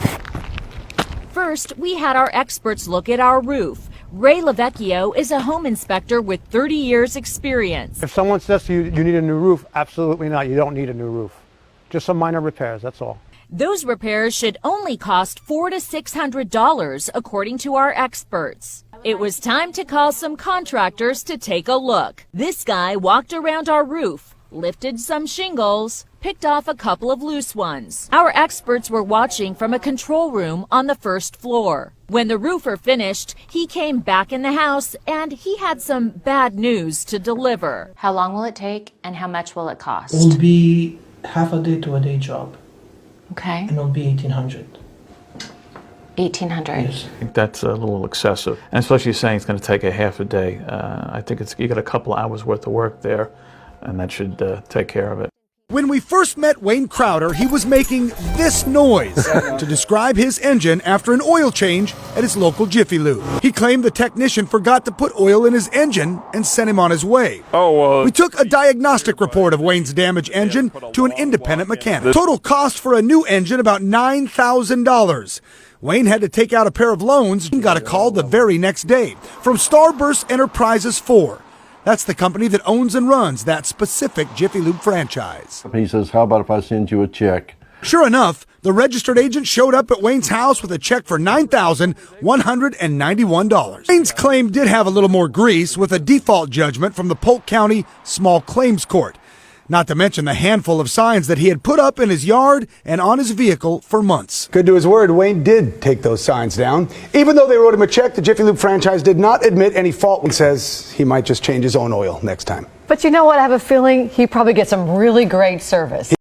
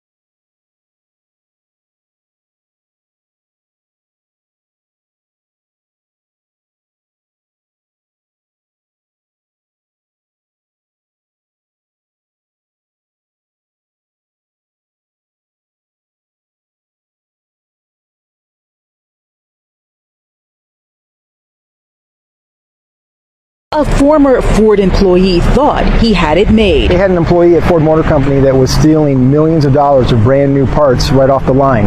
A side gig he believed would pay big profits. The investigation revealing he had allegedly been stealing for at least 2 years from Ford plants in Wayne, Dearborn, and Flat Rock. So he'd steal these parts from the assembly plants, and then they would take them to a third-party auto shop, and they would post them on eBay and then sell them via eBay. Those auto shops located in Detroit. Yeah, so West Chicago, there was a facility, and then they would sell a lot of these parts off of Greenfield and Joy. Police not revealing just how this criminal activity unraveled, but they do say this. When we executed a search warrant at one of the shops in Detroit, from the floor to the ceiling was stacked with brand new auto parts. Brand new hoods and boxes and taillight assemblies, headlight assemblies, bumpers. Yeah, they're closed for the moment, and we're working with all our partners to see if we can't shut them down permanently. Ford Motor Company also helped with this investigation. Their global investigations team works hand in hand with us. So all these folks are currently in custody. Right now I can't release their information because we have charges pending. Built to explore the open road, but this is the end of the journey for hundreds of RVs stacked up in a North Seattle tow yard. It's the ugly underbelly of the homeless crisis. Bacteria, rodents, black water, all of it. City contracts with Chuck to haul away RVs after they're abandoned or residents are moved into housing from encampments. This is where Governor Jay Inslee said encampments like this are a scourge on the state. It is inexcusable to accept Washington with homelessness of this dimension. RV camps have caused major issues in Seattle. And we're just tired. We're tired of fighting with it. Chuck says his lot is over capacity with more than 200 junk RVs right now, and he's been told to expect more over the next 3 weeks. These things are filled with needles. The single biggest fear I have is my guys getting stabbed. The red tape to get rid of RVs can mean months of delays. Some don't have VIN numbers on them, and Chuck has to try to find and contact owners before hauling them to a wrecking yard. Tiffany Walker had only made 3 car payments on her new SUV, and now it's totaled. She wants Tomball Ford to pay for the damages, but the dealership says it's not responsible either. This is her vehicle hours after she dropped it off at Tomball Ford for the first oil change and some warranty work. A total loss. I was shocked. I couldn't believe it. And then I immediately became angry. Tiffany says Tomball Ford employees told her while their mechanic was driving the vehicle during some repairs, another driver failed to yield the right-of-way, turning left in front of the mechanic, causing him to hit that vehicle. The police report supports that and assigns all blame to the other driver. The dealership is adamant the driver at fault's insurance, Allstate, should pay for the damage. But Allstate says its client is only 70% liable and the mechanic is 30% responsible, claiming he could have avoided hitting the other driver and suggested he was either speeding or distracted. Tomball Ford's general manager wouldn't talk with me on camera. A family loses everything or almost everything after a moving company they hired to relocate their mobile home left it abandoned in the middle of a road in North Houston. This couple left to pick up the pieces after the house they spent 16 years turning into a home was dropped in the middle of Malcolm Drive Tuesday by a moving company they hired and then demolished by the city on Thursday morning. And the city told us because the home was blocking the road, it was a safety hazard, and because of its condition, it couldn't be moved, only torn down. Hugo says they saved only what they and a group of kind strangers could grab before the demolition. Most of their belongings were left behind. Hugo says he was moving because the land he had been renting was sold. He says he quickly hired someone to help him relocate. This is the contract Hugo says was written by Jose Antonio Serratos, the owner of Serratos Mobile Home Company. According to Hugo, Serratos promised to move his home in just 6 hours, and he paid him money up front. The job was never finished. Hugo says the moving company's trailer broke. A Central Florida family's car towed after paying to park in downtown Orlando. It is stolen. They took my car. Check out this City of Orlando surveillance video. It shows a tow truck from NRJ Towing going through the intersection of Garland and Livingston with the family's Chevy Bolt attached.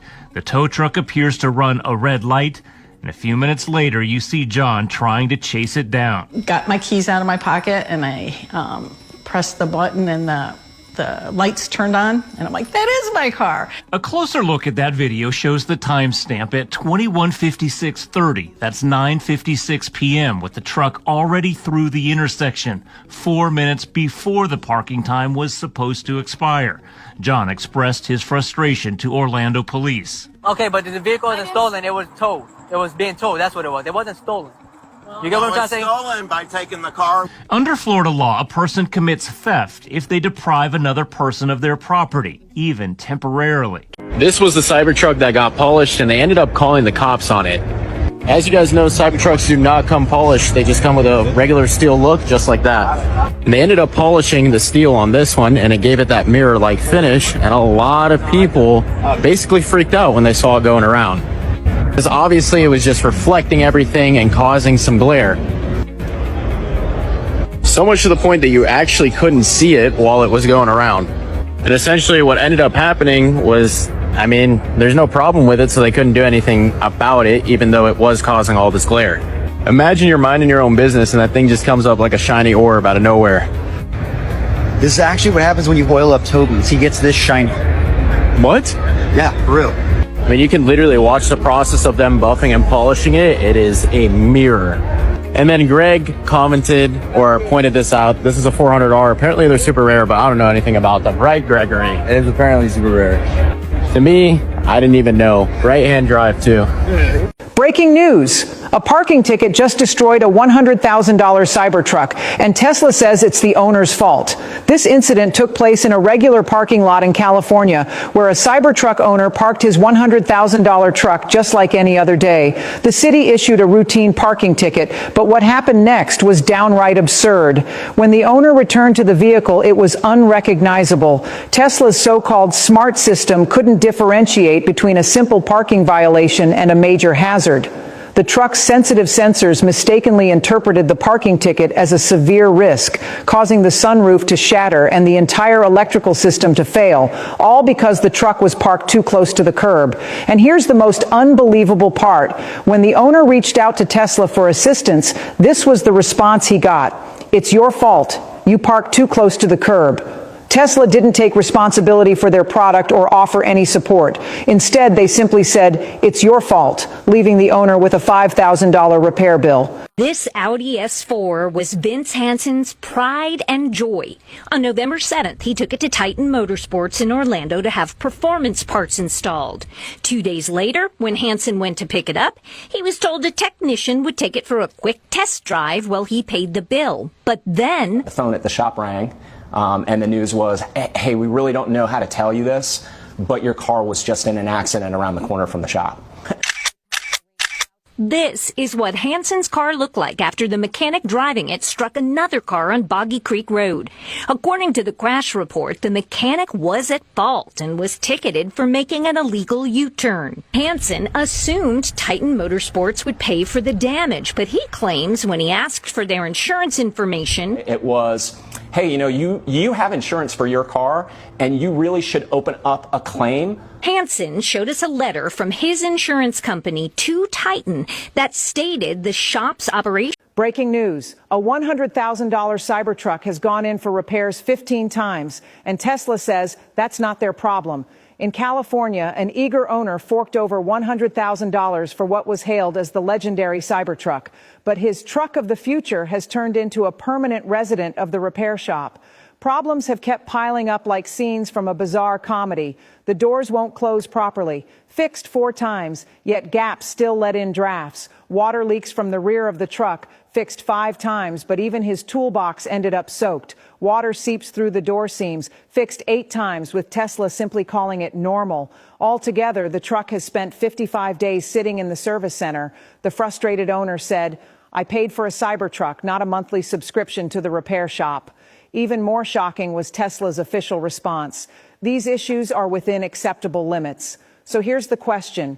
Would you still trust your money and your safety to a vehicle that might spend more time in the repair shop than it does on the road?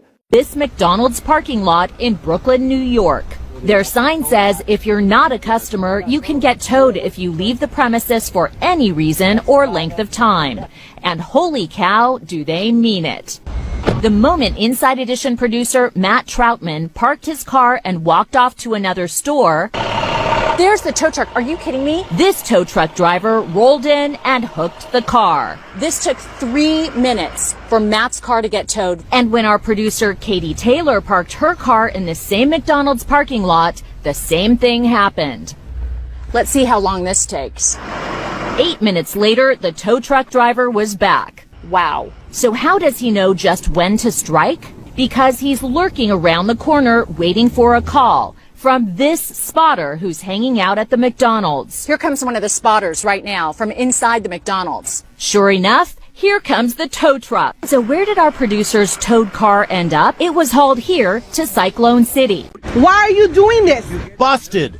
A woman confronts a mechanic who, for some reason, is behind the wheel of her husband's fancy sports car. What are you doing? The woman's husband dropped off his car that morning for routine service here at this dealership in Montebello, California.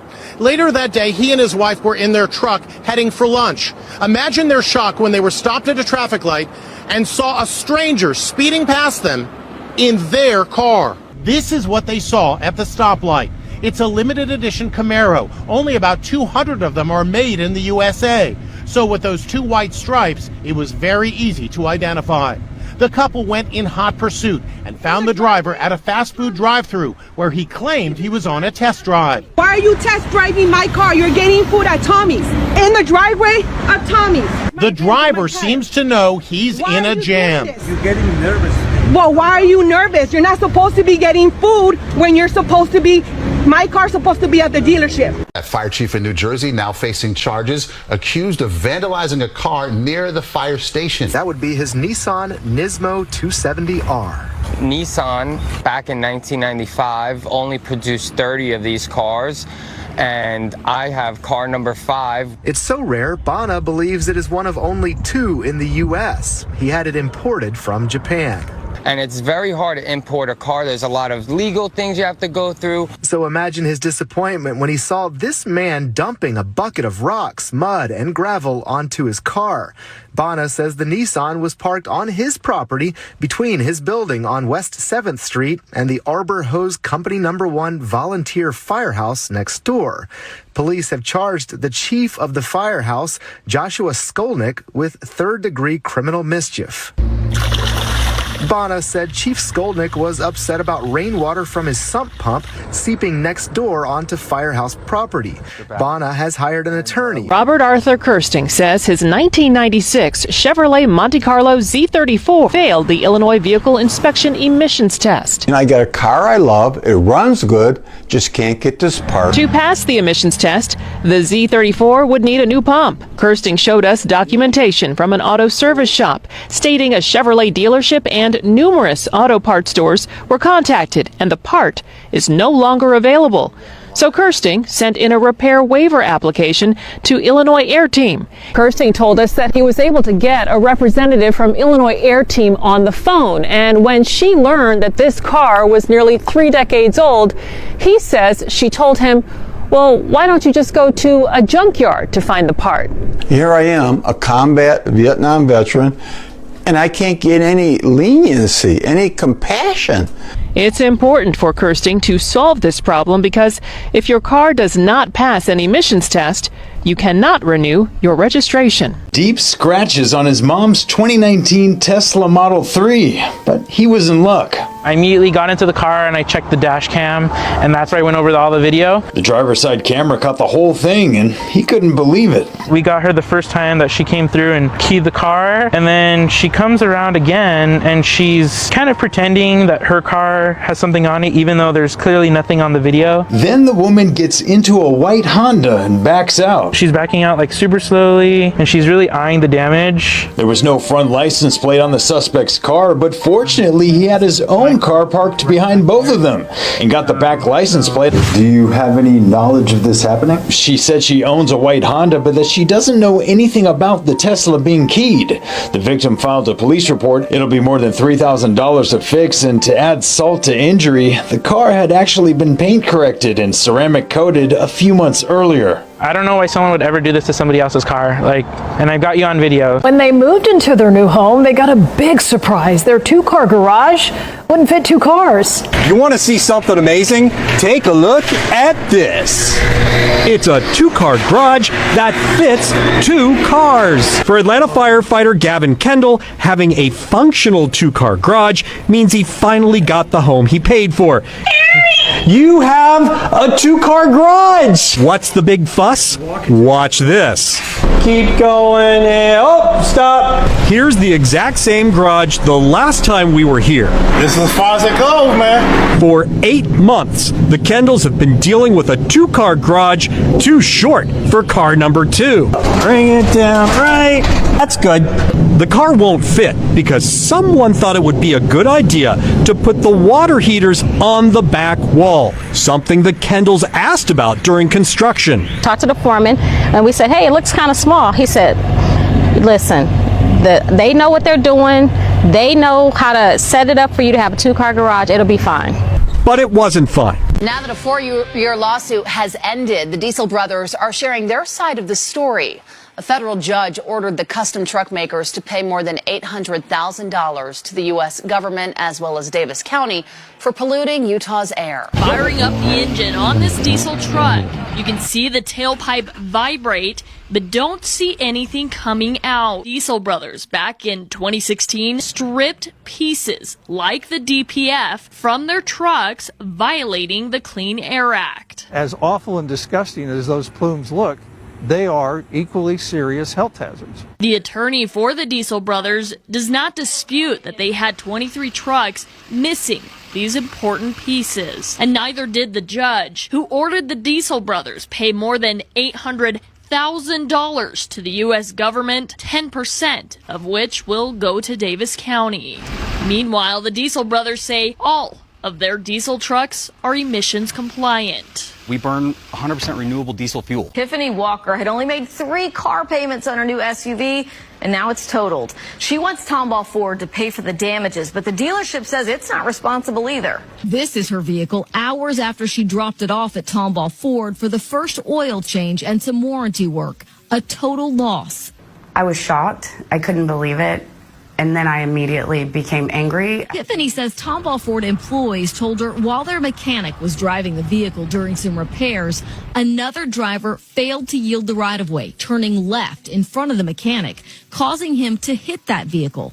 The police report supports that and assigns all blame to the other driver. The dealership is adamant the driver at fault's insurance, Allstate, should pay for the damage. But Allstate says its client is only 70% liable and the mechanic is 30% responsible, claiming he could have avoided hitting the other driver and suggested he was either speeding or distracted. Tomball Ford's general manager wouldn't talk with me on camera, but he told me it's an unfortunate incident, but the dealership is absolutely not at fault. Thanks to a mechanic who showed us that you don't always get the oil that you pay for. Terry Withrow used to work here at this oil shop called True Balance in Round Rock for 4 months. He says he took this picture of the high-priced Mobil 1 synthetic oil jugs that you see when you walk into the shop. But what customers don't see is this picture. He says it shows a True Balance employee filling those same jugs with cheap, regular oil. So we sent our producer in undercover to get his car's oil changed. We did the Mobil 1 530 synthetic for you, after tax $95.19. After the oil change, it's time to pull a sample of the oil True Balance put in our test car. Off to the lab. At Alcor Petro Lab, technicians run the sample through scientific tests that will tell us what kind of oil we got, showing the oil True Balance sold us. This isn't the only True Balance. It's a chain. As for the former True Balance mechanic who exposed all of this oil mess, I feel really bad for the customer. I couldn't do it anymore. I had to quit. A father says he spent more than $100,000 to restore a vintage truck. But years after taking it in, the truck isn't even close to being finished. 2 years ago, Tim Hayes had an idea. My son always likes truck. He's been a truck kid. So he made his son, 14 years old at the time, a promise to restore a vintage truck and give it to him on his 16th birthday. The two got to work and found this 1967 Ford. They took it here to Classic Corner Iconic Cars in Oklahoma City to have it restored. They told me that it would probably be done around July. But long quickly turned to longer. Still now, almost 2 years later, with his son's 16th birthday just a couple weeks away, the truck is still nowhere near ready. To make things even more complicated, Tim says Jim with Classic Corner continued sending him invoices for work he claimed was happening on the truck. To date, Tim says he's paid Classic Corner more than $115,000 worth of invoices. It's being called the biggest copper wiring theft in our state's history. Thieves made off with thousands of feet of copper wiring from right under the State Department of Transportation's nose. Judging by the extent of what was stolen, the DOT says the thieves were working underneath the freeway for weeks. It looks like an ordinary day on the H3 freeway. Lights are working and traffic flowing, but right underneath the deck of this viaduct is the scene of the largest copper heist the State Department of Transportation has ever seen. The bridge inspectors went this week to inspect the bridge, and when they went inside the box girder itself, they found a lot of the wire was taken. So far, the DOT says more than 6 miles of the copper wiring network was stripped away. The wiring provided lights and power to the inspectors so they could check the structural integrity of the freeway. We inspected that area 2 years ago, and everything was fine then. So it just happened it's kind of recent. HPD's criminal investigation team went down to check it out as well. Inspectors say it doesn't look like a one-man job. It seems like someone who's done this before. There are tools in there. In the dark. Well, an amazing story in Laurel tonight. A driver who had his rims stolen off his car didn't just report it to police and move on. That's right, because this guy decided to play detective himself, and he ended up finding the thief selling his stolen rims on Craigslist. This Dodge Charger is James Ingram's pride and joy. When he saw what thieves had done to it in his own driveway, it hurt. I was crushed. I was like, why would someone do that to my car? I worked so hard for it. Ingram decided to do something about it. He went hunting for his stolen rims on Craigslist. There are a lot of ads for rims, but sure enough, he found his. So I clicked it. I was like, wow, this is my these are my wheels. So I called the police. So the police, posing as buyers, called the number on the Craigslist ad and set up a meeting. At the scheduled time and place, police say a man named LeVar Petty rolls in. If you're going to sell them online, that could be the police that's contacting you. I was surprised, but he slipped up, so that's what happens. The person who stole this copper wire, he was dressed up like he worked for a power company, and he knew exactly what he was doing. He had the tools, in and out in less than 15 minutes. Just outside Juanita's Mexican kitchen.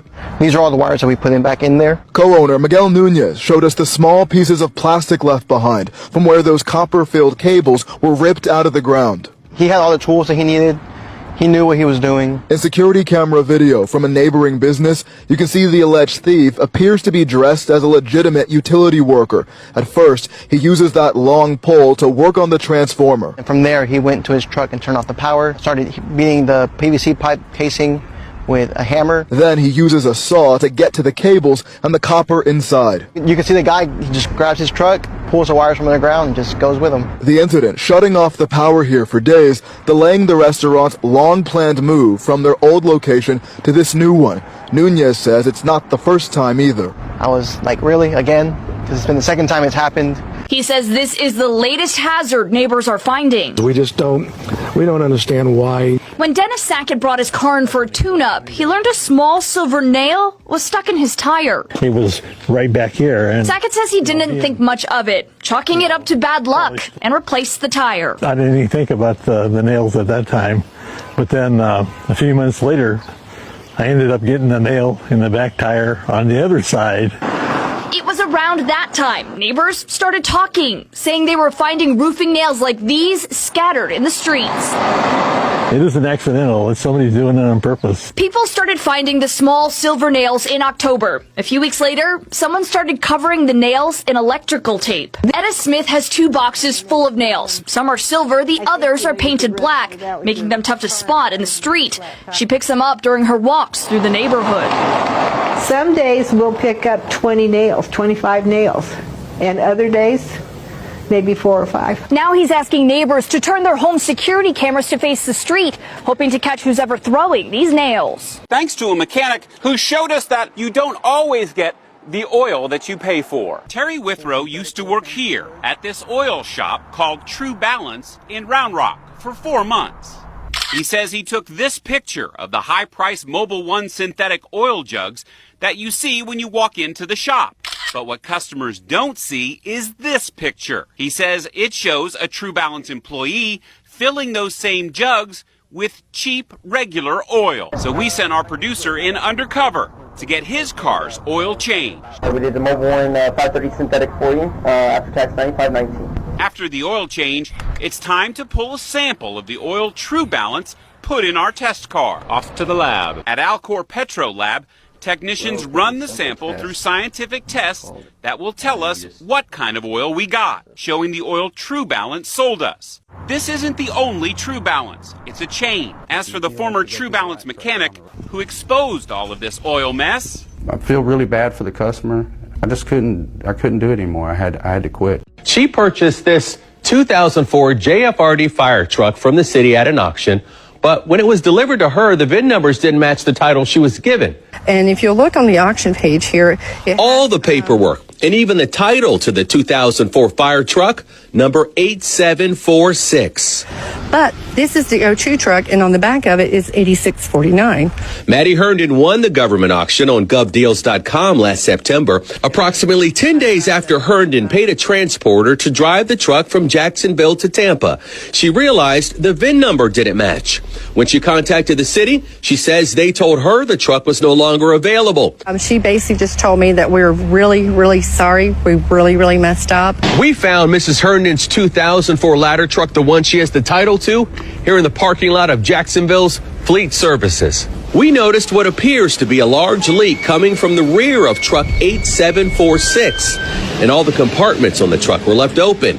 revealing parts of the truck may have been removed. Herndon says the city offered her a little more than $1,500. Federal and local investigators raided a local towing company, arresting its owner. Some Houston drivers forced to pay thousands more than they should have. It was an undercover operation, but they say it began last fall when an HPD sergeant started looking into a lot of consumer complaints about USA Auto Collision Center and decided and spoke with her superiors that really the only way to look into these allegations was to go undercover and conduct sort of a sting.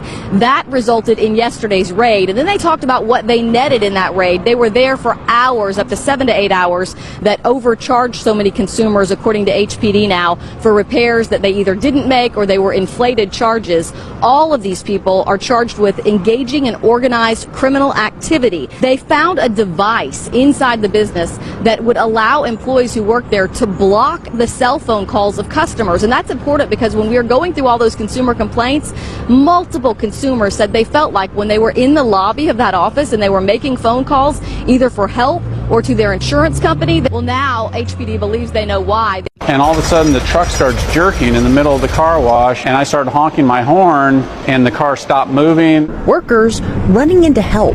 And one of them reaches over on the ground and lifts up my running board. Employees later telling him they put in the wrong code. The wheel washers that he didn't pay for came out and ripped off his running board. You can see that's steel. That's not aluminum. It's not plastic. That's steel. Now his driver's side running board looks like this. The bill to fix it coming out to more than $2,500. After an hour of filling out forms, the company saying he'd hear from them in 24 hours. A week later, silence. I sent emails to your public relations department and 2 presidents of the company. See what we can do and where we can go from here. All right, boss? All right, Christopher. Be as hopeful as possible. Thank you, buddy. Still nothing. News 4 reaching out on our own. Twice. Nope, we've been advised we are not giving any statements to you people. Thank you. Hey! Every day, Anna Price tries to stop cars from driving past the stopped school bus on her daughter's route over and over and over again. So we staked out the bus stop for 4 days last week. The first day we saw 3 cars drive by the flashing lights, and the next day wasn't any better. Hey! As we caught 2 more drivers on camera speeding right past the stopped school bus. And 2 others stopped right in front of us at the last minute. It happened again and again the next 2 days. I feel sick. Watching these cars not stop just makes me sick. Both Anna and Sherry say they've called the Orange County Sheriff's Office to report the problem, but they claim nothing happened until we showed up.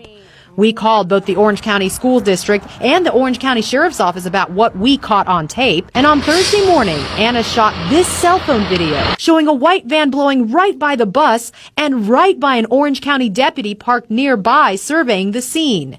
She says they were back Friday morning handing out tickets. Can you tie your shoe? But these moms say what they would really like to see is a better spot for the bus stop. That right there is a windshield barnacle. It's a device that's suctioned to a windshield so you can't drive, and it costs big bucks to get it off. Last month, the investigative team parked in this lot on the 4600 block of Main Street in Manayunk.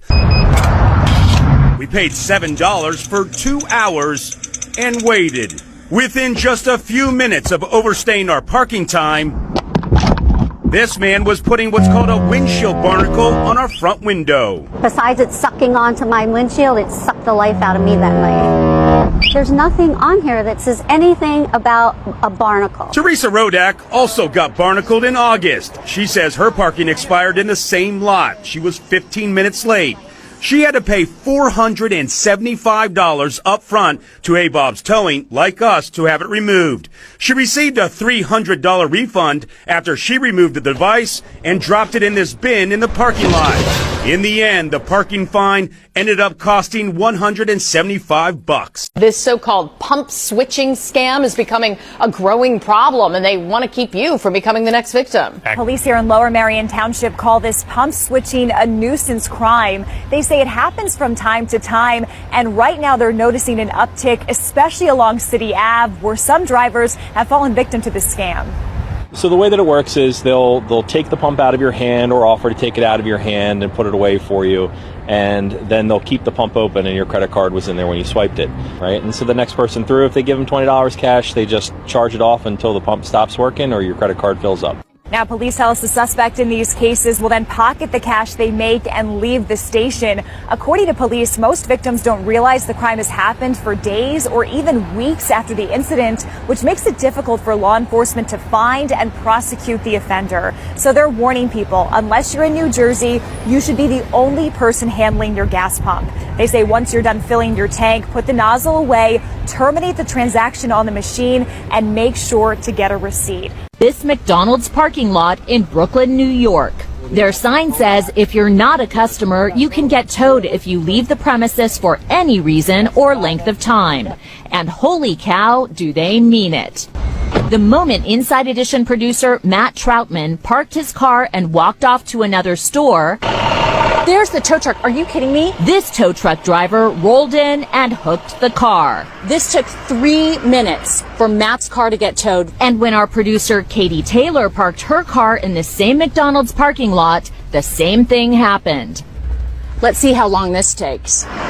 8 minutes later, the tow truck driver was back. Wow. So how does he know just when to strike? Because he's lurking around the corner waiting for a call from this spotter who's hanging out at the McDonald's. Here comes one of the spotters right now from inside the McDonald's. Sure enough, here comes the tow truck. So where did our producer's towed car end up? It was hauled here to Cyclone City. Well, an amazing story in Laurel tonight. A driver who had his rims stolen off his car didn't just report it to police and move on. That's right, because this guy decided to play detective himself, and he ended up finding the thief selling his stolen rims on Craigslist.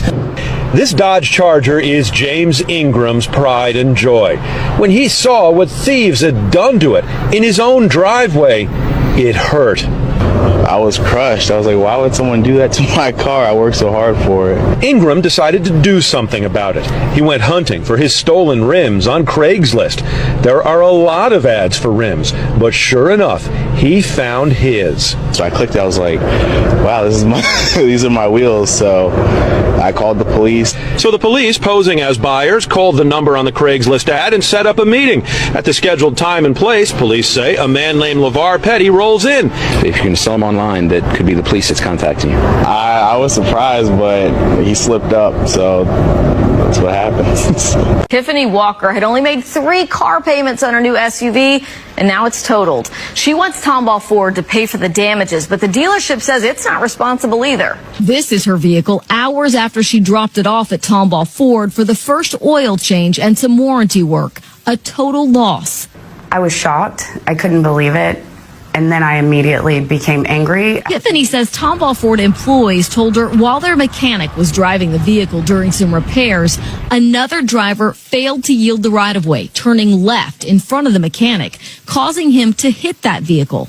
The police report supports that and assigns all blame to the other driver. The dealership is adamant the driver at fault's insurance, Allstate, should pay for the damage. But Allstate says its client is only 70% liable and the mechanic is 30% responsible, claiming he could have avoided hitting the other driver and suggested he was either speeding or distracted. Tomball Ford's general manager wouldn't talk with me on camera, but he told me it's an unfortunate incident, but the dealership is absolutely not at fault. You've probably spotted them. License plates that look damaged or are obscured, which could thwart traffic cameras and avoid tickets and tolls. Veteran journalist Gersh Kunzman roams the city fixing illegible plates, one car at a time. And this is what's interesting about this car. He looked up this vehicle's history. This guy used to get speeding tickets fairly regularly until about late 2020. So presumably he's had this condition for a few years and he's avoided speed camera tickets. And you wouldn't believe who it belongs to. He's got a placard that says NYPD. That's right, he's an NYPD cop. A spokesman claims it was natural wear and tear that the officer only recently noticed. But cops must have been watching as we scoped out the plate. 2 hours later, we're back and look at this. Brand new plates. And that wasn't the only government employee who was driving around with suspicious plates. According to the placard, this car is owned by a district attorney consultant. What caught my eye was these 2 little white patches, and sure enough, he's got KDE turned into KDF.